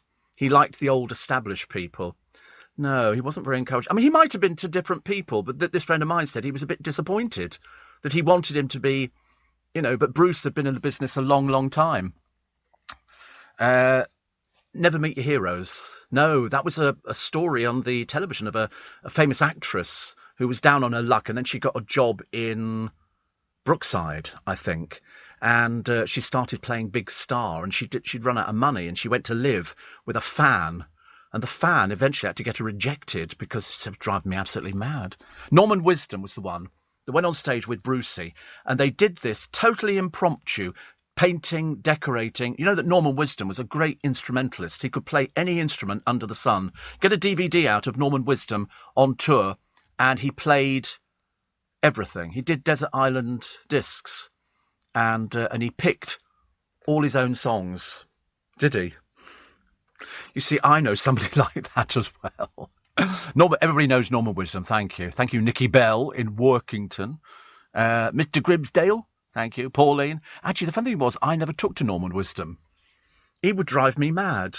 He came in to be interviewed by me once, and he was hyper. He was absolutely hyper. I told you, he walked into the managing director's office and jumped on his desk, and the managing director, who was Australian, didn't have the faintest idea who he was. He thought he was being attacked. I had to say, it's Norman Wisdom. It's Norman Wisdom. It's okay. He does that. That's what he's with me. Don't worry. It's going to be fine. Leading Britain's Conversation, LBC, with Steve Allen. Morning, everybody. 6:20. Ghastly, isn't it? Ghastly when you're waking up thinking, are we going to have snow? And they've said, we might have snow.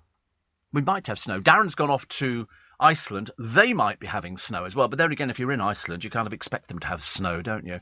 Although I remember one year, I think in Austria, they had a disastrous skiing season because the snow was very late. Very, very late. But now they're saying that the temperatures will plummet. This is the cold front from Scotland. Thank you very much indeed. Britain's first snowfall expected within a fortnight. Now, when I say that, it might just be in Scotland. There's a chance of heavy rain in the coming weeks, according to meteorologists. Does it really? I mean, the only people who seem to be bothered by the weather are farmers. Doesn't seem to bother anybody else. If it rains, it rains. If it snows, it snows. We don't care about it. But they say freezing temperatures. And they reckon areas like London potentially could see the mercury read at 6 degrees. Potentially. But I mean, you know, we were due a heat wave, weren't we, a short while ago? That never materialised. I was out there, my little Speedos, getting all ready for it, covering myself in ombre solaire. Well, actually, I didn't have any ombre solaire, so I used Mazola. Sidcup Julie says, Quickie, wishing you a lovely weekend. Thank you. Conrad says, I remember the Royal Palladium performance with Bruce and Norman. We were all in stitches. It was so clever, but there was a problem at the time. They'd had a strike on or something like that, and Bruce just carried it because he was a song and dance man, and he got on very, very well with Norman Wisdom, whose son apparently runs a cricket specialist shop in Haywards Heath, says Keith. Well, now you know. And being nosy, says Jill in Ireland, where are your studios now? We are in Leicester Square. We are in Leicester Square in a huge building. It's double building, facing onto it, and the back of the building, as they say, sounds like a joke, doesn't it, looks at the Garrick Theatre. That's how big it is. It's we have a roof terrace, we have a canteen, and we have lots and lots of radio stations all in this building. In fact, on this floor, we have 1, 2, 3, 4 of us. 4 stations. In total, the people in this building, about 1,000. 1,000 people. Oh, radio stations in total, I think we've got about 150. I think. But on this floor here, we have 4 stations. The floor above, I think there's 1, 2, 3, about 3 up there, I think. Down below us, there's 1, 2, 3, 4, 5 downstairs. There's studios all over the place. I mean, you bump into celebrities every time you turn a corner. They never say that about me. They just say, saw Steve Allen again, which is good.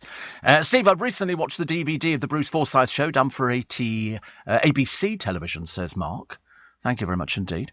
And I saw Norman Wisdom, Steve, on the Isle of Man in 1977. We were there when Elvis died. And somebody else says it was Norman Wisdom we saw at Dudley Town Hall. He was well into his 80s, played every instrument in the band, still acting the fool, singing and falling over. Absolutely brilliant. Loved him, says Kim. Yes, I mean, he was still doing this because that was their act. Bruce Forsyth had an act, and it would be the same thing every night. They didn't vary. It's like magicians. Magicians will do their act.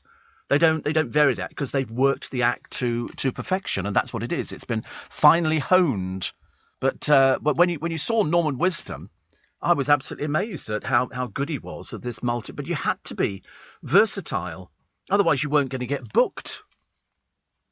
Steve, I've just dropped the old man off at Heathrow Airport. As of the 1st of November, it's £5 for a passenger drop-off. Oh, make 'em walk. Make 'em walk. £5 for a drop-off. I think that's appalling. What a rip-off. What a rip-off. Why should you have to pay for that? I tell you what, let's not bother using Heathrow anymore. Let's go somewhere else. But the trouble is they're all capitalising, aren't they?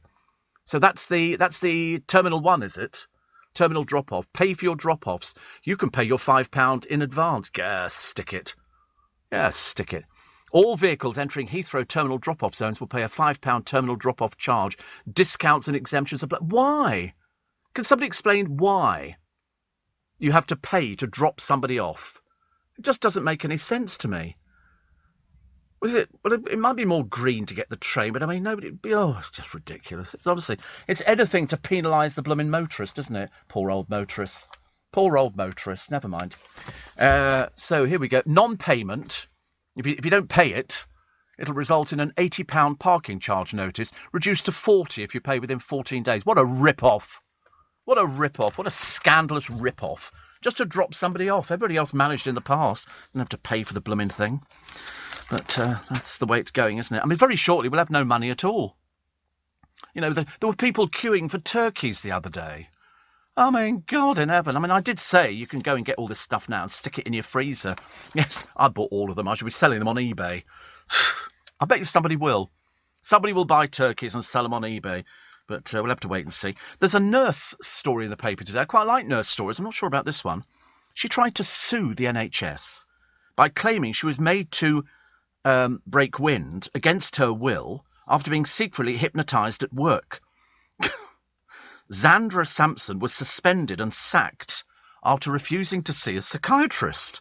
She blamed her problems on staff at Ealing Hospital using low-frequency sound waves against her. I don't even know what they are. But when she sued for unfair dismissal and disability discrimination, the nurse lost her case. The employment judge, Oliver, says bosses did what they did purely because of what they perceived to be impairments to her mental health exhibited by her various statements. Have you ever heard of such a thing?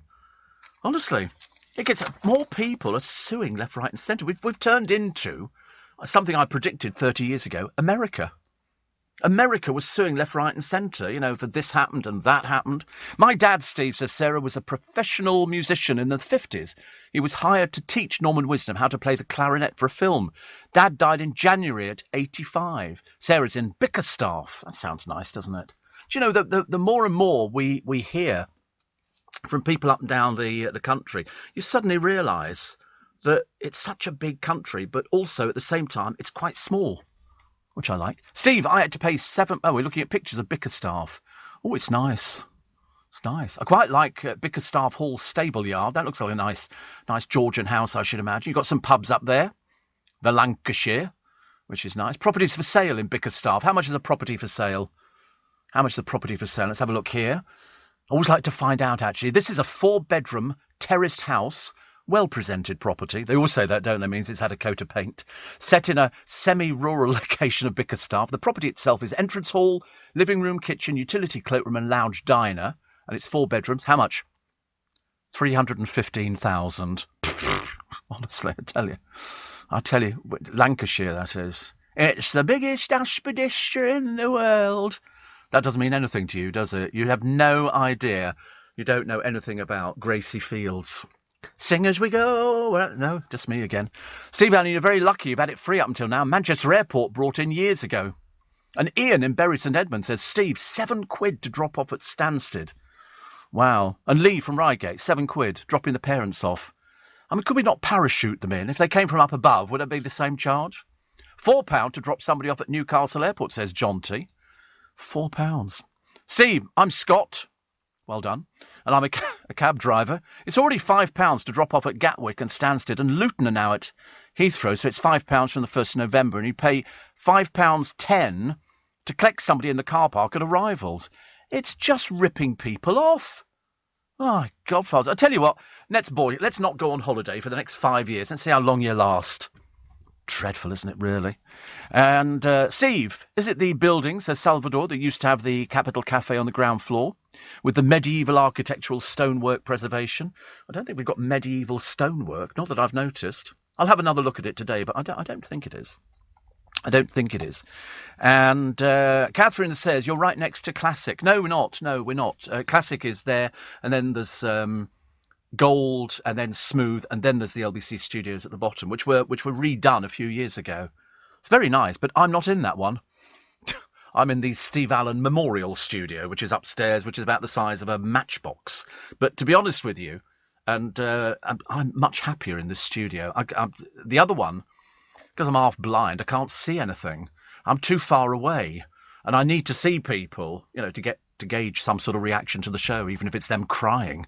At least we get some reaction. But no, it's I'm in a much smaller studio, which is probably about 12 feet by probably about 6 foot, 6.5 feet. Apparently in the other studio, I just look lost. You can't see me, and it's all full of cameras, and it means that downstairs in reception, the blokes on the desk can see me working and sitting in the studio. It's like being stalked. It is. I mean, normally people pay. But, so no, I'm happy in my little... I did try it, but the other problem is I can't move the screens. They're fixed because of the TV cameras in there. Apparently, Dan in Welling says 10 minutes free in Alicante. Oh, right. 10 minutes free in Alicante. That's what you don't need any more than 10 minutes. You need to get out the car, go hug, hug, kiss, kiss. There's your suitcases, sod off. And everybody goes home happy. But it doesn't. You don't stand there going, oh, should we have a cup of tea? No, you're just dropping somebody off. Do you think? Wait a minute. Do black cabs have to pay to drop somebody off? We shall find out after. There's a bit of a tease. There's something to look forward to. Leading Britain's conversation, LBC, with Steve Allen. Oh, there you are. Apparently at Malaga Airport, it's 15 minutes free, says Carol on the Costa. And it's free at Heathrow for black cabs. They don't have to pay, but all other private hire minicabs like Uber, etc. will have to. Steve, cars started dropping people off at the roundabout just before they turn into the airport complex at Luton. Because they call it London Luton, don't they? Which is hilarious because it's nowhere near London. London Gatwick as well. Nowhere near London. But people get off, they go, oh, we're at London Luton. How long will it take to get to London? 5 minutes? 10 minutes? No, a few hours. London Luton, I ask you, honestly. Do me a favour. Steve, free at Inverness Airport, says David in Aviemore. Do you know, Aviemore was one of those places they would always do skiing at Aviemore, and it always used to feature on the news, and I haven't heard it mentioned for ages, so that's quite nice out. Scott says, Steve, he said, little tip for anybody dropping off at Gatwick, drive into the car park, let your passengers jump out, and then drive straight through the exit. What a good idea. He said they let you out for free. Well, that's a good idea. But I just think it's outrageous that they charge. I think it's outrageous for dropping somebody off. Oh, dear. Steve, is Kevin the milkman Global's or LBC's milkman? I think he's everybody's milkman. Kevin the milkman. We don't have a milkman. We don't have a milkman, but it's quite good. But no, he's definitely out there. There you go. Somebody else says black cabs are exempt from airport charges at Heathrow, but the other people have to pay. Dropping off at Doncaster is £1, but the flight destinations are useless, says Simon. Exactly. If you don't want to go anywhere, what are you going to do? Come to the Isle of Wight ferries, Steve. Look at the prices of those. Christmas 2019, some family wanted to come over and got stuck paying a return fare of £168. Mind you, the worst thing was that people got caught out by the wrong car park at Heathrow. If you put your thing into the short-term car park and you were away for a few days, people were coming back to bills of £400. You've got to put it in the long-stay car park because short-term meant, it's less than it's a few days. But the prices were, if some people go away for 2-week holidays, imagine, and so you had to put it in the long-stay car park. Because otherwise, and people didn't know, they just pulled into a car park. So that's why people, you have to be very careful. They do actually tell you now. They do actually tell you that, this car park's going to cost you a small fortune. So you have to know about it. So I think it's terrible that people are being charged for that. I seriously do. Gatwick Airport posted a loss in 2020. £465 million. That's why they're introducing it. They're making you pay for it.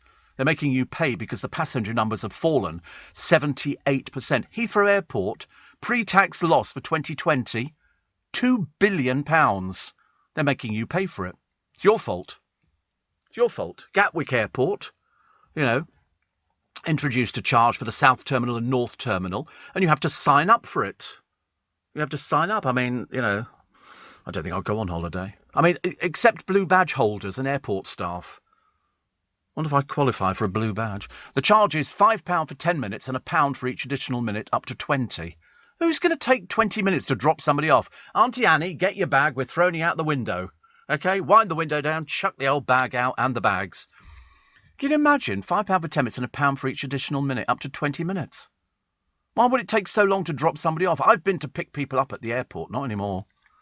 Not anymore. But because they've got a loss of £2 billion, which is not our fault, we're having to pay for it. It's wrong, isn't it? It's like the congestion charge in London. It was only going to come in originally as an experiment, and then they suddenly realised what a nice little earner that turned out to be. Phew, blimey. Stephen, they call Southend Airport London Southend. It's getting ridiculous. It'll be London Glasgow very shortly. Yes, London Glasgow. But the Luton one used to make me laugh. Glasgow Airport, £4 to drop off for 15 minutes. Total rip-off, says Carolyn. And, I agree with you. But because none of them are making any money, you have to pay for it. Every time, I don't know how we're surviving. I really don't. I don't know how many of you are surviving. Did you see Dave O'Brien being rude about you yesterday? I think that's outrageous. I saw him yesterday. He was over me like a rash. He says, in the Mystery Hour, the age of the universe came up as being 400 billion years old. And he said that's about the time Steve Allen joined LBC. Well, that's outrageous. That is outrageous. Shall I give him a dead leg when I see him? Yeah, I do good dead leg. Like that. I'll do that for him. Honestly, what a dreadful thing to say. And he was all over me. When he saw me yesterday, oh, Steve, love you, and all this kind of, yeah, whatever. Show business. And he goes on there and then says that about me. It wasn't 400 billion years ago anyway, it was 300. Other story. Oh, they've given Jamie Lang a dating show because he's got loads of experience, hasn't he? Not really. Jamie said, everybody's there to find love and a connection. Oh, go away. I'm so bored with stuff like that. How many more of these silly programmes? Is it because people are getting uglier? Because when you look at Love Island, or any of these, put it this way, it's got so desperate now, Naked Attraction, you've got to take all your clothes off so people see the goods before you've even been out with anybody. And then they say to them, oh, so what do you like about so-and-so? You've got two blokes there, heterosexual, looking at each other up and down going, oh, he's got a nicely defined body. I thought, what in God's name is going on here?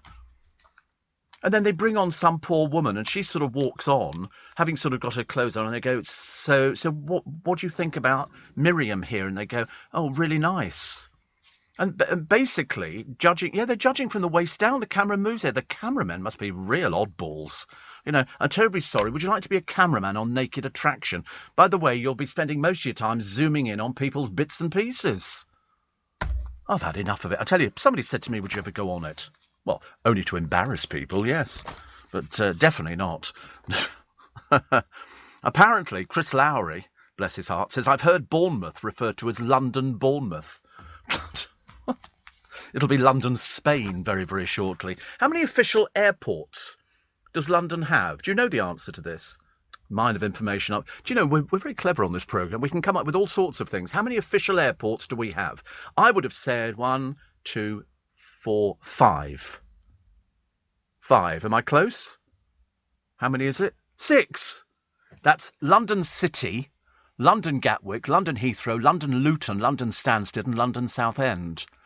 Oh, right. I've never been to London City Airport. I quite like the idea. You've been, have you? You've been everywhere, haven't you? The runway's on... Yeah, the runway... Yeah, you actually take off over the river. It's in the middle of... Isn't it? I quite fancy that idea. Where does it go to, though? They fly to anywhere interesting. You went to Berlin?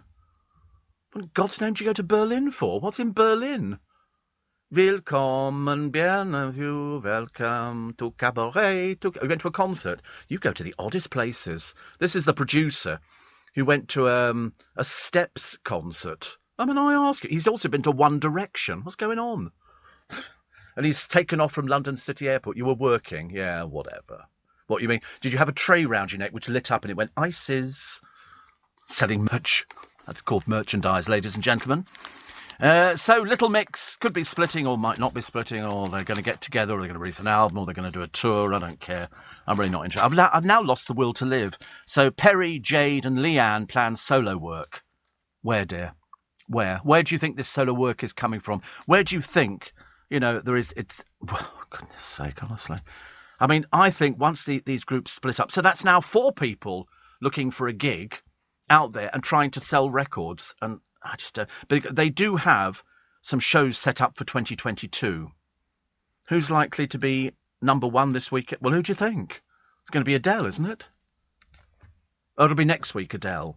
I'm so behind in music. I've got no idea who's in the charts at all now. I only hear music as I'm going out of the building. I think number one this week, if I was going to take a calculated guess, it would be Elton John. Elton John could be number one. The first artist to secure a top 10 UK single across 6 different decades. He's 74. He's 74, shows no sign of slowing down, although he's got an operation coming up, actually. But his latest one is a collaboration with Dua Lipa called Cold Heart, the Panau remix. I love those. Don't you love the Panau remix, whatever that is? So, I mean, I think he'll actually do it. You know, it sees him overtake musical superstars like Cliff Richard, Sir Cliff Richard, Michael Jackson and David Bowie, who all achieved top 10 tracks in 5 decades. Oh, and Cher and Elvis as well. Isn't that amazing? You'd never have thought Cher would have done something like that. But, yes, you can never tell if Elton John's happy or not. He always looks the same miserable face. I'm not surprised with that poor dead hamster shoved on his head. I imagine the hamster wasn't too pleased either. 84850 steve@lbc.co.uk. And unfortunately, says Kim, I'll not be at your shows. What I've done in the past is watched it. Somebody's downloaded it for me at a later date. Not the same as seeing you live. No, people want to see me in the flesh. I don't think they can quite believe I exist. Let's book a ticket for Steve Allen show. What will he be live? Well, difficult to tell. Difficult to tell. The curtains will part and he'll sort of stumble on stage, you know, bottle of Prosecco in one hand, cigarette in the other, you know. Oh! As if that's going to work. That'll be the Dave O'Brien show, I suspect. Leading Britain's conversation. LBC with Steve Allen. Morning, nice to have your company. It's Steve Allen's early breakfast on LBC. 12, no, it's not. It's 9. I can't even tell the time now. It gets worse, doesn't it? It's 9 minutes to 7. 9 minutes to 7. So everywhere at the moment, Adele. She's on with Capital this morning. She's all over the place. The Queen is the front page of the Mirror today. The Green Queen. She reveals the frustration at leaders trying to avoid the vital UN conference. And Her Majesty she's still working. I thought she was cutting all this back. She said she's irritated by the lack of progress on climate issues. What is it with the royal family? She's 95. Why would she be interested in climate issues? She was speaking after opening the Senedd in Cardiff. She criticised those who talk but don't do. And then we had the other day, didn't we? William was sort of, mouthing off about Elon Musk and all the rest of it. Yeah, shouldn't be going up into space and all this kind of stuff. Why not? Goodness sake, honestly, I don't like to be dictated to, especially when they don't know very much about it. They really don't. 84850 steve@lbc.co.uk. Because it's true, Dave in Portsmouth. Because it's true. So that's how it works. At Stansted Airport, you go to the mid-stay car park. There's a free set down of up to an hour. Bus stop area K13. 10 minutes on a bus. Crikey. That sounds good, doesn't it? I mean, Kim says, love spending me early mornings with you, Steve. I can't imagine a morning without you. There's nobody and no show like yours. Well, that is true. That is true. There is no show like this, which is just as well. You couldn't have 2 shows the same, could you? That would be a bit ridiculous. Steve, at Stansted, £7 to drop off. If you go over 15 minutes, you charge £25. At the exit, there are 8 payment barriers. It's all just money, isn't it? That's all it comes down to now, money. How much money can we rake in? How much money can we do this? And we've still got, after all the problems in London with the congestion charge and people saying, it's just ridiculous now, we've still got those ghastly little rickshaws all over the place, which they've not managed to ban. They don't pay any tax. They go the wrong way up one-way streets. They drive on the pavements. They're not insured. They're highly dangerous, and we've still got them. And the mayor goes, no, I wouldn't go on one if you paid me. They're so expensive. They rip people off. And yet we can't have fireworks. Oh, God, no, we can't have fireworks. And yet we can have all these people over there. Why doesn't the mayor do something about that? That'd be a bit nice, wouldn't it, really? Steve, me and my son did the pension for my husband. It was easy and quick to do online. Wandsworth Council are doing the firework display at Battersea Park, says Connie. Well, let's go down there and watch theirs. Let's go and watch theirs. Much nicer. Oh, apparently the latest... The royal family getting involved with all of these bits and pieces. Apparently Prince George now. How old is Prince George? What is he? 8 years old. He is now frustrated at rubbish being dropped after litter picking at school. Oh, do me a favour. I said, pick up rubbish? We have servants. They pick up the rubbish. Prince William says his 8-year-old was confused and a little bit annoyed. Oh, please, stop it now. Stop it now. He's 8 years old. Stop it. He's 8 years old. I'm sorry, rubbish. I don't know what that is. It's rubbish. It's a bit like Prince Charles, actually. Steve, £184 million tonight. I thought it was 187. I thought we'd upped it a little bit. Strictly pro Joe and Clifton says Robert Webb was wise to quit the show. Of course he was. He's got heart problems. Best thing he ever did. The funeral yesterday. The Anfield Gold King, Roger Hunt, known as Sir Roger. He died in September, aged 83. Hundreds of people went, including Roy Evans, Ian Rush, and David Fairclough went, plus Jimmy Tarbuck, Ian Callaghan. It's always sad, isn't it, when things like that happened. Davina McCall, talking about the charity TV show. It's to do with cancer, standing up to cancer. The thing that you seem to have no control over whatsoever. 184 million. Okay. And so it'll remain up for grabs. So I think it goes now. I think there's 3 more times. But if one UK winner banks the lot, they instantly become the UK's biggest ever national lottery winner. Yeah, but it's nigh on impossible to win this thing. It is absolutely... Otherwise, somebody would have won it long before. Long before. But, I mean, I quite like the idea. Euro Millions has hit the cap, so any money that would have gone into the jackpot will now boost prizes in the next winning prize tier. And then would it go down all the way through? Oh, that'd be nice. Definitely better get a ticket. Davey says, were you in Poundland in New Malden? Don't be ridiculous. Do I sound like I've ever been in New Malden's Poundland? Another one here that says, the Welsh Senate is actually the Senedd pronounced Seneth. Seneth. So that's what it is. Whatever. I get there eventually. Somebody else saying we're laughing with tears in our eyes in the Philippines. That's called conjunctivitis, I believe. But I think Victoria Beckham's got it. She spends all her time yesterday wearing dark glasses. You know why? Because you can tell somebody's age by looking at their eyes. In the evening. She was wearing in the evening and indoors. Hilarious. Pink Floyd's Roger Waters is married for the 5th time. So well done to him. And if you want to read a good telly critic, Ian Hyland. Always good value. And always talking about different things. This time, Prue's great garden plot. This is Prue Leith. There was also a woman called Maggie, who apparently was a former midwife who's just been kicked off a bake-off programme, basically because she's an idiot. She can't cook for toffee. She can't bake. And the whole programme is called Bake Off. Hello? What's the point? You know. Alison Hammond's flogging her book still. And a home noted for its rude trees in Frankie Howard's former home village is on sale for $1 million. It's known as the Willie House.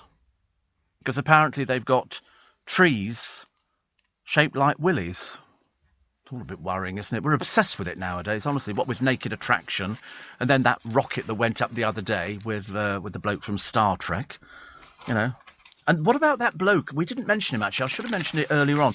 This is the mother of a bloke who goes to Dubai. He's only just gone out there, and he gets caught with CBD oil. Now, I don't know what CBD oil is, but he was sentenced last week. 4 bottles were discovered in his car. Asked whether the Foreign Office had offered help, his mother, Brendan, said not at all. He's been jailed for 25 years. An emotional plea. She says if anybody can help him. I mean, it's legal in the UK. You can have it for epilepsy. It's a form of cannabis. It was left in the vehicle by a friend who was visiting from England. And Breeder says it broke us completely. It still breaks me thinking about seeing his photo. 25-year term. It wasn't even his. Somebody will sort that out, I hope, anyway. Morning, everybody. I like the Freedom Pass, as I say, until they take it away, because I can't prove to them, apart from sending in my my driving licence, that I live there, and I've turned on the lights in Twickenham about 4 to 6 times, but apparently this goes over their head. You know where they're based? Arbroath. What bloody use is that to anybody, I ask you? But anyway, it all comes down to the local council. Are you sure that Steve lives in Twickenham? Yeah, only about 30 years now. God, Struth, honestly. So they're going to take it away. Unless I can prove to them by the 27th. I've now written back to them twice, explaining the situation, and it's obviously gone in one ear and out the other. And even when I phoned them, they said, yes, you can send in a photocopy of your driving licence. You know, I've sent in letters from the hospital to prove who I am. I've sent in everything. And no, they don't accept that. Why? Because they're stuck up in the air. Stupid people, honestly. I'd rather not have it. It's only valid from 9 in the morning. I only use it about 4 times a week. Rest of the time, I'm out of hours, as they say. But it's the principle, isn't it? They offered it to me in the first place. I didn't go to them going, oh, please give me a freedom pass. You know, I'm entitled to it. How did they get in touch? They went through my passport. That's where they got the picture from. Obviously, you know, that had my address and all the rest. No, they don't accept that. Bunch of bozos, I'll tell you. So, too clunky Greg voted off Strictly. They should have voted Tilly off. Tilly was the worst one by far. I mean, she just isn't a dancer. It's as simple as that. She's Gordon Ramsay's daughter. You know, very sweet. But she's just not a dancer. Whereas Greg Wise was totally useless. 4 weeks in, and you think to yourself, he had no sense of rhythm whatsoever. Shaking your bum at the camera is not really the cleverest thing I've ever seen on television. He missed all his opening cues and tried to pick it up and couldn't do it. I mean, I'm not an expert on dance, but you can tell if somebody's still not able to do it after 4 weeks, and Tilly really wasn't, and yet they all raved over her. I thought they're obviously after Gordon for a programme on the BBC, aren't they? That's why they're brown-nosing, to get her in there and go, go on, Tilly, you're doing really well. No, she wasn't. No, she wasn't. It's like Brooklyn Beckham cooking. Can he cook? No, he can't. Can he make coffee? No, he can't. Can he take a picture? No, he can't. Simple as that. What could lower the risk of depression? Apparently, mushrooms. I always think mushrooms are something and nothing, aren't they, really? So you put them in something and they immediately shrink down, and you look at it and you think, oh, it doesn't look much good in it. It's mainly water in a mushroom, unless you buy the packs of exotic mushrooms, which cost about £6. They're all different shapes, look like they've come from another planet. And they're quite nice. But to be honest with you, shiitake are different. And my friend Paul, he does a box of all different types of mushrooms, which are quite nice. But the little, you know, white ones and little brown ones, there's no sort of flavour to them at all. But I do quite like mushrooms, which is very good. Granny was right. Warm milk does help you sleep. It's very good for you, warm milk. If you've got a cold, little warm milk in a saucepan, spoonful of sugar, not obviously for diabetics, and then a spoonful of what else do you put in it? Oh, brandy. I knew there was something. Always something very, very exciting. Yeah, I always forget brandy and stuff like that. But that's always very good. It helps you sleep, and you wake up in the morning feeling refreshed. We found the lion hunter who lives in America. Do you remember the last one we found was a dentist? This one's a fitness coach, and he goes out and he kills animals. So, quite rightly, the press have descended on him en masse, and he's there going, oh, I didn't know. Thicko. He went out there and he paid £32,000 to kill a lion at point-blank range. And you think to yourself, do you know, I wish they'd set you loose in the jungle. Yeah, there's a photo. There's a photo of them with this dead lion. The lion had done nothing wrong. It had just lived its life, you know, or trying to live its life.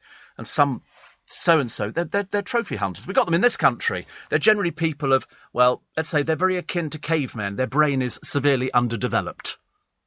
And they've all got little tiny ones. So it's a case of, you know, what do you do with them? This one has been descended on by the press. And he's gone, oh, no, I didn't know that. And he's sped off with his workmate. Hope your business collapses, mate. Hope it collapses. In America, he's got this sports-type business thing. And he goes out there, and for fun, he kills animals. As I say, if we equipped all the foxes in this country with 12-bore shotguns, life would be a little bit different, riding on the back of a horse.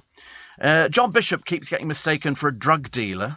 I don't know why he'd be telling you that. Big odd thing, isn't it? He's obviously got a new show coming up and a book probably at the same time.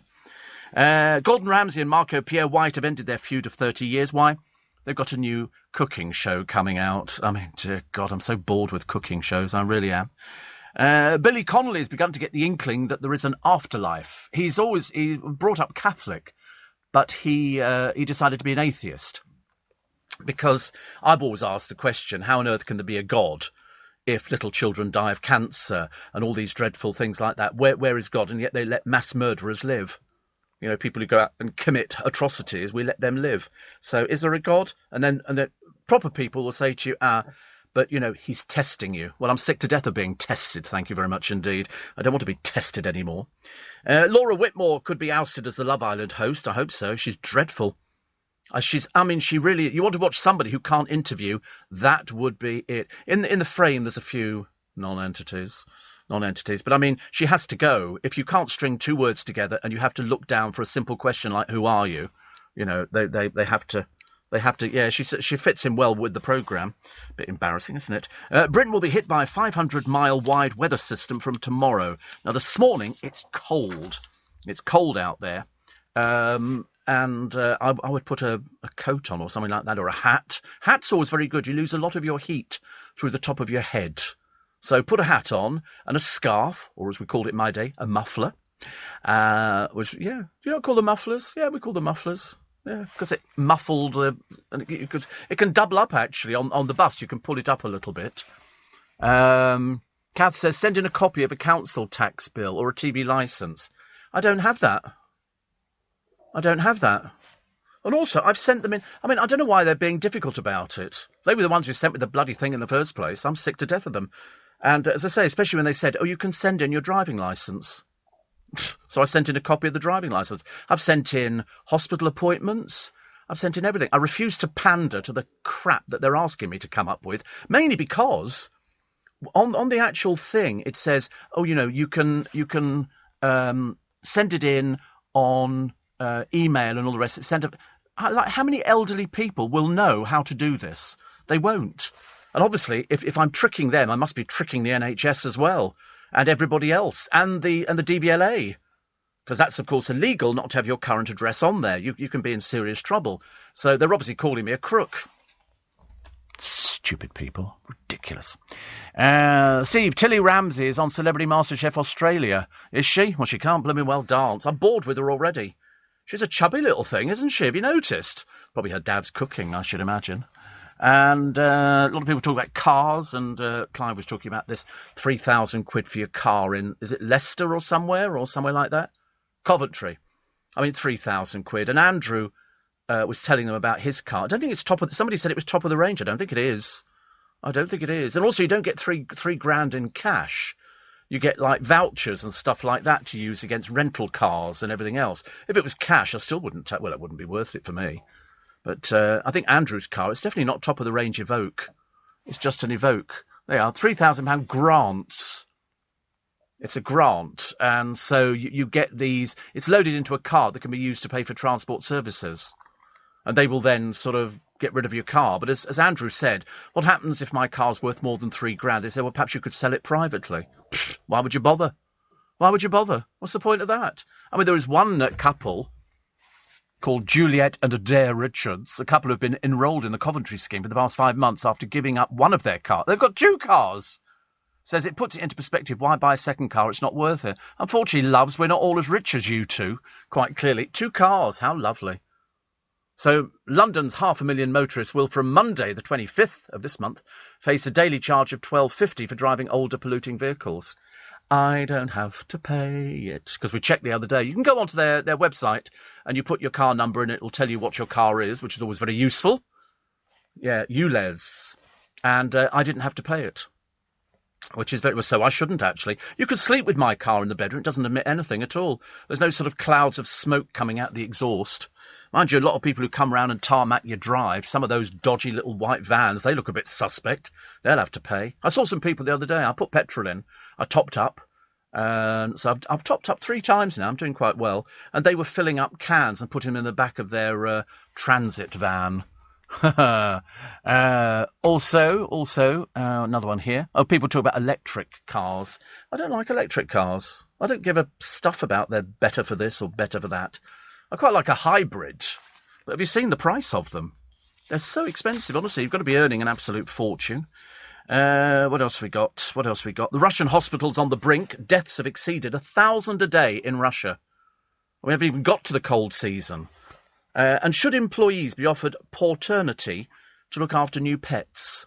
You know, we've got a new goldfish. Oh, well, you must have some time off immediately. I don't want time off. Well, no, you must take it. Jamie Lang has a new dating show. I mean, seriously, he's particularly dim, Jamie Lang. He really is. And they've got a few people on there who are going to be sort of taking... These dating shows, they're just a bunch of fraudulent old nonsense. It'll be the latest one is Arabella Chi. Apparently she's been on some bimbo programme.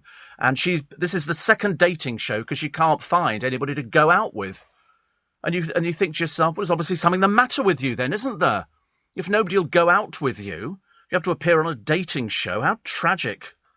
I noticed Kerry Coke was doing her same little act the other day. It's on a programme about recycling rubbish. Again, she contributes zero. It's all about her. She's not interested in the programme. It's just talking about me and this, and I'm a better person now and all this kind of stuff. And out of 3 people, she came last. So that's it. But I have a feeling she's appearing on Celebrity Coach Trip.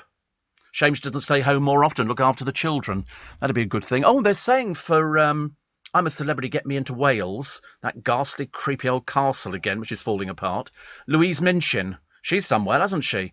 Off the BBC Breakfast Time, respected journalist, and now just another Z-lister, dear, on a programme. I thought you were coming off the breakfast show, dear, because, as you told us, you wanted to spend more time with the family.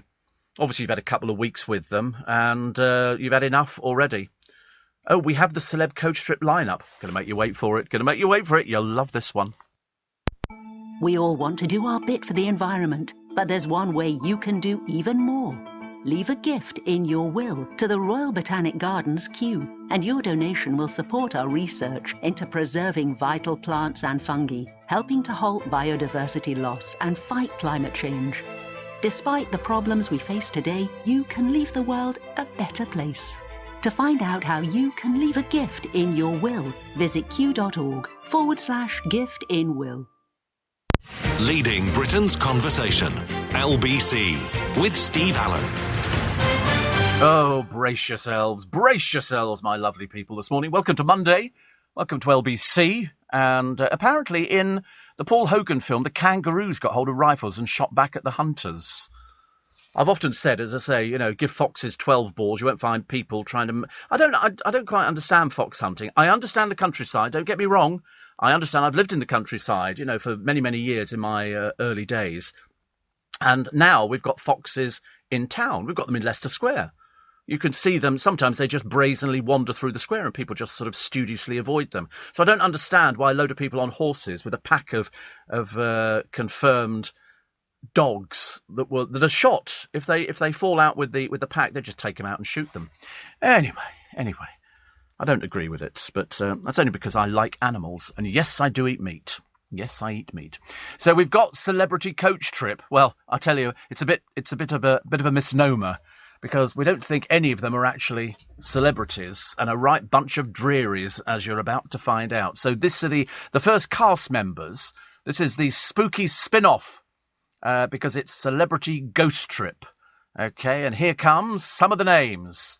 Yes, Kerry Katona and Lily McFadden.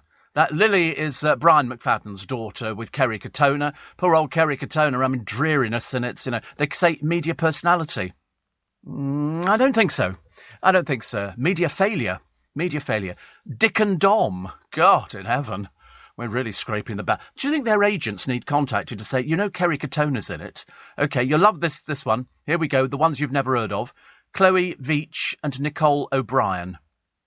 Anybody? Nope, me neither. But they look a bit simple, bless their hearts. Apparently stars of the Netflix dating show Too Hot to Handle. Obviously not. David Potts and Callum Izzard. David Potts is the gay boy from Weekend Ibiza or something, about as funny as nothing. Dreary, dull, can't sing, and needs to seriously lose weight. And the other one, no idea who he is, but he's got loads of tattoos, so that makes him class. Graft and Sian Gabidon. Anybody on those? Nope, not a clue. One is apparently a rapper and the other is an Apprentice star. Never heard of them. So 2 total non-entities. More cast members announced in due course. Well, you can't go any further round the U-bend. Good God in heaven, you found all of them. But the David bloke is dreadful. He's on the Ibiza Weekend programme. He appeared on Celebrity Karaoke, where he proved he can't sing, dance or do anything apart from prance around like an idiot. Very embarrassing. Steve, one of our original 5 signets over at the pond has disappeared. Still too young to fledge, but almost the size of its parents. We're baffled and very protective, says Kim. Oh, the trouble is, cygnets, when they're... Oh, if it was fish could take it, or failing that, a pelican? Stork? A stork could take them. But if it's the size of its parents, I think it's unlikely that it would take something like that. But when ours were little, most of ours, were sort of just little, like little powder puff things. And they disappear through sort of fish take them, pike, perch would take a little duckling or something like that. Bit ghastly, isn't it? I found myself mawkishly going onto YouTube and checking out why wildebeest are so stupid and impala are so stupid that, on a river they will go to the edge and drink, and waiting under the water, about an inch under the water, are the crocodiles and alligators. And the stupid thing is, you watch them. I mean, I know they're thirsty. I know it's hot out there. But they should carry little flasks or something, to put the booze in. And they go there. The crocodile lunges to either it'll grab anything, a tail, a foot, to drag it back into the water. And some of them escape. But then after they've escaped, they go back and start drinking at the water again. You think somebody would have a bit of intelligence and dig a little lake thing just purely for the animals with no crocodiles in it. Any crocodile would get shot for going near it. And so the crocodiles can stay in the river. And then a little way away from it, they've dug something out like it's, you can build lakes and everything else. People do it now. When the Beckham's going to do it, ha, ha, ha, ha. Yeah, I mean, Attenborough could do that. Well, not by himself, obviously. And then all the animals could go and feed at the watering hole. You'd have to have... Yeah, I've solved the problem immediately. I don't know what they're bothered about. Roger says, I'm not surprised you don't want an electric car. The new Bentley Continental electric cars will cost $359,000. It's not the cost. It's not the cost, Roger. It's the fact I want to hear an engine. I want to hear an engine. I like going down the motorway. Although round my way, because we're near Hounslow, you've got a lot of boy racers who decide that they will cut a hole in their exhaust so it goes like that. They're a little bit... You can see them when they're there. They've got all their mates in the car and they leer out the window at girls. What? Yeah. Yeah, and the first thing I always think is, small Willie. Generally speaking, anybody who's got the car jacked up, or the tinted windows. Same with motorbikes. I tell you, the worst ones are the delivering people, the people who are going out there. They jump lights, they drive on the pavement, they're everything. What do the police do? Nothing at all. Somebody says, I'm worried we're 18 minutes in the show and you've not mentioned Christmas. Well, obviously you're not listening properly then, are you? Get your ears syringed out. We mentioned Christmas at the very beginning of the programme. 68 days to go. And I've ordered the trees. Already? Yeah, absolutely. I like to get in as quick as possible. Yeah, we have three trees. 3 trees.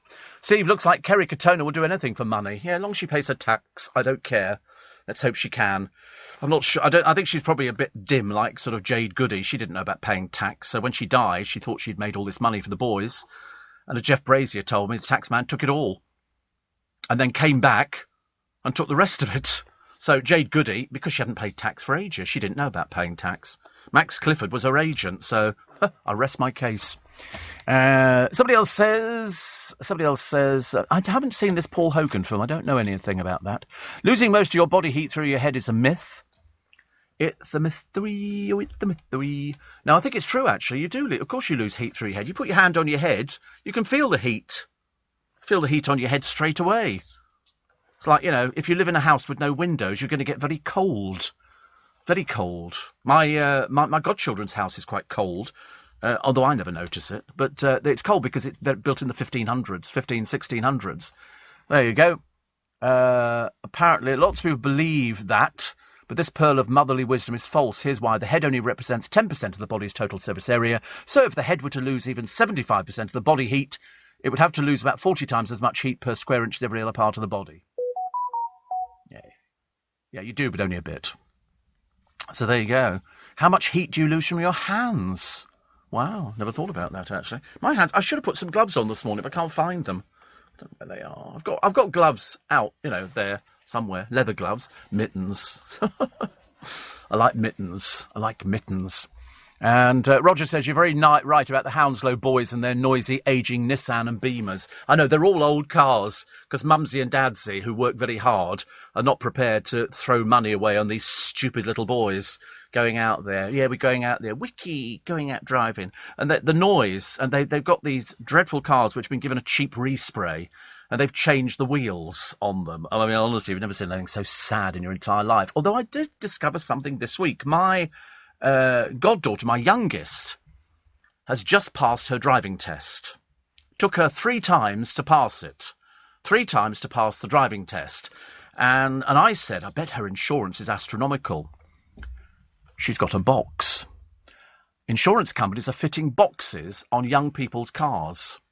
And this box transmits. It will tell them how fast she's going, whether she exceeds the speed limit, and all sorts of things like that. If she exceeds the speed limit or something happens to the car, it transmits immediately back to the insurance company and they will take away the car. It's to keep young people off the road. It's a brilliant idea, but I'd never even heard of it. So in other words, it's very, very easy, isn't it, to put your foot down on the accelerator when you're young, right there, like that, like wacky races. But it's a thing. It's a thing that stops them speeding, because it's quite a smart idea, actually. And I said, oh, what happens? They said, well, if she does over-exceed the speed limit, they'll up the insurance. And I mean, to be honest with you, buy a £3,000 car now, you can spend £3,000 or £4,000 on the insurance if you're a young person. They don't want you driving. They really don't. I mean, the insurance is, well, it's sort of manageable, yeah, with the box. But she's got to adhere to the box because she has no control over it. It transmits everything back. It's like having a tracker in your vehicle. In most of my vehicles, I've had trackers. Where they are, I've got no idea. Somewhere hidden in the engine. And that will then track the car.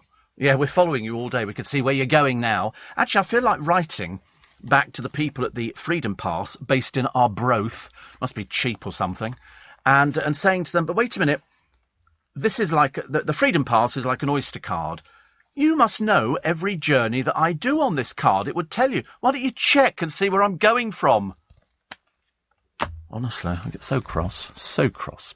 Steve, you can't do anything with mittens. We used to knit them. Ghastly things, says Sue Ann in Brixton. I quite... Sort of mittens, they never... What you used to do with mittens is pull them off your hand and tuck your hand into a fist and then put the glove back on again, because your hands used to get cold. I've got little... No, you do get the Uriah Heep gloves, which have got the fingers cut off. Hello, my dears. In this life, one thing counts. And so it goes on. But I bought these things in Costco. It's like a little bag, and you slot it into your glove, and it heats up. You shake it, and it's got powder in there or something, and that heats up, and you pop it in there, and keeps your hands warm. Because you get chilly in this weather. Oh, yeah, we don't want to be chilly Billy. Not very nice. Steve says, Sue says, please stop these delivery imbeciles. Need to get off the pavements like right now. I know. They all break the speed limit. I mean, I'm hoping some of them got insurance, but I've never seen the police stopping anybody. It's a very rare thing for the police to actually be out there nowadays. They're far too busy doing other things, like looking after MPs. That's going to be the next thing they're going to have to do. They're going to have literally to safeguard MPs. Because after the MP who was killed and the family have come out saying, lessons, have been learned, please, they're suffering badly, as you can well imagine. And now every programme on LBC I heard over the weekend was talking about how we can protect MPs more, like putting them behind screens and stuff like that. I mean, but I don't think MPs would want that. He certainly wouldn't have wanted that. He was very much hands-on in the community. But it's getting a bit desperate, isn't it, if you have to start putting your MP's surgeries behind screens. And this bloke made an appointment to go and see him as well. So, should there have been other people there? Yes. Should it be armed police? I don't know. And would that actually stop it? We don't know. Roger says, my 18-year-old niece has a box in her car and got a warning from the insurance company for doing 26 in a 20 zone. It tells them everything. It's a brilliant idea, but I'd never heard of it before. Jack Whitehall's mum has told him to hurry up and start a family. Every Christmas she buys him baby clothes. Not for him to wear, but hopefully he will start a family. Mums get a bit desperate. Oh, by the way, it's World Menopause Day today. There you go, just to make you feel a bit better about life. I bet you're glad you're a bloke, aren't you? World Menopause Day. Ladies will tell you. I can remember my father telling us when Mum went through her menopause, she said she might be a bit odd. That was the way it was put, actually. Might be a little bit odd, might be a bit strained and things like that. So, anyway. Michael Caine has vowed never to retire, and Little Amal is on the way to the UK. And you don't know who Little Amal is. I didn't. Well, I think I'd heard of Little Amal. Little Amal is not little at all. She's 11 foot 5 inches tall, and she takes 8 people to help her around. Why? because it's a puppet. It's coming all the way from Turkey. It's been done thousands of kilometres, and it's going to arrive in this country very, very shortly. We'll tell you all about it very soon. 4:30. Det has a family, no kids, is married and divorced. It's a school-run gran, a key worker, a father in the force. Det's a film buff, a football fan, a good cook and a gardener. It's a flat share, got a mortgage, lives alone and with a partner. Det's 23, 41 and even 92. It's stressed out, can't sleep and wondering what to do. Debt can happen to anyone. We've helped millions leave it behind. Visit stepchange.org to get help now. StepChange is authorised and regulated by the Financial Conduct Authority. Steve Allen. Tweet at LBC. Morning, nice to have your company. Noreen says, hope you're well. Had a lovely time with the family. I did, actually. It was really nice, actually. It was very nice. We went out. I'll tell you where we went. We went without the children because, I say the children, I mean, my oldest is 26 now. Even I find it difficult to believe that she's thinking about buying a place next year to move in with her boyfriend. What's going on there? How's this happening? But anyway, you're not even married. But anyway, she's thinking of buying a place. So she's 26. And so we went off. There was me, the parents of my godchildren, and Sheila and Mike, who I know will be listening at this time of the morning. And we went to Braintree in Essex. Have you ever been? They've got a shopping centre there, and it's like an American shopping outlet. It's very clean. It's not even it's bigger than a mall. It's sort of there's lots of all the designer shops and everything else, and then they've got a separate area where I believe there's a swimming pool and cinema complex and outlet shops and restaurants. Loads of restaurants. So we ended up in, I can't remember which one it was actually. It might have been Prezzo. Whatever it was, the Braintree Village. I mean, if you live down that neck of the woods, then you would know where it was. The car park was chock-a-block, but we managed to find somewhere. We managed to find somewhere to eat, because we went to the first one, and we just had a look, little look there. We didn't really know what we wanted to eat, whether it's going to be pizza or, chicken or, I don't know, burgers or all that sort of stuff. They had all the usual places there. We went to the first one, and the manager came out and said, yes. And so he said, oh, have you got a table for 5? And he went, have you booked? We went, no, it's all right, we'll leave it. But have you booked? Honestly, it's a problem in Essex. Have you booked? It's like, going to the hairdressers when I went the other week. And the girl had one old man in there, and she was cutting his hair, and then she went, have you booked? I said, I'll find somewhere else, love. And I did find somewhere else, and I shall never go back to the other one. So there you go. Their loss. That's the trouble, you see. People have to thank you. People have to remember that if you go into a hairdresser's in your town, you've not driven in from somewhere else. You live there.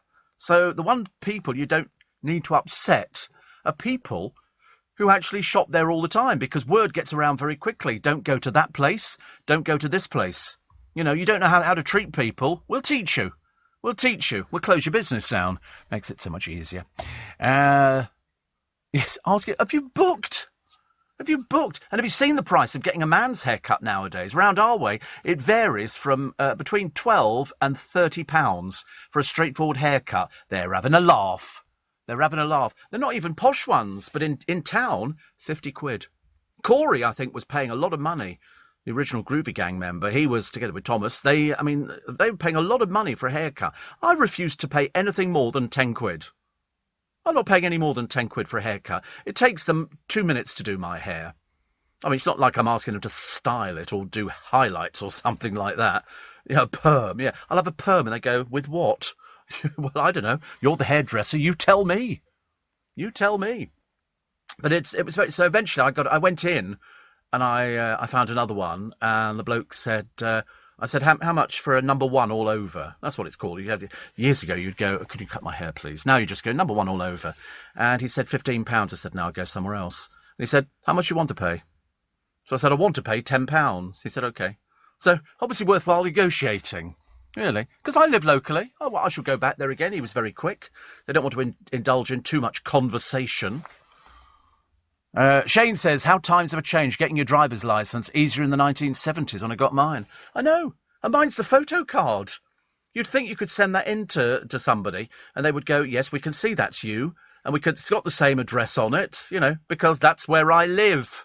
But obviously the people at Freedom Pass and the local council are a bit dim. Somebody said send them a copy of your annual pension statement. I don't have a pension statement. I haven't taken my pension. I've got 3 pensions, but I haven't taken any of them. I mean, one of them, what did I send? I think I've sent them something on the pension, actually. Oh, that and a tax thing as well, which has got my name on it and my address. They didn't accept that either.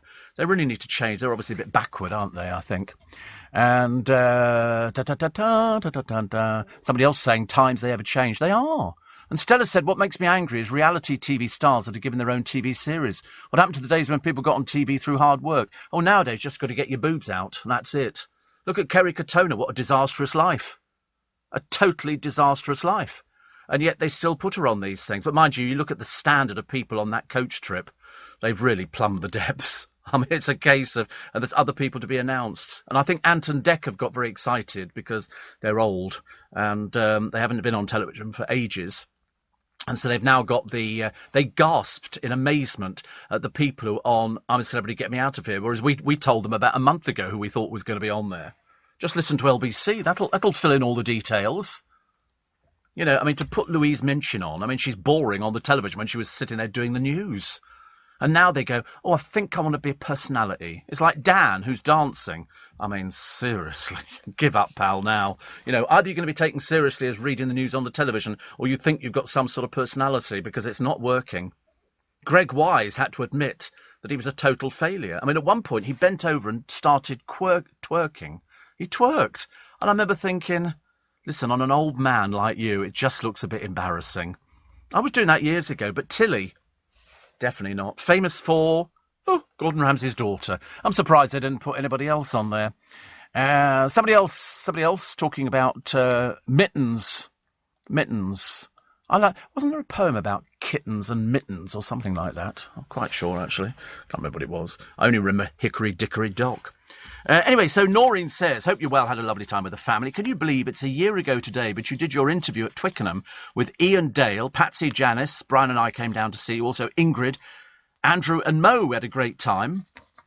She said we went to a 60s concert on Friday and Saturday afternoon. And on Friday, Saturday afternoon, we were at a gig in a pub garden. Great fun. Do you know she never stops? So she's like Dawn Neeson.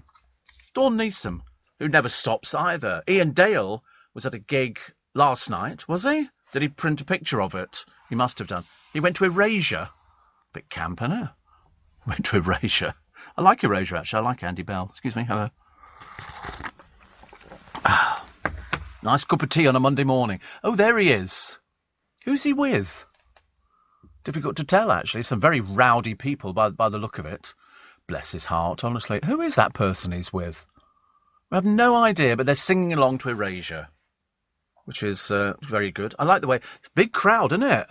Where were they playing? Oh, the O2. Good Lord. Oh, look, empty seats. Oh, sorry, shouldn't have mentioned that. People don't like empty seats, do they? But it doesn't matter. So I hope you had a nice time. Bless his heart. Shane says, I pay $15 for a haircut. A friend of mine says he pays $40. I said to him, you're mad. Yes. I think that's far too much. Alex says, I pay 25 quid for my haircut here in Essex. That's an awful lot of money. But I wouldn't mind, but they're not adding anything, are they? They're taking away. I mean, it depends what you have done. If you have sort of... I mean, a lot of the Essex boys have these campy haircuts, don't they, where it's sort of shaved off down the sides and the top's a little bit higher. I mean, women get right royally ripped off. They, seriously, I mean, you know, that's why a lot of women... Fade's very expensive for men. What's fade? Fade. Oh, when it gets gradually shorter and shorter. I mean, women, I do know a lot of women who go to men's hairdressers now because they just want a straightforward cut. They don't want anything fancy. So they get the same thing done for 15 quid that they'd be paying £65 for if they went to a lady's hairdresser's. But we've got loads. Kim says almost every other shop, you know, hairdressing salon. Oh, and nail bars. Yeah. Little bit of trouble with nail bars around our way. We've had a lot of people who've been sort of taken away by the customs people and things like that. It's a good way of incorporating people into the community to cut nails and do things and have your toenails done and all the rest of it. But you're right, nail bars are everywhere. I've often wanted... I felt like going in there and going, yeah, okay, I'll have a manicure and should we have a look at the colours? Put some colours on there just to see what it'd be like. I should do it, actually, shouldn't I? Steve, local councils try to save money by making it more difficult and complicated to get a bus pass. I've got it.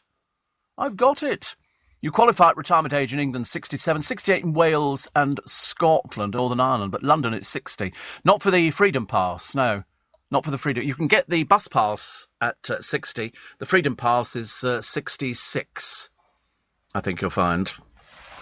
That's why I get it, because I'm 67, which is good.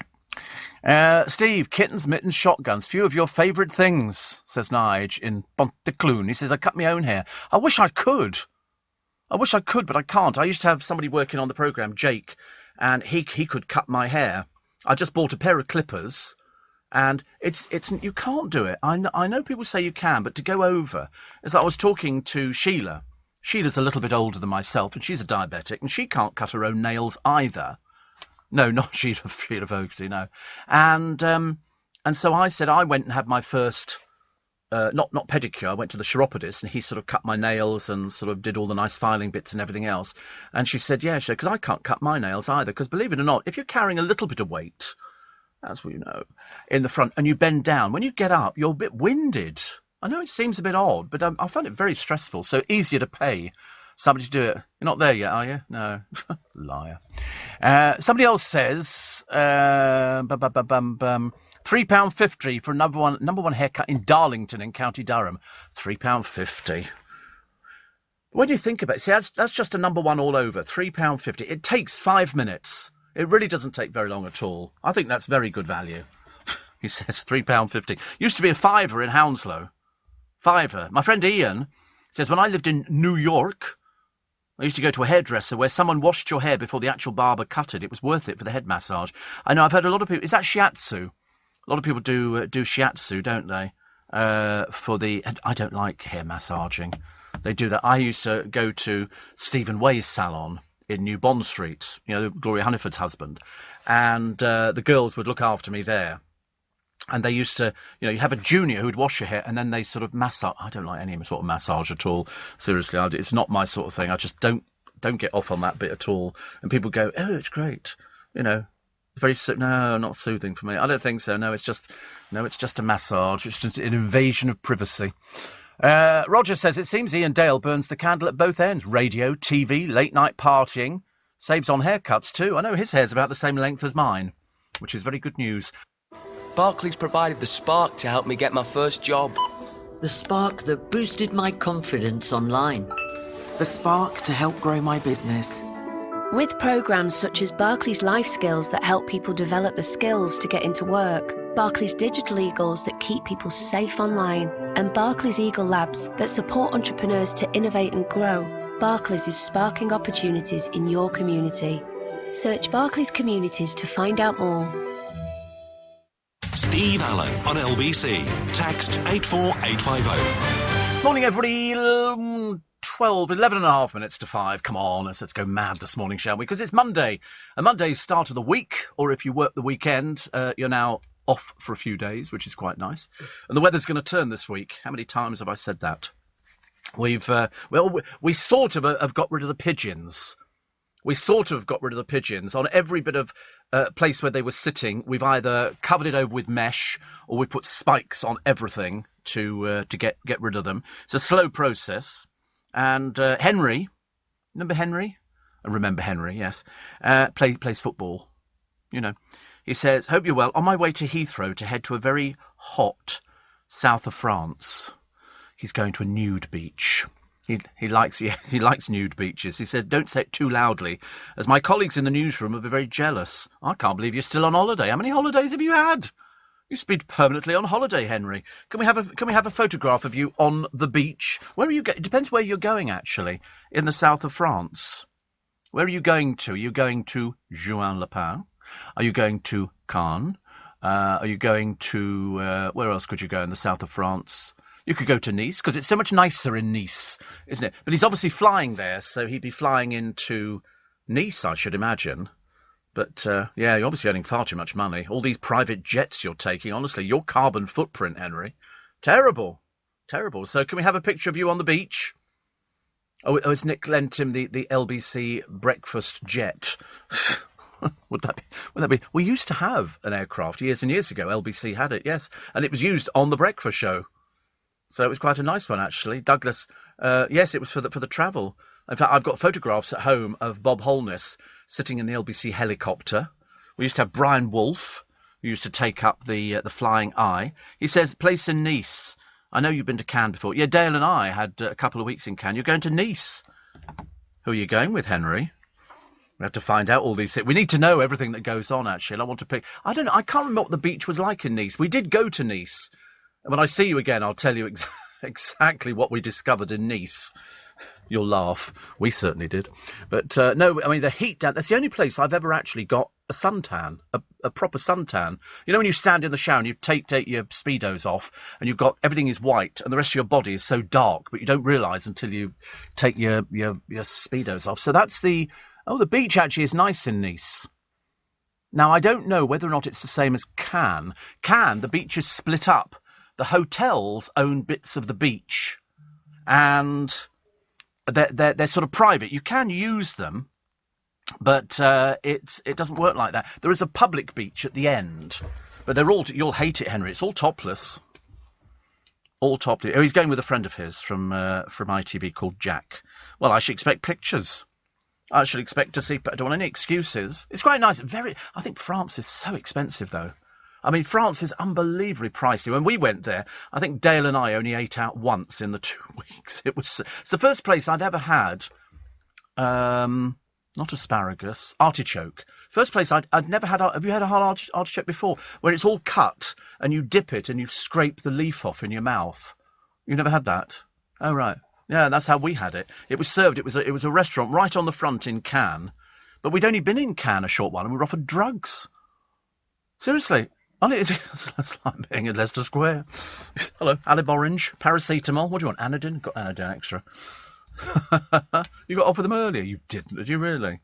Dear. Perhaps they think that people who come to Leicester Square are going to be sort of doing things like that. I think, yeah, there must be a look to it. So Henry's going to go and lie on a beach and come back looking all toasty. So I'm looking forward to a photo, Henry. Send us a photo. Thank you very much indeed. And Roger said, who was the girl doing the traffic info in the Flying Eye? Oh, I've got no idea. And I remember the men. There was a woman. Was there really? Oh, dear. I wouldn't know. I wouldn't know. Dreadful. Steve, I'm 50 and I haven't had a haircut for 16 years. It looks really cool. Do you think so? Caroline? Caroline Faraday? No, I don't think so, no. I don't think she did anything in an aeroplane. Or she might have done. Don't know where she is now, actually. Steve, for a £2.50 haircut with a difference, head to a Barber B shop in Pattaya in Thailand. A little bit of a long way to go for a haircut, isn't it? Bit of a long way to go. But I quite fancy the idea of... I watched somebody in China doing it. They had one of these travel programmes. And literally the bloke sat down and he was blind. He was cutting hair and he was blind. And he's on YouTube and he's amazing. He can feel your hair with his fingers and he's got like a cutthroat razor. And people were standing around watching. I think it was in China. Whatever it was the most brilliant thing I'd ever seen. I was absolutely amazed. Blind barber, I think he probably comes under, I should imagine. And you have you found him? No. There's so many things on YouTube. You can spend your entire life going through YouTube and you find someone and you go, oh, that's great. Then I recommend it. Then everybody else goes and has a look at it and they go, oh, that was amazing. That'll make you cry. You know, this is good. I like the things that make me cry. I'm very good with the things that make me cry. I think they're absolutely fantastic. You can't find him, can you? No. Somebody else will tell us what it is. Somebody else will tell us. Blind hairdresser in... Where else would it be apart from China? I just know it was done sort of outside, so it must have been somewhere very cheap where they didn't have very much money, but he was blind and he was able to... Or perhaps he was shaving somebody. Might have shaved... Oh, I don't know. Steve, I'm lying here, cheering myself up, listening to you after having emergency surgery. Huge thanks to the amazing NHS staff who operated at 9 p.m. last night. Good Lord.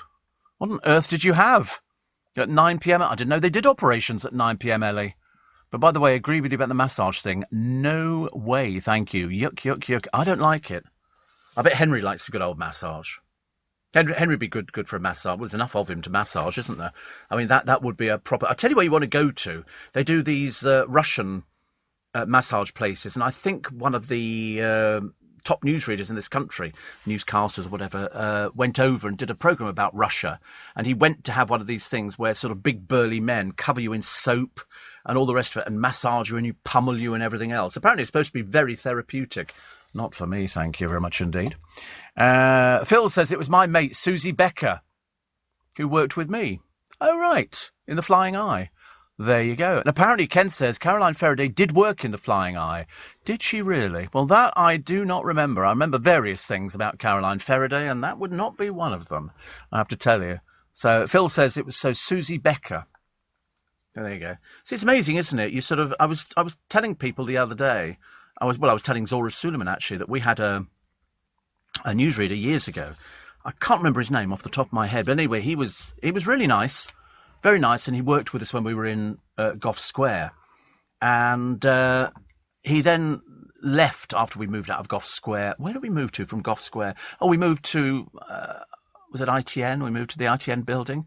Or Hammersmith? Probably Hammersmith, yeah. Then we went to ITN. I can't remember, actually. There's been so many different moves. I'm quite happy here, thank you very much indeed, if anybody was asking. And he went to New Zealand and he got murdered. He was coming back from the radio station late one evening, and his name was Philip. I've just remembered his name. I think it was Philip Cottrell. I'm pretty... And he was there working on the radio station. But over in New Zealand, where, I mean, the crime rate's fairly low, considering some of the atrocities that we've had in the world, and they had one, of course, in New Zealand. And he was... The little radio stations, the little tiny radio stations, they're popping about all over the place. And he was walking back from there in the early hours of the morning, I think, and I think he was attacked and died as a result. Because I remember phoning a friend of mine up and saying, "You remember Philip Cottrell? He'd just been killed." And I couldn't believe it. There you go. There you go. British-born journalist, born in Enfield. He was assaulted in a street attack, and he died of his injuries in 2011 at the age of 43. Although he suffered, and I didn't know this, from a degenerative bone disorder, it didn't contribute to his death. Such a nice guy. I didn't, the funny was in the early days, I didn't really know him, but he was apparently a founding member of a gay immigrant group, using the Q word, Gone Kiwi. So whether or not that contributed, I've got no idea. But it's odd, isn't it, when you read things about people, and you think, goodness sake, honestly, life a little bit short. Jason says the blind barber was shaving Michael Palin. There you go. I knew you're amazing, actually, because you do very, very, very well. If I ask something of people, it's in Bombay. There you go. Now we find these things, and we can sort of check it all out. We'll be having that done for sort of Henry, I think. So for all those people out in the newsroom, he's going to the south of France. There we go. Yeah, this is this bloke. He's a blind barber. I mean, isn't that? Do you remember it? Just amazing, isn't it? Just amazing. Mr. Neil, morning Neil, says lovely beach in Nice. I did a month hitchhiking all along the French Riviera. Fantastic. Lorraine and I have just had a lovely spa break at Woburn. Steam room, sauna, outdoor pool, and both had a lovely massage. The best I've had. Well, you know by now that I hate massages. I've got a friend of mine, Eleanor, and she loves massages. She would book a hotel if they've got a spa thing there, because she loves all the spa bits, and I hate spas as well. I don't like any of it. It's odd, isn't it, that some people like these sort of things. I knew that Mr. Neil would like that kind of thing. But not for me, I'm afraid. Denise Van Outen was the helicopter weather girl for the Channel 4 breakfast show with Chris Evans, says Patrick. Really? Well, you've all got fantastic memories this morning. Unfortunately, my memory seems to be fading, basically, on a minute-by-minute basis. But it's okay. It's okay, we're getting there. 84850 steve@lbc.co.uk. And loads more of your texts and emails coming in, so we'll do those as well. And we go through the morning papers. 84850 steve@lbc.co.uk. If you have joined us at Steve Allen's Early Breakfast Show, Monday through Friday, and of course if you go to the LBC website, lbc.co.uk, you can download the app and then you can podcast this programme, and we have a free podcast as well. So as they say in the best entertainment shows, it's all to play for. After the news, which is next. What's a skill you really wish you'd learned earlier? Cooking? DIY? What about being good with money?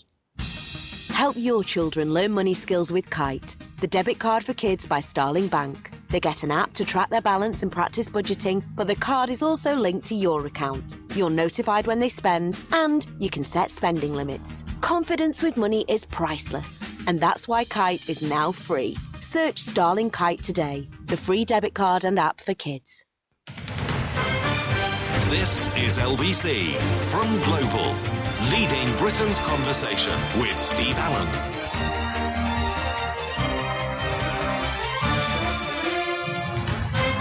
Morning, nice to have your company. It's Steve Allen's Early Breakfast on LBC with you till 7, Monday through Friday. And Shane says, I've seen that young American bloke on YouTube, the one that you were talking about. He speaks Chinese. Yes, he does.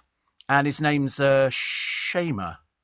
Shamer, something like that. He's marvellous. There's quite a few of them, actually, I've discovered on YouTube now. These are American boys and girls who speak fluent Cantonese. But this one speaks also, I mean, it must be a great gift to have. And he's done it because he lived over there and he went to university. And so he speaks fluent Chinese. So when they go to restaurants, he'll sort of start asking in English what he wants and whether this is better. And then all of a sudden he goes into Cantonese. And you see other people at other tables going, he speaks Cantonese. And people always seem to be so amazed.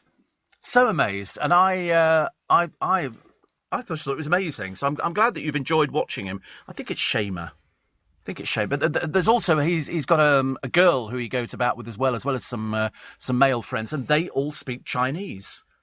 And you can have the most amazing fun. I mean, I'm struggling through the English language at the moment. But actually, I could probably get by in German, I think. Definitely. Yeah, I can probably get by in German, yeah. Well, because I've worked in Vienna for about 15 years. So, but the trouble is, the worst thing is you go abroad now and you try and speak a language and they immediately know you're English. So they immediately revert to English. So you never get to practice the language. I can remember standing at McDonald's trying to sort of get my head around a quarter pounder with cheese and large fries. And so I struggled through it in sort of German. And then she went, OK, so you want a quarter pounder with cheese and large fries. You think, oh, don't do that. They have different menus in different countries. Yes. Yes. In fact, in the Vienna McDonald's, they serve beer. But also they don't have they actually learnt very quickly that the Austrians, in Austria, you can go into any restaurant and just have a drink. You don't have to eat food. Over here, you have to have food, so you can go and sit in, a Chinese restaurant. You don't have to have anything to eat. You just have a beer or something like that. But when they opened the McDonald's, they had to get used to the fact that the Viennese like sitting at tables for ages, and McDonald's have a 10-minute turnaround. So you go to most McDonald's, and they can say that table will be used so many times in the day. It's all calculated. But in Vienna, they had to get used to the fact that little old ladies would go and sit in there with a beer for most of the morning. They didn't want to go anywhere. Yeah, and me. But of course, being typically British, I sort of, the moment I've finished eating, I want to go. There's nothing I want to do. It's, fast food takeaway, Viennese style, which is commonly known as very slow. And don't ever have a salad in Vienna. They've got no idea. Everything's drenched in oil. They've got no idea about anything at all. Yeah. See, I don't like sitting around. Once you've eaten, I like to go. Yeah, get the bill. Excuse me. And of course, nowadays, you don't need to ask for the bill. You hold your hand up, and with one of your fingers, you pretend that you're writing something. And they go, bill. You go, yes, bill. It's pathetic, isn't it? I'm a small wonder. We don't do languages in schools anymore, do we? We don't do, at one time we used to do German, French and Latin. No, it's not compulsory, no. I never understood why at prep school we did Latin. A 9-year-old little boy learning a moa masamat, a mama samata samant. And I remember thinking, when am I going to weave that into a blooming conversation? In some schools they do it. But it's quite rare, isn't it? We didn't even do domestic science. I should look forward to taking a Tupperware box home full of coconut macaroons, but that never happened either. Bit of a shame. Anyway, Brian in Ealing is obviously a diabetic. And he's bought himself one of these glucose monitors, which you can pick up cheap. Even in my chemist, I think they're about £24, £25. I must have loads of them at home. Literally loads of them. And this is, you get in the box, you get the little meter, and you get some strips, and you get a little pen that you pull out, and it's got a spring in it. You put a needle in the end of it, and then you hold it against your finger, you push the button, and it pricks your finger very fast, and then you squeeze a little globule of blood out, and you put it onto the strip, and then the machine in 10 seconds will tell you what your blood sugar glucose reading is. So as I say, I've had loads of them. Absolutely loads of them, and it was fine. But unfortunately for me, I've got no idea why, because it just appears to be me and a couple of other people I've ever met. When I've sort of put the needle in, and you just put it, you sort of load it like a spring-loaded toy, and you prick your finger. I've had a little fountain that's come up. It's been really quite funny, actually. I've laughed about it a few times, thinking I must have hit a vein. But anyway, you get the blood out, you do it. But when you buy the machine, you only get like a small packet of test strips. So you have to buy the test strips. That's how they make it. And Brian says, now I've run out of them, and to reorder them was a bit of a shock. They're incredibly expensive. Well, they're between, it depends what machine you've got. It depends what machine you've got. They're about 15 quid for 100, which actually, no, they're not free. No. Well, I mean, I could probably get some. I mean, I've actually changed machines before now for free. We've had it put on the prescription, but I can buy these things. But the test strips, about between 15 and 20 quid for 100. I don't think that's expensive. You know, depending on how often you need to sort of test yourself. You know, I've got a machine at the moment. In fact, I've got 2 machines in boxes I've not even opened. But you know if things are bad anyway, because I can feel it in my stomach. I'm at that age now, and I've been diabetic long enough to know when I'm not well. Or when I'm a bit hyper, or when I've completely gone over the top, which is lovely. Whatever happened to Ronald McDonald, says Donny? They decided to just phase him out. I mean, I think it was of its time, and I think it was sort of banned because it was sort of to stop kids eating junk food. Basically, that's the way that they look. And also, you could tell if it was a different one because you could tell by the face. And also, it was a bit like Tony the Tiger. They're great. You know, and he was advertising basically sugar. You know, the original Ronald was quite scary. I mean, he was a bit like a clown. And I suppose it was sort of there. It was sort of a, you know, if you look at the early Ronald McDonald, I mean, you know, something like that coming at you, you'd have run a mile. It was very, very scary. And then it gradually changed to the red wig and the makeup. And it was obviously an actor. How many actors played him? I've got no idea. Loads, I should imagine. Loads of people. And it was a symbol. Each company has got a symbol for it, hasn't it? You know, you've got all the cartoon characters and stuff like that. And, you know, and I've looked at all the different ones. I mean, there was one from the 1990s. That's him now, is it? Oh, right. You don't want to see these pictures. You really don't want to see these pictures. So they did away with it. Because then, if you remember, they got all precious, didn't they? And started saying, now we're healthy, you can get fruit and an apple and a salad or something like salad is going to be the thing that covers everything. You know? Oh, that's all right. It's healthy because it's salad. I keep reading about all these different burger places now. And get very excited about them. But I never find the time to go there because they're not open when I'm there. Warren says, not long now. Bonnie's looking forward to seeing you. And Gloria. Sounds very exciting. I can't remember what the date is, actually. You'll have to tell me what the date is. I'm going to see Cliff, as you know, at the Royal Albert Hall. And Mick says you can practice your Latin next time you're in Mornington Crescent. Love it. Thank you. And... Steve, the main one used as Ronald was Peter Simon, as I worked there. He turned up in his Jag at the store. Oh, right. What, Peter Simon? No, not the Peter Simon. It can't be the Peter Simon. I don't think he ever worked as Ronald McDonald, did he? Peter Simon works on one of the shopping channels. He works on Ideal World. I don't think he'd ever be Ronald McDonald. I think he did advertise certain things. Lawrence says the reason they speak to you in English is because they love to practice their English. I know, I'm just desperately trying to operate it the other way. But you're right, it never works. Steve, you brought back memories. There we go. Peter Simon, English the patron of the first actor to play the role of Ronald McDonald on British television. Good Lord. Well, there you go. He did Double Dare, Run the Risk and everything, but he's done a little bit of Gems, but he's mainly Ideal World. And he's there and he sells things. He wrote me a thing, some time ago, saying he listened to the programme on his way in. But all sorts of things, you know, all sorts of people listen to this programme. So Ronald McDonald, big fan. Thank you. You brought back memories of driving to work in the 80s and my MG Midget on the A13, which was always breaking down. And my claim to fame was blocking the Canning Town flyover. for over 3 hours, says Bev, and being on the Flying Eye. How lovely. See, I have been in a private plane. I've been in a little light aircraft. I didn't like it at all.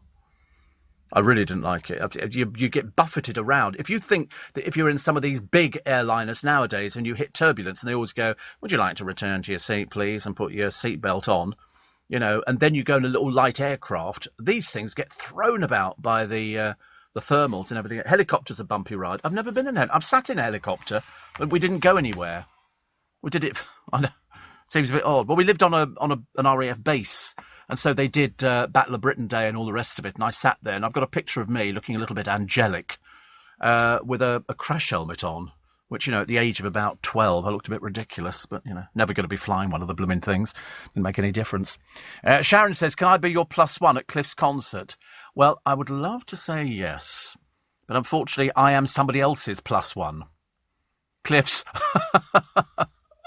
And Steve, do you remember the band Hinges? They had a one-hit wonder. Never even heard of them. What sort of music do they play? They supported the Doors. Claim to fame, Riders on the Storm, wasn't it? I don't know what Hinges is. They obviously didn't last very long, did they? There we are. If you type in Hinges, you just get a load of hinges, which is very exciting. So obviously they didn't survive very long. Lee in Aberdeen. Steve, I'm now, it says Connie, I'm in my 4th year of the menopause because it's World Menopause Day today. I have good days and bad days. I think I got used to those aches and pains. I think just feeling nauseous is uncomfortable. But I have so many things that help me with my menopause symptoms. Dreadful, isn't it? It's the only thing that men don't have to go through. I don't think we could cope with it. And childbirth. Yeah, I mean, I don't think we could. No, I mean, I can't imagine. Although they did have that, didn't they, in the newspapers ages ago when they said, you know, man gives birth to baby, but it wasn't. It was somebody. It's an American who had done they've transitioned. So, because men can't give birth to babies. Contrary to what people think, inside of us, we don't have exactly all the right equipment. Well, I certainly haven't. Steve Allen, tweet at LBC. Morning, nice to have your company. Yeah, so shop around for those strips. Amazon's always a good place, but it's got to be the one that fits your machine. There's no point in having the test strips that don't fit your machine because you can buy also. There's loads of them. So you should really go back to your machine, type that in, and then you can sort it all out, which is great. So the Lion Hunter who lives in America, the last time we did this to somebody, he was a dentist. I think practically killed his practice stone dead when people realised what a vile piece of work he is. And one of Britain's female jockeys, which we do not have very many, has accused one of the male jockeys of harassment. That's being investigated by the Jockey Club. Scots are the filthiest people. 53% of them admit they don't wash their hands after they've been to the toilet. Do I wash my hands? Of course. Well, the funny thing, I rinse them under the tap. I mean, because everything I'm touching has been washed before, so I don't like to I don't need to worry about it too much. But I mean, some people, but then the funny thing is you wash your hands, you dry them, then you put your hand on the door to come out the toilet. You're back where you started again. I mean, some people, you know, put toilet paper over the seat and then sort of wrap toilet paper around their hands and try and open the door. Or I've seen people trying to open the lift or start that with their elbow. I don't. You pull the sleeve up. No, I don't do that. I just literally get my finger and push the button. Because I'm working on the assumption nobody's pushed it for a while, so I don't think there's going to be any germs on it. But there's germs everywhere, aren't there? I mean, if you're actually sort of worried about it. When you get on the bus, I sometimes think if I'm on the bus and I'm having to stand on those odd occasions when I limp to try and get somebody to give me their seat, I have to stand and hold on to one of the poles. It's like using the disabled toilet. I always develop a limp before going in the disabled toilet. I don't want people shouting at me going, it's for disabled people. I'm elderly. I'm allowed to do that. I'm a pensioner. And you hang on to the pole and you think, I don't know, could anything be transferred from that pole to my hand? And I've erred on the side of caution. It's unlikely, isn't it? It's unlikely. But it's like the people who read the Metro on the buses. They pick it all up. For some reason, they hold everybody up getting on the bus. They pick up the Metro and you think, listen, you know. And then when they get off, they put it back in the thing again. So somebody else touches it after they've cut out the discount at McDonald's page. You can't catch things off paper. That's what they say now, isn't it? Russia's got a bit of a problem. 1,000 people a day admitted to hospital. Have you seen Russian hospitals? Don't go anywhere near them. Seriously, very frank. You can get cosmetic surgery done in Russia. If you want to end up looking like Putin, I suppose, you know. 1,000. Well, I don't know what it is. It's just 1,000 people a day are being admitted to hospital, which is quite a lot of people, I think. I mean, over here, we're still running at about 160, 150 people a day with COVID. Whether it's going to change, you know, the Christmas, blooming well, I hope not. We don't want Christmas to be changed. 1,000 deaths a week at the moment in Russia. Here, is that from COVID? 1,000 deaths a week. See, all of you people getting on the bus, saying, oh, I don't need to wear a little mask on my face. No, let's hope you don't get it. I really hope you don't get it. I was debating the other day. You know, you sit on the bus, and I always sit on the seats at the front. So I'm near the driver, and, you know, you pretend you're driving the thing, and stick on steering wheel. And I always put a bag on the seat next to me. I don't want anybody sitting next to me.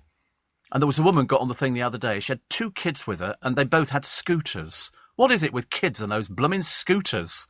Leave them at home. And there's a little place just down by Richmond Bridge. They've sort of opened it up above Little. It's all been rebuilt. It was a building that they pulled down. And they all queue up. And little tiny children are queuing up to go to school, bless their hearts. And most of them have got scooters with them. They're obviously allowed to carry these scooters around. And the parents get on the bus and say, oh, chock-a-block with them. It's terrible. Sorry? No, we don't get anybody on the bus in pyjamas. Well, not that I've noticed. If there is, I haven't noticed them. I haven't noticed them at all. Steve, I put my name down on the waiting list to see your show next year. I'd love to get to see you, says Stella. Good. And Steve had a wonderful lunch at Joe Allen's on Friday with my hubby and met the lovely Debbie. There you go. And Vicky says I get my strips on the prescription. Oh, right. Well, I'm sure if your doctor agrees, but I think if you can afford to buy them, you buy them. I can afford to buy the meters. I can afford to buy most of those things. I don't know how much insulin costs, so I would have no idea whether or not I could afford to buy insulin. But if there was an opportunity of paying for things, you get insulin free, yes. I mean, I come away with a bag full of stuff. Literally, I mean, I'm on 96 tablets a week. Just to end up with a programme like this. I ask you, if I'd gone 100 tablets, this programme could have been bigger. Much bigger. There's a farmer been jailed, not for very long. Cruelty to animals. 200 animals have been freed from horrific conditions. What is it with these stupid people? I'll tell you who he is later. I mean, he's obviously some piece of filth, isn't he? And the British chef, who spent 19 months in Dubai over this mistaken drugs app. He was ordering dinner in a restaurant for a group of people. And they thought that he was selling drugs, which, of course, he wasn't. Peckham is going to get a serious rebranding, which is quite a nice idea, I suppose. I don't know. Can you I've never been to Peckham. I don't think I've ever been to Peckham. Can you rebrand Peckham? Can you turn it into something? It's up and coming, is it? Blimey, that sounds quite nice. Wills wears Eco Heart on sleeves. He's wearing a green velvet jacket. So dated. But there again, the royal family, you know, are a little bit dated. Adele's comeback single, Easy on Me, sold more copies in 2 days than the current #1 song did in a week. She shifted 70,000 copies in the first 48 hours. It's amazing, isn't it? It is. I mean, whereas Dua Lipa sold 64,000 copies in 7 days. She does hers in 2 days. That's more than the current #1 song did in a week. Absolutely phenomenal. In fact, streaming on YouTube, how many do you think? How many streams? 62 million. 62 million streams on YouTube. I mean, it's just phenomenal, isn't it? I mean, that is expected to have the biggest opening week for a song on the official singles chart. Wow. Yorkshire, E by Gum, you know, and all that kind of stuff, is the UK's UFO capital. More reports than anywhere else. Yeah, they drink more, that's why. Oh, I can't do the accent, actually. Now I just remembered I can't do a Yorkshire accent. 200 plus have been spotted there in 2 decades, including a glut this year. Obviously, they had a discount thing in the local bar for drinks. But Ash Ellis of the UFO Identified said they may be particularly interested in our weapons and technology. You're mad as a fruitcake, aren't you? You really are. There are no such things, dear. OK. Apparently a silver sausage-shaped object. We all know about those. About 600 foot long, reportedly turned black and then disappeared over Barnsley. Yeah, because it's spying on us. These people are crackers, aren't they? I mean, do you think they start drinking early in the morning? It doesn't say what second on the... No, there isn't. It's just Yorkshire because there's so many lunatics up there who claim that... I mean, a 600 foot long silver sausage. You know, and it only turns out 4 of them saw it. You'd have thought the entire country would have seen it. You know, they'd have had a news team up there. You know, Yorkshire Television, they're short of good stories. Oh, we've just seen a 600-foot silver sausage up in the sky, and it just turned black and vanished. It's obviously photographing us, isn't it? No, it's not. Yeah, I mean, yeah, can you get a decent picture? No. Of course they can't. All of them are hazy. Why? Because they're all fake. They're all fake. Everything. Steve, are you supposed to wash your hands after going to the toilet? Says Kim. Well, I'll be darned. You learn something new every day. From Scotland, yeah. I like the idea, actually. You're supposed to, but you're right. People touch the door, which must have more germs on it than anything else. I mean, I don't go round checking people's hands and going, show me your hands, like, you know, they used to at school. They'd sort of look at your hands. I mean, keyboards must be the worst. I mean, I've seen a few people when they've sort of come in the morning, you know, cleaning the keyboards with the wipes and all the other things. I have to be honest, I'm a little bit lax at things like that. They do it for me. The people do it for me. Is that nice? No extra charge. No extra charge for that at all. I just have to show them a picture of a 600-foot-long sausage, which changes colour, you know, and they're quite happy. They go, ooh, by gum, Steve. There's another one flying over us trying to learn our secrets. Listen, they don't need to learn our secrets. If they can invent a sausage that flies through space and lands here, why would they want to know anything from us? We must look like 3-year-olds, I should imagine. Excuse me. I'm getting through tea this morning like there's no tomorrow. So, Adam Peaty. 5 things that you would never expect to be dirtier than a toilet seat. Toilet paper dispenser. Mobile phone. Kitchen chopping board. Apparently, mobile phones were covered with 10 times more disease-causing bacteria than most toilet seats. But they say it might give you second thoughts about lending or borrowing a phone. Who borrows a phone? I mean, have you ever sat on the bus and looked and gone, can I borrow your phone, mate? Of course you can't. Of course you can't. Kitchen chopping board. Dishcloth. I mean, I've always said to you that the one thing I do not have... Apparently, the researchers found 200 times more fecal bacteria on the average cutting board. I've never used a cutting board. Never used a cutting board in my life. I use scissors for cutting everything. I've always bought kitchen scissors. I cut steak. I cut everything. The only thing you can't really do with it is cucumber. Bit more difficult to get them wide open so you can really chop it in half. But, I mean, you know, at least the idea's there. I never use a kitchen tea towel for drying things. I've got a wooden rack at home, and they say you should never use a tea towel. It carries germs. And people use it, then they hang it back up again. So students are the worst people in the entire universe. Students, they're all, the tea towel drops on the floor, they pick it up again, blow their nose with it, hang it up on the hook. Oh, dear, dreadful people. Kitchen sponges. Terrible. Do you know that a kitchen dishcloth is 20,000 times worse than a toilet seat because of all the bacteria that cling to it? You can sometimes see them. Cling on. So, it's true, isn't it? It's very worrying, all these things, but you never think about it. Because years ago, we used to pick up all sorts of things, you know, like the hose in the garden. So wash your hands after using a dishcloth. I don't have a dishcloth. I've got a little sponge, which I buy packs of, 300 or something in Costco. Don't do anything smaller than that, I'm afraid. But it's good. But you are supposed to wash your hands You're supposed to be careful. I mean, I've got sanitizer in the studio. Yes, I've got sanitizer in the studio. But I have to be honest with you, I've never used it.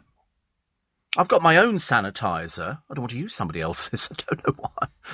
I'm a bit worried it might be carrying more disease than I've got, which is good.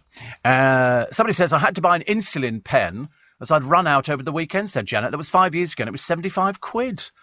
Oh, right. How did you run out? I've never run out. I get mine in boxes of 4. Or is it 3? 3 or 4. And I keep them in the fridge, because that's where you're supposed to keep them until you take them out and use them. And I've always got one with me. But I've never run out of insulin. I did one time. I thought, that's right, I thought it was going to, and then I just sort of waited. I went one day without doing insulin and had a very strange day. It was a little bit ethereal. And then I went to the chemist the next day to see Mr. Shah and got some insulin, so I was back in it again. I was okay. Steve, the most disgusting thing I find are people who have a magazine rack in the toilet. How many people's toilets do you go round? What do you go round? You just go and knock on somebody's door. Hello, have you got a magazine rack in your toilet? I'm from Yorkshire. What do you think that is? It's a silver sausage. Honestly, a magazine rack in the toilet. I mean, I've got magazines in the toilet. Haven't you got magazines in? I've got Country Life, a big stack of Country Life in the toilet. And then occasionally I have a clear out and throw them away and feel a bit guilty. I used to take them round the doctors, but I don't think the doctors want my magazines anymore. They've come from the toilet. Leading Britain's conversation. LBC with Steve Allen. Morning. Apparently, Rishi Sunak is set to slash taxes on English sparkling wine in a bid to shake up the booze rates. Shake up of the booze rates. So he's set to slash taxes. That surely can't be. I mean, I thought the idea was they were trying to cut back on people's boozing and pubs and all the rest of it. So he's going to slash the tax on English sparkling wine, which I've never tried. We were talking about it the other day, and I said, to be honest with you, I've never tried English sparkling wine. I wouldn't even know any of the names or anything like that. But I suppose it's supposed to be quite good. And perhaps I should go and try it. I wouldn't even know where to go to. Majestic. Oh, there we go. I can go to Majestic. So here we go. So, Nye Timber Classic Cuvée, England. How much is that? 6 bottles, £41. £36.99 mix. 6, £41.99. £41 per bottle? Are you serious? Good Lord above. Oh, there's one here. Definition English Sparkling Brut. Always a brute, isn't there? And this is £27.99 a bottle. It's blooming expensive, isn't it, this stuff? I didn't realise. I mean, it does need a bit of a shake-up, doesn't it? I mean, you know, we're getting cheaper, £16.99 a bottle. I mean, I bought some Prosecco the other day, and it was £7.49, which I think was more than enough, to be honest with you. £7.49. That was M&S. M&S. Because it's very... You have to sort of check the shelves on M&S. You know, just to find out. Linda says, we were discussing over the weekend who on earth had a pedestal mat or a carpet in a toilet. Yuck. No, unfortunately, Linda, you're wrong. Completely wrong. Makes you look a complete dodo bird now. Because in the latest edition of Country Life, they're talking about the latest trends, and they say carpet in the bathroom is absolutely fine. This is from Country Life, an acknowledged dictionary and Bible for people who know quality, unlike you, Linda. And they said the only reason you can't have carpet in the bathroom is if you've got a shower in there. Okay, so a little bit wrong on that one. You need to go and reevaluate yourself. Who came up with the idea of last orders? The landlord, I should imagine. We used to do it. I can remember going in a pub. It used to be the other side of Leicester Square. And it's gone now, but I remember sitting in there, and the landlord, right, miserable little so-and-so, and last order, and then they came around and started stacking the chairs on the tables. They make you, you know, it's, yeah, passive-aggressive. It's a case of, you know, can you finish up, please? No. I'm going to finish. I've got 10 minutes. And some of them used to close in the afternoon and then open up at 5 again or something like that. I mean, I wouldn't want to do it. It's very tough. Steve, do we know yet who the French person is that won or stole our 184 million? No. No, they haven't announced a name. They've just said it was somebody French. But I was thinking to myself, how do we know? All right, so just so they say somebody from France has won 184 million. How do we know that? Who is this person? You know, have they gone for anonymity? They don't even like us in France. They hate us. I mean, perhaps that this person is a trawlerman or something like that. And, Steve, I leave mine. Oh, it's Linda again, in bleached water. She's most peculiar. You use bleached water, dear, for your cloths. Dear me, honestly, you need to be educated properly. You need to go and get some sort of Bible out on how to do things properly at home, because at the moment you're failing miserably. Dreadful. Sarah says, I can't sleep, so I'm listening to the Steve Allen Show. There you go. He's very catty and bitchy. No, it's called being honest. It always makes me laugh. Somebody will write into me and go, oh, why are you so rude about so-and-so? And you think, what's it got to do with you? The person who I'm always talking about has never complained. Gemma Collins thinks I fancy her. I mean, seriously, it's that desperate in her shallow world. She went on a television programme and says, this boy, Steve Allen, you know, talks about me all the time. I think he fancies me. You need to get a reality check, love. You're so far off the mark. The winner hasn't claimed their prize yet. Have they not? It's me.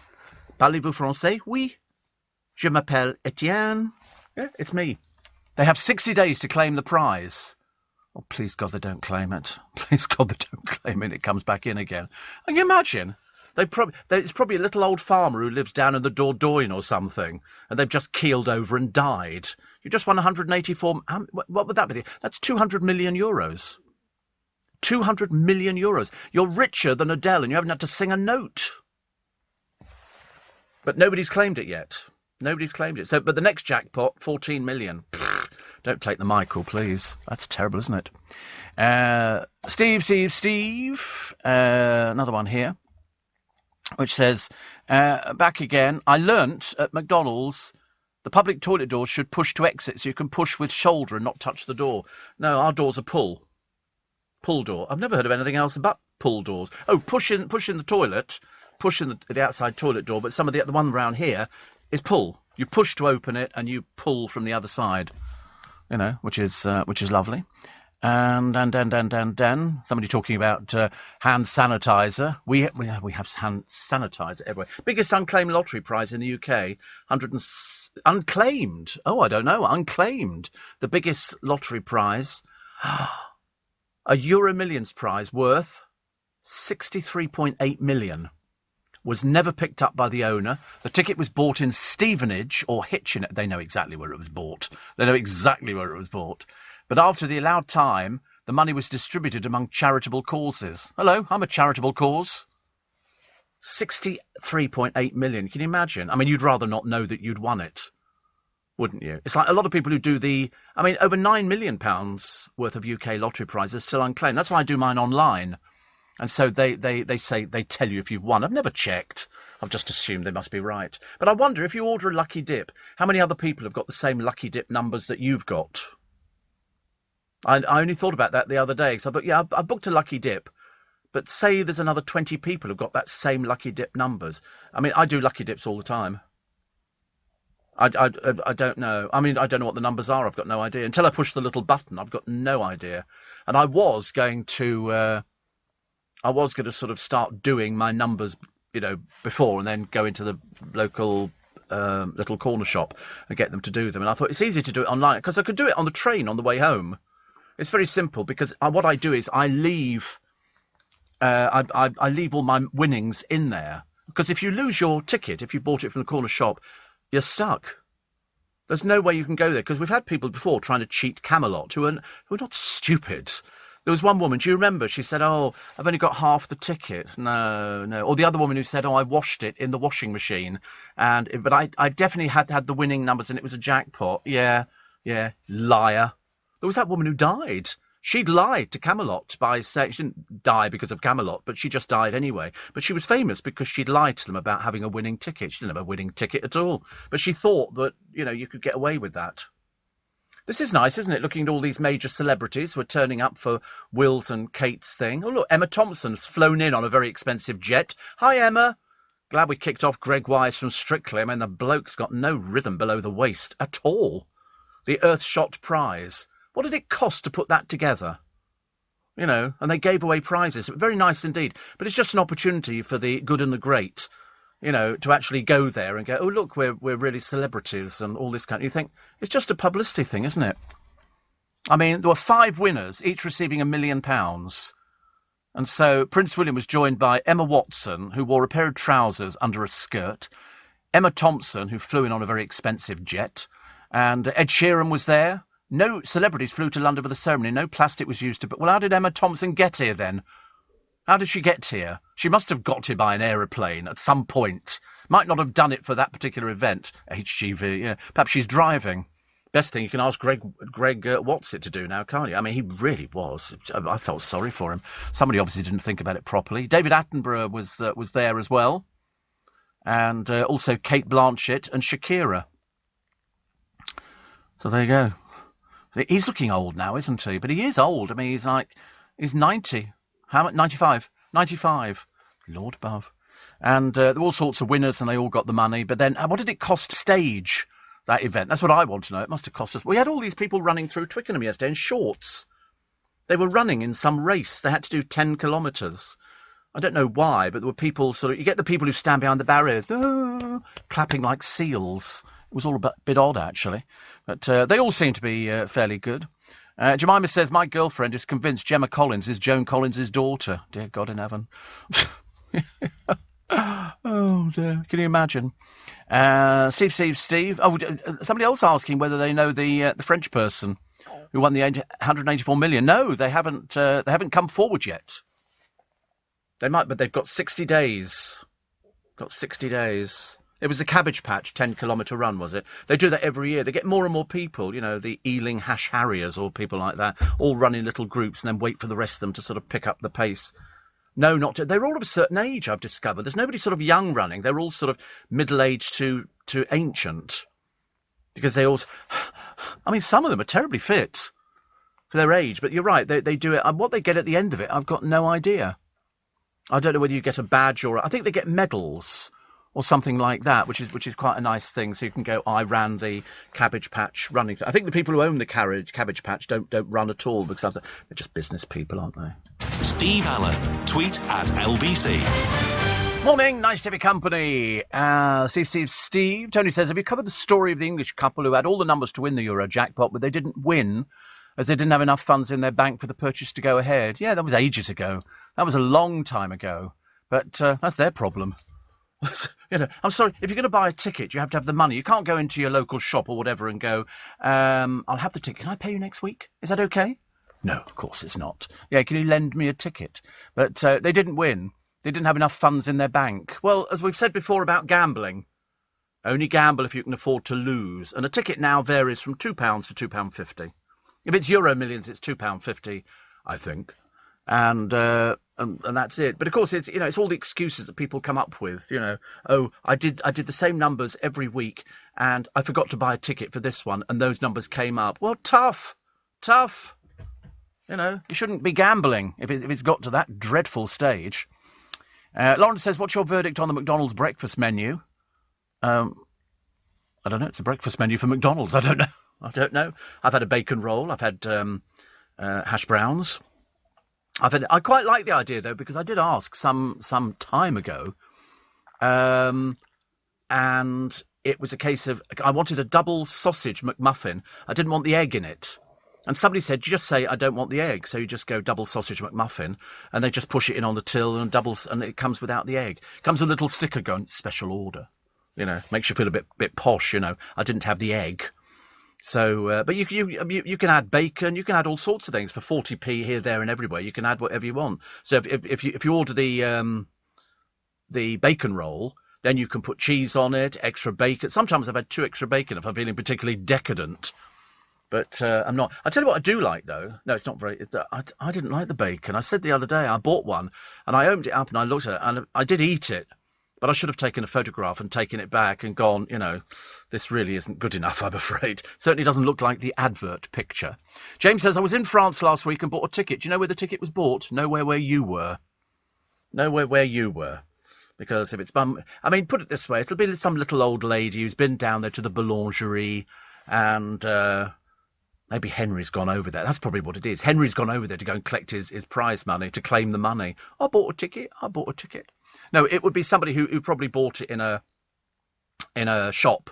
And the reason I say that is because if you bought it online, then they actually tell you that you've won. They send an email to you saying, congratulations, the ticket that you bought for so-and-so thing. I've got loads of them.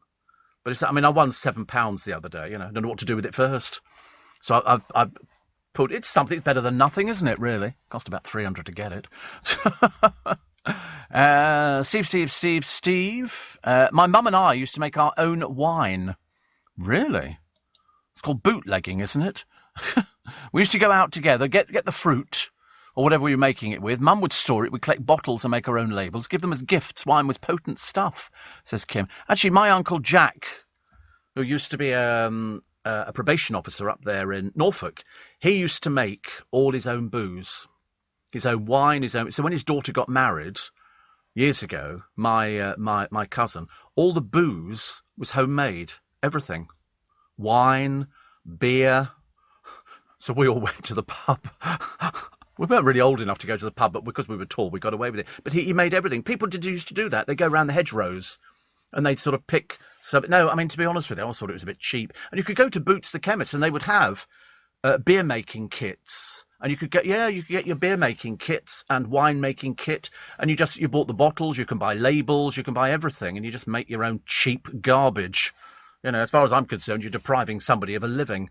I don't know if you get it in the chemist now, but Boots had it all the time. You could make, You know, people used to buy Party 7s years ago, which were big sort of tins of... If you went to a party, you took Party 7, or you took a bottle of cheap Plonk. Now you can make it yourself. And did they used to sell... No, Boots never sold records. No. They've always been a chemist. Always been a chemist. But I like the independent chemists. I think you get a better service at the independents. Always. I've always said that to Mr. Shah, because they're nicer. I tend to find that the main chemists, you know, the big ones, they're not really bothered about you whether you're there or whether you're not there. Whereas if you're an independent, that's what you depend on. And they're much friendlier. Well, they are for me anyway. I only say that because they have to make all my tablets up every week. Yeah, free one. I'll be getting free tablets. Somebody says, you do moan. Moan? I've never moaned in my entire life. What are you listening to?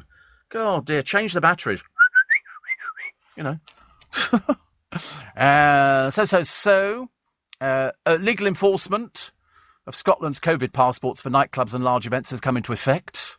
Yes, producer's dreadfully worried about this. Dreadfully worried. He actually thinks that that it's going to come back and bite us again, this COVID. He might be right. He might be. Steve says, Rick, I'm a type 1 diabetic. I've just started using the Freestyle Libre. Yes, I know what it is. And so much easier than test strips. Just point the phone. Only lasts for 2 weeks, though, Rick. Only lasts for 2 weeks, then you've got to go and buy another one and stick it under your arm. Yeah, I've had it about 4 times. But to be honest with you, I think sticking a needle in your finger to get the blood out is the most preferable. It's easy. If you go to the doctors, that's what they'll do.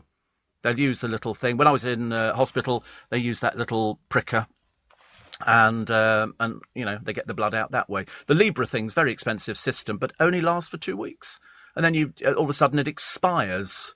And you're left with sort of the monitor. I stopped using it because I was buying it, and it's not cheap. I think a couple of them is about £100. The actual unit that goes under your arms. It's quite expensive. In fact, you can find it on Amazon. I'll tell you exactly how much it is for those people. I mean, they advertised it on the telly, but I'd already been to the hospital, and they'd recommended trying it because it meant that it was constantly monitoring you, and Libre. Libre.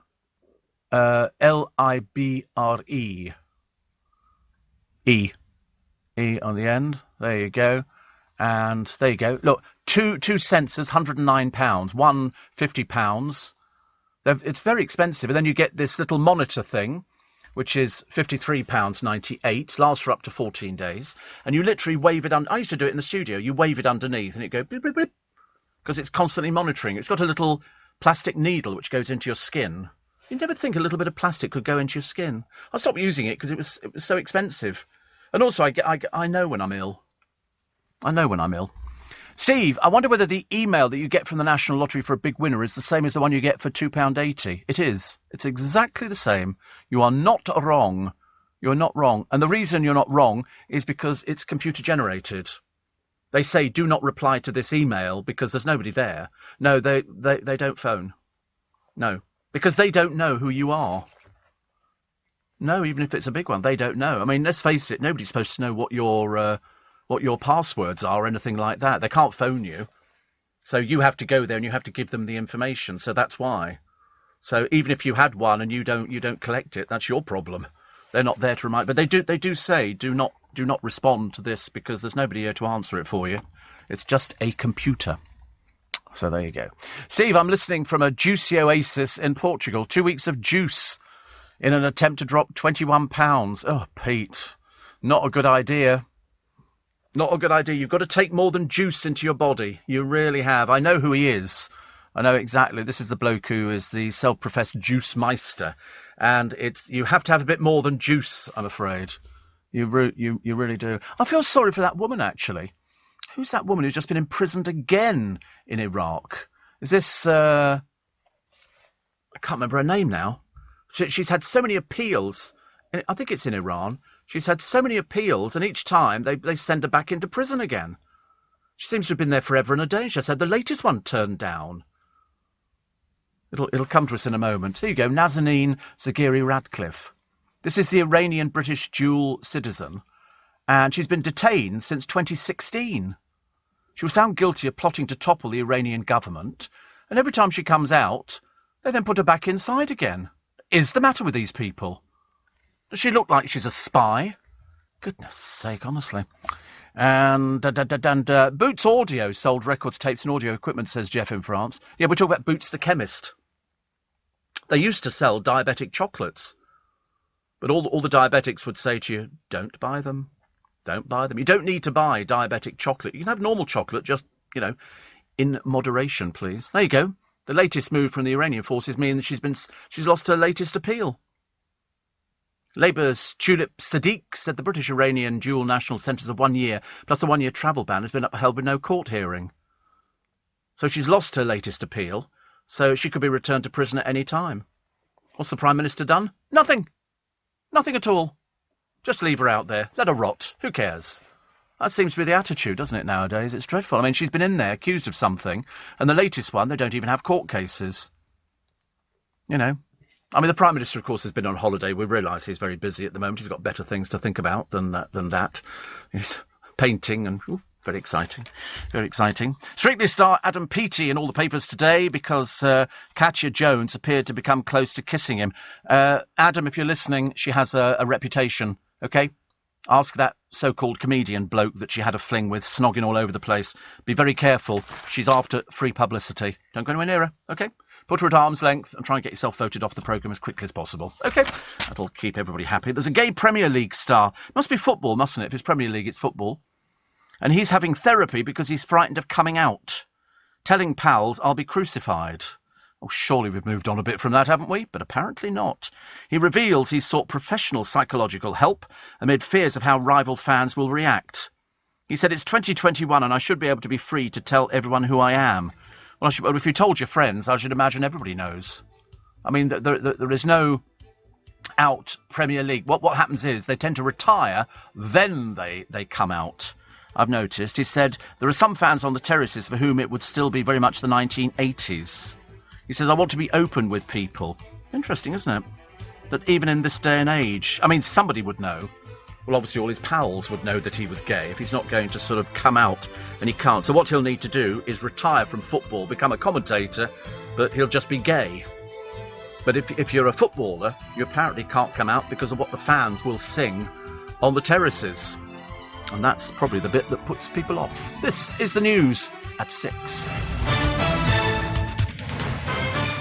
This is LBC from Global, leading Britain's conversation with Steve Allen.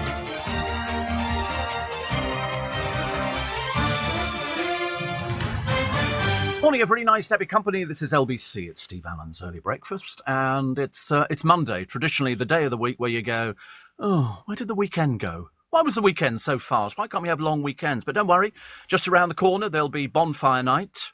Whether or not we've got fireworks, I don't know. We don't have fireworks on New Year's Eve, but apparently the mayor's coming up with something else. What is the equivalent of fireworks? I have no idea. And it's because of COVID. But apparently it's going to be spectacular, he says. What could be spectacular? Only fireworks can be spectacular. I mean, why can't we have them, but people don't sort of go down and you put stands up and things like that? Just put them on the Thames and then we can sort of watch them from, television or something like that. I just don't understand why he wants to deny people that. We could have, we had a light show last year. Australia, Sydney are having a full firework display. 2 firework displays, I think, and we're not having them. So unfortunately, if you're coming over to this country, and I don't think the mayor wants tourists, he doesn't seem to like you very much indeed. And they're not particularly bothered about whether you go to the theatre or go to the restaurants or what you do, but we're not having any fireworks. I begin to wonder whether or not he'll be cancelling Diwali as well for the same reason. The answer is, I bet he won't. Catherine says, my husband made me breakfast in bed yesterday, first time in years. Just got the butter out the fridge. It looks like somebody's been at it with a pickaxe. There's crumbs stuck to the butter. I know, see, yeah. The trouble is, when you take it out when it's hard, and that's the thing, isn't it? You take it out and you have to wait for it to get a bit softer before you can do anything with it. So I always buy semi-soft butter. They do this butter, Lurpak. It's like, it's. I don't think it goes rock hard. It's spreadable butter, that's right. So it's obviously got something in it, probably some chemical, I should imagine, that means it's spreadable. Margarine, do you think? Oh, I don't like margarine. I do like... Butter doesn't even taste the same to me nowadays. I don't know why, which was very odd. But no, I mean, but we used to have butter in the fridge and a little cover over the top of it. You take it out and you try and butter toast or bread. It's hopeless. You can't do bread with it because it just rips the bread to shreds. But yeah, listen, at least he's actually made the blooming thing for you. I mean, in itself is an achievement, Catherine. So enjoy. I think I haven't had breakfast in bed for donkey's years. Donkey's years. You know, what would I have? Toasted bacon sandwich. Toasted bacon sandwich. I tell you what I do like. I forgot to... Soldiers. Soldiers? What do you mean soldiers? What? King's Troop or something like that? Popping in. Oh, no, I don't do... Oh, no. Dipping in what? What, egg? Oh, no, I don't do eggs. Oh, no, we don't do eggs. No. And dip it... Oh, no, dipping your bread in eggs. No. Embryos. No, thank you. I don't want to do things like that. No, no, no, no. It's bacon or sausage. I'll tell you what a very good sausage is. The ones in Greggs. Orange juice? No, I'm diabetic. Why would I have orange juice? Yeah, have orange juice. Yeah, what's happened to him? Well, he died. I'm terribly sorry. Steve, Kim says it's the folks with the issues about being gay that need the therapy. What is their problem? It's because they're gay themselves, I think. But people who are anti-something, you always think there's got to be a reason for it. There's got to be a reason. Steve, the drones last year were pretty cool, says Waz. Drones? We had drones? Did we? See, why can't we have drones, all with different lights flashing them, hundreds of them, flying over the Thames? That'd be quite nice. New Year's Eve fireworks or a light show. I mean, can't we just have something for a Happy New Year? I don't know what we're going to have. I mean, the London Eye can light up in different colours. And in fact, look very good, isn't it? Very nice. Are these new? Oh, yeah. Oh, that'd be nice. Over Tower Bridge. Was that Tower Bridge Light Show? Was it really? Gosh. Very nice. See, I mean, why can't we have it? And then people can stand by the banks of the Thames if they want to. You don't have to put seating in for people. Just, and get one of the television companies to do it. Channel 5 are always looking for something to get an audience. Perhaps they could try it. Perhaps you could get... Yeah, it looks good, doesn't it, really? Perhaps the BBC could get rid of EastEnders and we could, or all their ghastly cooking programmes and put on a light show for us. Something would be nice. And Roger says, you're wrong about the mayor. It's not tourists he doesn't like, it's us. He doesn't like us at all. No, but it's odd, isn't it? He's going, because of COVID, we're not going to have the fireworks. I don't really understand. They're on barges in the middle of the Thames, and we line the banks of the Thames or go on the bridges and just watch fireworks. They're in the sky. It's outside. I don't know. Martin said it's only 181 days until Easter. Well, there you go. I shall look forward to Easter. All those chocolate bunnies and stuff like that. Steve, if it's not wrapped in foil, it's not butter, it's margarine. If it's not wrapped in foil. I mean, they do one now, which is like a cardboard box that fits around the butter. Have you seen that one advertised on the television? Yeah, it's like a cardboard box, which it's a bit eco-friendly. Because the thing I'm using at the moment is plastic. It's plastic. It's plastic Lurpak. Before it was in paper and you undid it and you put it on your butter dish, but you kept it in the fridge all the time. So when you took it out, you had to defrost the blooming thing. It was a right pain. It really is. Kilroy's spy bosses have rubbished James Bond's tech in his latest movie. They've said that the smart blood used in No Time to Die, the latest outing as 007 for Daniel Craig, does not exist. And the experts said it would put the agent's life in danger if it was real. Because it's the gadgets that we watch Bond for, isn't it? He's got all sorts of little gadgets that turn it... I thought that was quite clever, actually, but I haven't seen the latest Bond movie. So I've less gadgets now than before. I just couldn't be bothered to sit for 2 3/4 hours. I'm sure it's absolutely brilliant and everybody loves it. But not for me, thank you very much indeed. Billy Connolly has told how he and Sir Rod Stewart landed a driver in trouble with police after hitching a lift on their way to a Scotland match. So there you go. I do like Billy Connolly. I don't know. Oh, that's right. There you go. The Lurpak switches from foil to box. I quite like that, actually. I might go and buy one of those today. Piece of toast. Ridiculous, isn't it, really? The trouble is, it's a reclosable box, which is very good. If you're in a big family, it's going to be totally useless. It's only meant for people like me. Actually, the best thing is I like when you go to restaurants, they have little individual packs of butter, which I like. I think that's put them in your bag, take them home with you, and then you forget about them. And a week later, you put your hand in, and the bottom of your bag is full of melted butter, which is very disappointing. This farmer who's been jailed is a guy called Geoffrey Bennett. Lived in Ripley. Now, Ripley, they have a very famous firework display every year. It's heading out of town. You go past Wisley, and Ripley's, I think, the next turning up there. And they have the whole village is turned over to bonfire night, and they have everything. But anyway, this particular farmer, 22 animals, including horses and dogs, had to be put down or died following the raid. What a piece of filth he is. RSPCA officers found starving, diseased ponies, dozens of dogs in chains at Hurst Farm in Ripley. He admitted animal abuse offences, jail for 19 weeks. Is that all? Is that all? But mind you, he's been banned for keeping animals for life. Good, well, that's a start, but I mean, 19 weeks is ridiculous, isn't it? I mean, you look at the pictures of it. 200 animals had to be rescued from this farm. What a piece of filth he is. What a piece of filth. 22 of them had to be put down, or they died. What is it with these people? I've seen this. Have you seen this program in America? It's Phoenix, this animal group over there who sort of look after, like our equivalent to the PDSA and stuff like that. And they go out there and then they actually take people to court. Look at that. I mean, look, there's animal remains were found at the farm. They just died where they stood and they just sort of left them there. What a horrible man he is. Disgusting, isn't it? I mean, most of them were sort of suffering from diseases. 2 starving ponies were suffering with diseases caused by parasites. And you think to yourself, what sort of person are you? They found a goat, and you looked at, I mean, really? How can somebody treat animals like that? Hope you get treated badly, mate. Horrible piece of work. Steve, says Alex, why not combine the fireworks and the light show for the new year? I don't know. I mean, he sort of said it's because of COVID, but it's not. It can't be. We're in the outside. You don't have to, you're not going to cuddle the person next to you standing there watching fireworks. I mean, if cases are high and it has to be cancelled, well, the cases are high, but I mean, we don't know whether or not the people who've got, because most people seem to know where they've picked up COVID, and I don't think it'll be outside at a football match or something like that, or theatres now. Theatres are not socially distancing anymore. They've all changed. So, I don't know. Tony says it's a film. Nobody cares whether the blood's real or not. Really?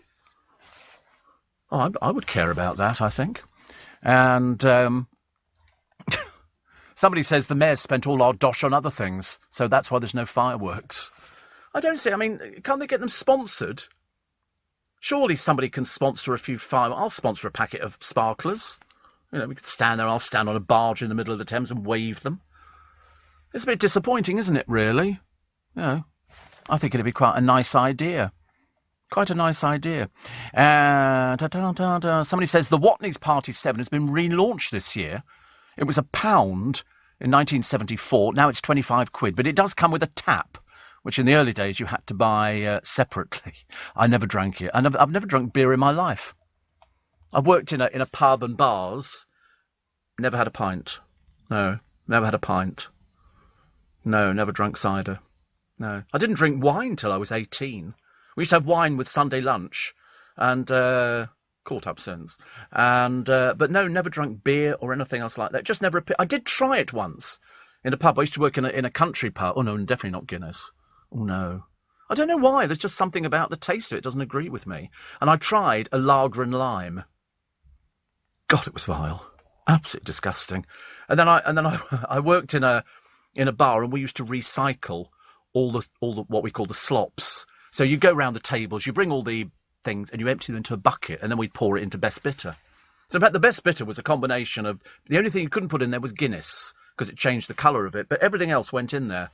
Absolutely everything else. I don't know, well, they didn't work in our pub. We did it all the time. And we watered down the lime juice.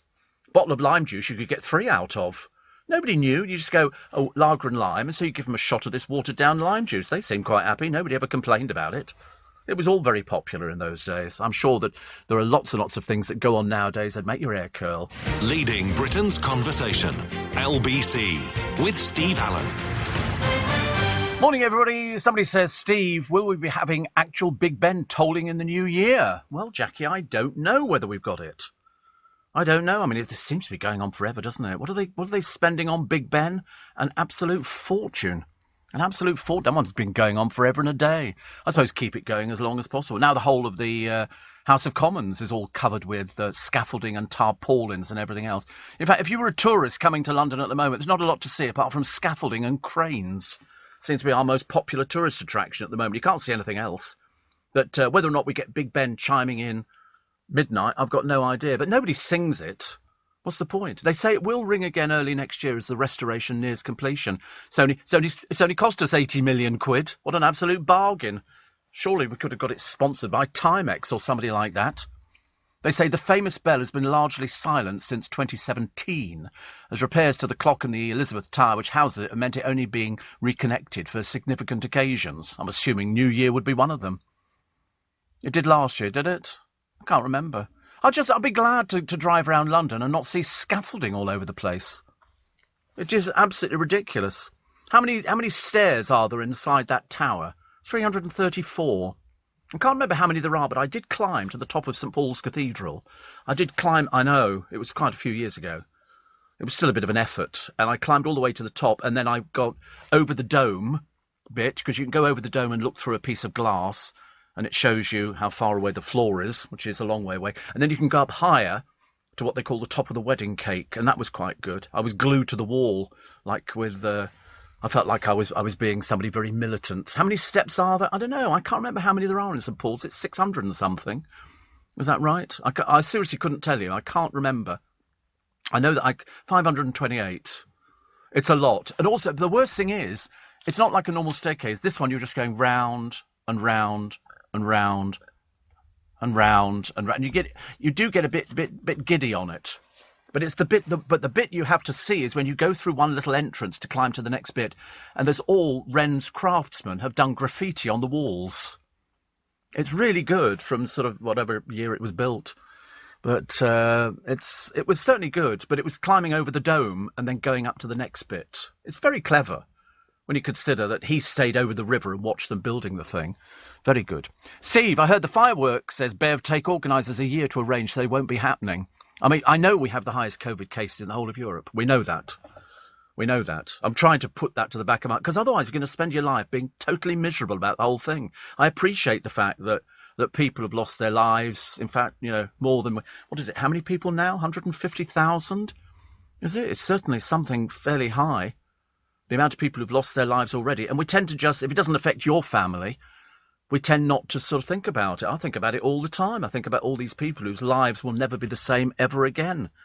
And the dreadful situations that people have found themselves in. We've recorded 57 more coronavirus-related deaths, 45,140 new cases. That's what we've actually got. I mean, so far, people double vaccinated is about 45 million, I think. Which is good. I've been double vaccinated. Whether or not it makes you, immune, I've got no idea. I'm looking forward to getting the booster, which I think I get in November. Jackie says the whispering gallery doesn't work. Well, I've never made it work either. You're right. You're supposed to sort of turn to the wall, whisper it, and the person on the other side hears you. Well, I've never known it happen. I've sat there like I'm convinced that all the people there are going, somebody else is trying it. Somebody else is trying it. It's not going to work. But it's interesting, isn't it? Very interesting. So in response to Big Ben, we think we might. But, I mean, £80 million that's cost us. Did they get different quotes? Surely somebody could have done it cheaper. And how much Parliament's refurbish? How much? Come on. What do you reckon? 10, 50 million? 60 million? 100 million? 200 million? How about £12 billion? That's what the chair of the spending watchdog has said. It's going to be about £12 billion.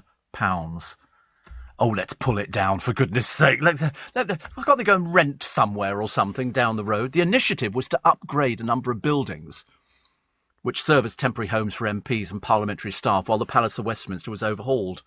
£12 billion. I mean, you can't believe it, can you? And we're still... And the amount of people I speak to who go, what is happening to the country at the moment? What is going on? It's just one terrible mess. I'm afraid, at the moment. I mean, it really is a mess. Businesses going out. What did I see the other day on some... I can't remember what it was, actually. I was looking at some business and they went, we have now closed. And I remember thinking, these are major names. Major names in the business world. It's people who've sort of watched their things collapse. We had a company here, Garfunkel's, closed here, just literally opposite our front door. And they're refurbishing the building to probably turn it to, I've got no idea what. But that was sort of sitting there. We've lost quite a few in this little area down by Leicester Square. We are the beacon shining brightly out of all of it. John says, I saw the latest 2 hours and 40 minutes Bond film. Don't bother. He said, watch the trailer, which shows the best bits. And it only lasts 4 minutes. Yeah, see, I don't think my attention span is going to run for 2 3/4 hours. I really don't. I'm very short on it. I'm liable to fall asleep. But you weren't bored. No, you liked it. Yeah. I don't think it just appeals to me. I don't know why. Steve, if it's in a butter dish, you can leave Lurpak out and it's always spreadable. Yeah, I just like buying the spread. I've always bought the spreadable butter. I don't know why. Waitrose have got a huge selection of butters. They used to do a Lurpak garlic butter, which was lovely. You know, and somebody says, don't be silly. Did they get different quotes? I'm sure some MPs got a nice extension on their house free of charge. Well, it's properties that they're building. Properties. But when it's £80 million for looking after Big Ben, I mean, they're either not... I've never seen anybody working on it. I've seen loads of scaffolding, but I haven't seen anything else happening there. I'll tell you what you do get. The best thing you get is go over Westminster Bridge in the early hours of the morning and you'll see brides in wedding dresses standing there waiting to be photographed. Always Japanese. The Japanese will go to Westminster Bridge and it's ever so clever because they get the background of the House of Commons, well, not with the scaffolding round it, obviously, and they have their pictures taken.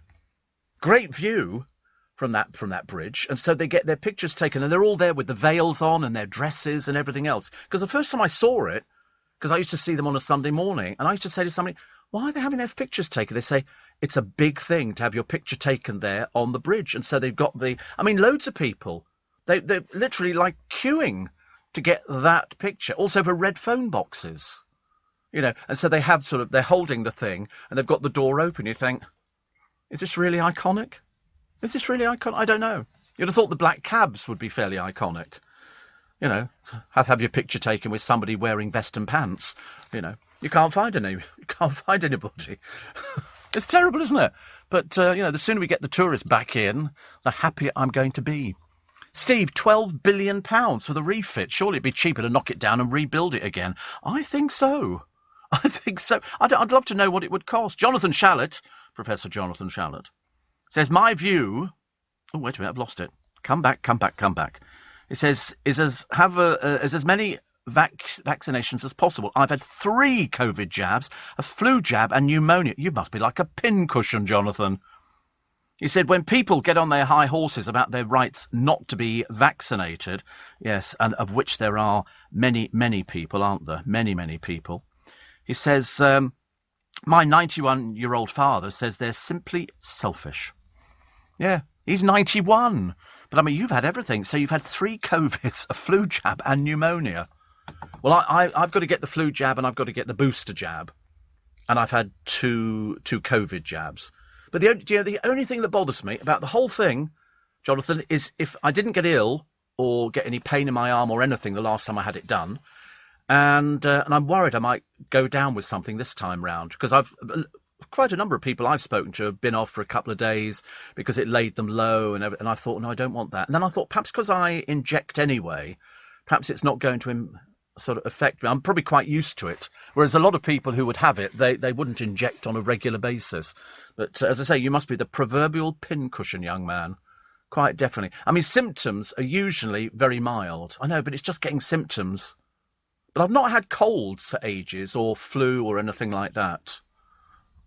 Because I'm a strong person. I say, ooh, I wish. Steve Allen on LBC. Text 84850. Morning, nice to have your company. Oh, I tell you, one of these days I'm going to let you listen to the conversations we have when you're listening to other bits and pieces. It'll get the biggest audience in living memory. Steve, I had my booster jab on Saturday. First and second jabs, AstraZeneca. Booster was Pfizer. Slightly sore arm, otherwise completely fine, says Mike in Berkshire. That's the only thing that worries me, but as I said a minute ago, I think because I inject anyway on a daily basis, maybe that sort of boosts your immunity up a little bit. Well, I mean, it works for Jonathan Shallett. He knows about these things.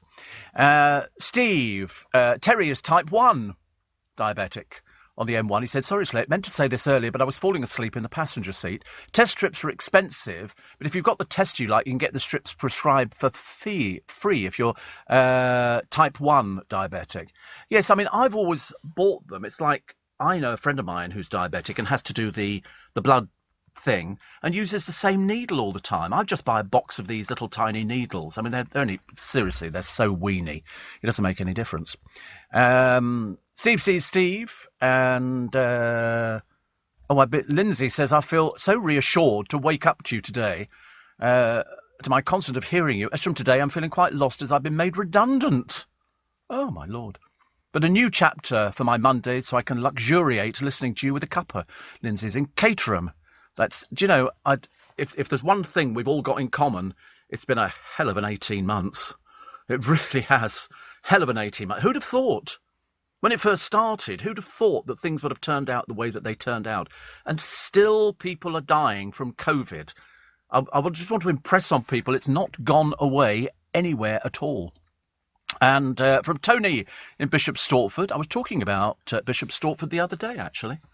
Mainly because we went to Braintree and we were talking about Cooper's at Bishop Stortford, which is an online catalogue, but they've got a big shop as well.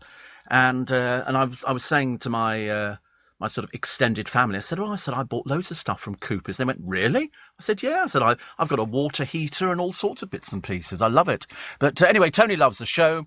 And he said, we had a great visit to London on Friday to celebrate our 12-year wedding anniversary. Lovely time. We visited Leicester Square, admiring the global village, the global building, seeing the statues, a couple of drinks in the Imperial and seeing Mary Poppins. ZZ Strallen was awesome. It's lovely, isn't it? I like the flying bits. I'm big on flying bits. But very shortly, Tony, we're going to be having a Christmas market in Leicester Square. I was talking to my friend Tony, who's one of the boys working on the generators in the middle of Leicester Square, which I've been down. I took Corey. Corey thought it was the best thing he'd ever done. There's just by our front door, you look as if you're going to go into Leicester Square, and there's a thing in the ground. You lift it up, and there's stairs that go down into the underground thing. And the market is coming at the end of this month. About the 20. I think Tony said about the 28th, which is going to be very nice. It'll be next. Is it next week? Oh my Godfathers! Is it really? Crikey! And but that'll be quite nice. That makes you feel a bit more festive. And did you and Dale, says Jeff, drive around London in the 70s in an E-Type Jag?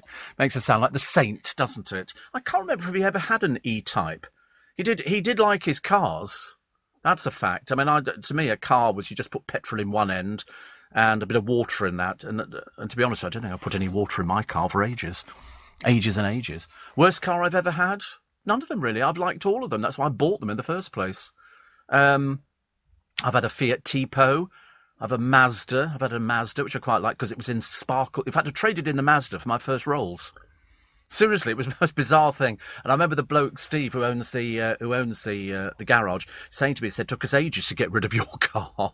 He said, nobody wanted to buy it. I said, because what they do is take it in part exchange, and then they sell it on to another dealer. He said, nobody wanted it. Nobody wanted it. No, definitely not. But people trade in all sorts of things. I love it. 84850. Off to the dentist, says Kim today. Fantastic. Good luck. And another one here. Oh, try 0637. 0637. There's somebody who's a little bit, let's just call them bewildered, shall we, this morning. I do like bewildered people, but it's factually correct. I can only tell the truth about something. If you don't like it, that's your problem. Tough on you. The British chef who spent 19 months in a Dubai jail on a drugs rap after the cops misinterpreted a text booking a table. He booked a table. They thought he was drug dealing. So he spent 19 months in prison. They don't waste time, do they, over there? What do we got here? Oh, people talking about visiting your doctor and doing a face-to-face. And there's one man here. This is a guy called David Nash. And he had 4 remote consultations with a surgery last year. None of the clinicians realised he'd developed mastoiditis in his ear, which could have been treated with antibiotics. Infection led to brain abscesses and meningitis. After 5 calls to NHS 111, he was taken to a hospital in Leeds by ambulance where he died because he didn't get any face-to-face. How can you diagnose anything without seeing somebody face-to-face? I told you I've got a cardiologist appointment in December with the hospital on the telephone. On the telephone. Rosa says, went to John Soane's Museum on Saturday. An amazing afternoon tea at Fortnum & Mason's. Lovely day in London. It is nice, isn't it? I keep telling you. I tell everybody, you know, London is great. And if you go and have an afternoon tea in a hotel, it's a treat. It's a special treat. And it's worthwhile doing. It's the only time you're ever going to get small sandwiches, little tiny cakes. And I've had tea, I think just about in everywhere there is to have tea. I even remember actually going, which hotel did I go to? Which one's Gordon Ramsay got a restaurant in? So many, I think. No, not the Savoy, no. I had tea at the Savoy. We had tea at, I can't remember what it's called now. It'll come to me later.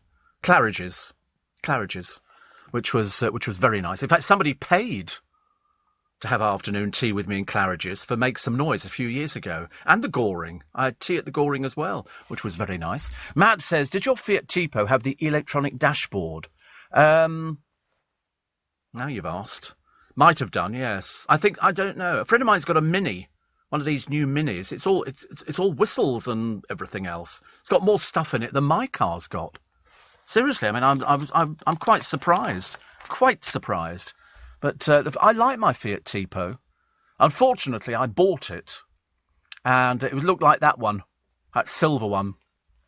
And it was 5 doors, hatchback as well. I know it. You can't imagine me driving it. It looks so old now. Does it look so dated? But I liked it. But I did it on hire purchase. And I did it on hire purchase because I just got a job reading the news on one of the satellite channels, which was in our same building in Hammersmith, which I thought was very nice. And then blow me down, after about a year, it closed. But I was still saddled with 3 years hire purchase. You've no idea what a drain that is. It was something like 230 quid a month. 230 quid a month. It was a lot then. Yeah, it seems quite a lot now, to be honest with you. Steve, the generators in Leicester Square, they have them all over London, including the National Portrait Gallery and Thomas's Hospital. Most of the hospitals, I maintain them. Oh, these ones are feeding London. These ones are feeding London. These generators under here, so this is a 2-year project. They're not like the generators you have in hospitals if the hospital power fades. This is feeding London under here. There's like a complex that goes down so far. It's like another town underneath there. It's absolutely huge, I promise you. Not like the generators, you know, in the Portrait Gallery and stuff like that. Oh God, no. You've not seen anything like this. I certainly hadn't. What else we got today? We've got Paul McCartney, My Life in Lyrics. It's amazing, isn't it? Paul McCartney is still going. I think it's amazing, which is very nice indeed. Daily Star talking about going clubbing. You can get in, but there is a national shortage of bouncers.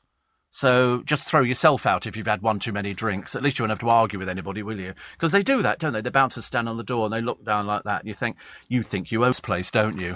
But you haven't. It's like when you go to a place and it's a restaurant and they've got a bit of red rope by the door and somebody's standing there with a clipboard, you know. And they go, how many? And you look around, there's just 2 of you. And you sort of think, well, how many are you seeing? Very exclusive. People think if you have to go past the rope, that means it's very exclusive. But no, bouncers are the same. Yes, mate. You go, I thought I'd like to go into the club. I don't think so, pal. We've got too many men in tonight. They were all northern. Yes, they're all northern. All northern. I like the ones on that, what was that porn programme? No, the porn programme. PAWN, yes. What, have you seen television recently? PORN is on the television as well at the moment. Last night discussing something called threesomes. What in God's name is that? You, the postman and the milkman, I should imagine. I've never heard anything like it. Threesomes. And there was a couple sitting there on television discussing what sort of people they wanted to indulge in with these three. It's a new Channel 4 show. I've never seen anything like it. I've absolutely never seen anything like it. I began thinking, and these people were ugly. Ugly people. And I remember thinking to myself, and they were going, yeah, because, I'm not sure whether I want a pretty person with a big bottom or what? I turned over immediately and watched The Amazing Mr. Blunden. I felt a lot better after that. Leading Britain's conversation, LBC, with Steve Allen. Is Aaron trying to justify his little generator compared to what we've got in Leicester Square, which is a substation? In other words, it was built in 1991 as state-of-the-art. It's part of London's interconnected electricity network, provides resilient electricity supplies across the capital. When you go down there, in fact, I think it was opened by the Queen, it goes under Leicester Square. It goes down quite a number of floors. It's huge. And they've got Mayfair and things like that. This is all underneath Leicester Square, underneath the ticket office.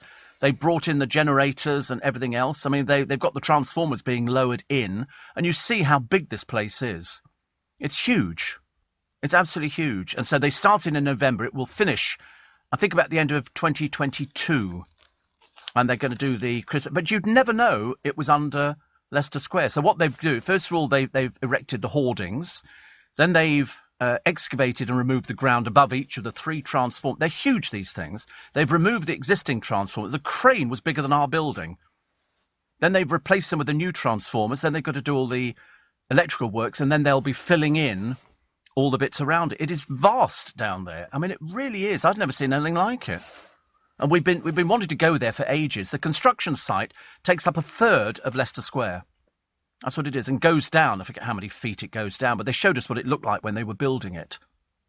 And there won't be any disruption to your electricity or anything else like that. But it's all hidden underground. It's literally powering London. It's as simple as that. Huge. Steve. And somebody says, I'm going to stick to Yorkshire. I don't like London. Well, they always say, if you're tired of London, you're tired of life. He said, I'm going to stick to Yorkshire and watch UFOs. Yeah. Do. Still seeing that sausage, are you, Chris? I thought you might be. The silver sausage. That's the big thing. Steve, at the Big Ben tour, the most fascinating moment is when you stand next to the bell and watch it chiming, says Connie. We were given headphones to... Well, exactly, you have to have your headphones on. The thing that I like about it, have you seen the pennies on the pendulum thing, because they've got to adjust it, so they put pennies on there and things like that? You not seen that? Yeah, on the actual counterbalance to make sure that it's exactly the right time and everything else. They've got different pennies on. Am I talking to myself here? What? Pennies. Yeah, that's what they did. I used to work in a bar years and years ago, a pub, very old pub, and in the bar, the beam that went across the bar, there were gaps in the wood, and people over the years had put pennies in and threepenny bits and sixpences, and the wood, as it contracted, grabbed them. And so they were all stuck in there. It was quite a good idea, actually. We thought it was quite nice. There you go. 150-year-old pennies removed from London's Big Ben. There you go. A pile of old coins which help keep the clock mechanism accurate were replaced by a new £5 coin to mark the 2012 Olympics. Yeah, that's how they balanced it all out. You don't know that? I'm a mine of useless information. Did you know, Steve, that the TV channel Babe Station is owned by the co-owner of West Ham, David Sullivan? Well, David Sullivan was he owned all, I think he still does, all the magazines which came out, apparently. Although, actually, I don't think there is a market for those adult magazines. That's like Rodney and Dell. They go into the local newsagent, and Rodney goes to Dell. He says, could you get me one of my adult art magazines? That's what they used to call them. And so Dell went up to the counter, and there's a girl there who I think was going out with Rodney. And he said, I'll have one of your top shelf magazines. She said, which one? So he turns around and goes, Rodney, which one did you want? Rodney goes, because he was going out with the girl, but he called them art magazines. But David Sullivan owned them. But of course, now with the advent of the internet, people don't need to be embarrassed by going into... In fact, actually, you go to corner shops now, you don't see these magazines anymore. Not that I've noticed them, but definitely not. So, what have we got here? So, yeah, I did know about David Sullivan. He's got a new girlfriend, hasn't he? She's from the Real Housewives of Cheshire. He lives out Epping Way, David Sullivan. He's got a big mansion out there with a bowling alley, as far as I remember.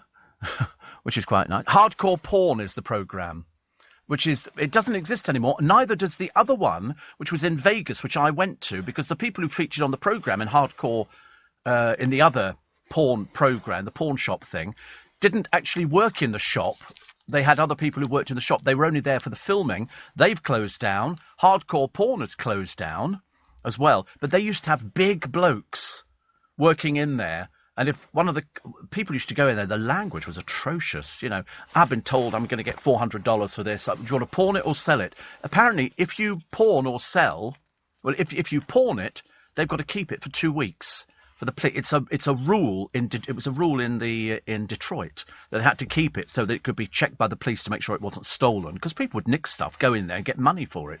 And they also thought they had lots of money on something and they didn't. But if they started rowing, these big bouncers would stand there and you get the women going, don't touch me, don't you touch me, having come up with every filthy word under the sun. And they'd push them towards the exit very quickly. It was you can find it on YouTube. Very good. Kev's in Brisbane, and they've got thunder. Thunder. We haven't had thunder for a while, have we, actually? I don't remember us having thunder. They keep saying snow by the end of this month.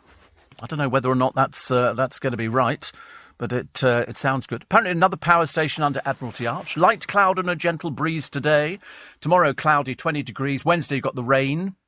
In fact, actually, it's changed, doesn't it? Because if you remember last week on Friday, I told you that Monday, Tuesday, Wednesday was going to be raining. Well, it's not. Wednesday it will be. Thursday it's cloudy, sunshine, 12 degrees. So it's getting colder. And then the temperature perks up a little bit on Saturday, 23rd, and Sunday. Rain on the Sunday, 14 degrees, and the 14 degrees on the Saturday, with rain on the Monday, the 25th, and the Tuesday as well. So it's a bit of a mixture. And don't forget, actually, clocks go back a week on Saturday. We can't work out, we never remember whether it's getting lighter, longer, or lighter mornings, I think it will be. Darker evenings. I hate it when it goes dark in the evening. It's very miserable, isn't it? Very, very miserable. Steve, our local pub had pennies on the ceiling, and they were put there by soldiers in World War I who didn't return. And they put a penny on the ceiling to buy a beer when they came back. Oh, I've not heard of that one before. That sounds very good. Bit sad, isn't it? It's a little bit sad. Oh, here's a picture of Laura Whitmore shrugging off speculation that she's going to be replaced on Love Island. I think mainly because of her appalling interview. I mean, she can't interview for toffee. I don't know why people think that they can interview when it's quite an art form. So they're thinking of either Maya Jama or Maura Higgins. Maura Higgins? Who's she? I've heard of Maya Jama. I don't know what she does. And Maura Higgins, I don't know, she sounds like she's Love Island or something. Oh, she is. Oh, there's no chance of her managing it. Listen, if Laura Whitmore can't manage it, nobody else can, actually. Also, a wonder drug injection for uncontrolled asthma has been approved for use on the NHS. It sounds like a good idea, actually. Today's news, say the Asthma UK and British Lung Foundation, say it could be a real game changer for thousands of people. So that's good news, isn't it? I quite like that. Shortage of bouncers. You know why? They've all gone off to be HGV drivers. More money.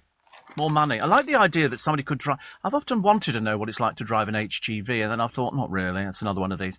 I could be trained, couldn't I? Or I could be trained to pick broccoli. That was paying some horrendous amount of money, wasn't it? About 30 quid an hour or something to pick broccoli. And still they can't find enough people. Goodness sake, honestly. What else have we got in the papers today? An hour lodged on sofa watching TV is as bad for your health as smoking a cigarette. Whatever, it's on Monday. There's always going to be something, isn't there, that's not going to be very, very good. But the good and the great were out on the town last night. You can hear all about it on my free Little Bit Extra podcast, because we have 2 podcasts every day, which is very good. On today's episode, Anton Deck gasping in amazement at the new I'm a Celeb lineup. I mean, I gasped as well as how bad it was. And all these reality shows. I mean, the worst one is Celebrity Coach Trip. Dear God, we've plunged some depths on that one. The Curse of Strictly looks set to strike again. And find out the latest A-lister to reveal they're a huge fan of this programme. Who can it be?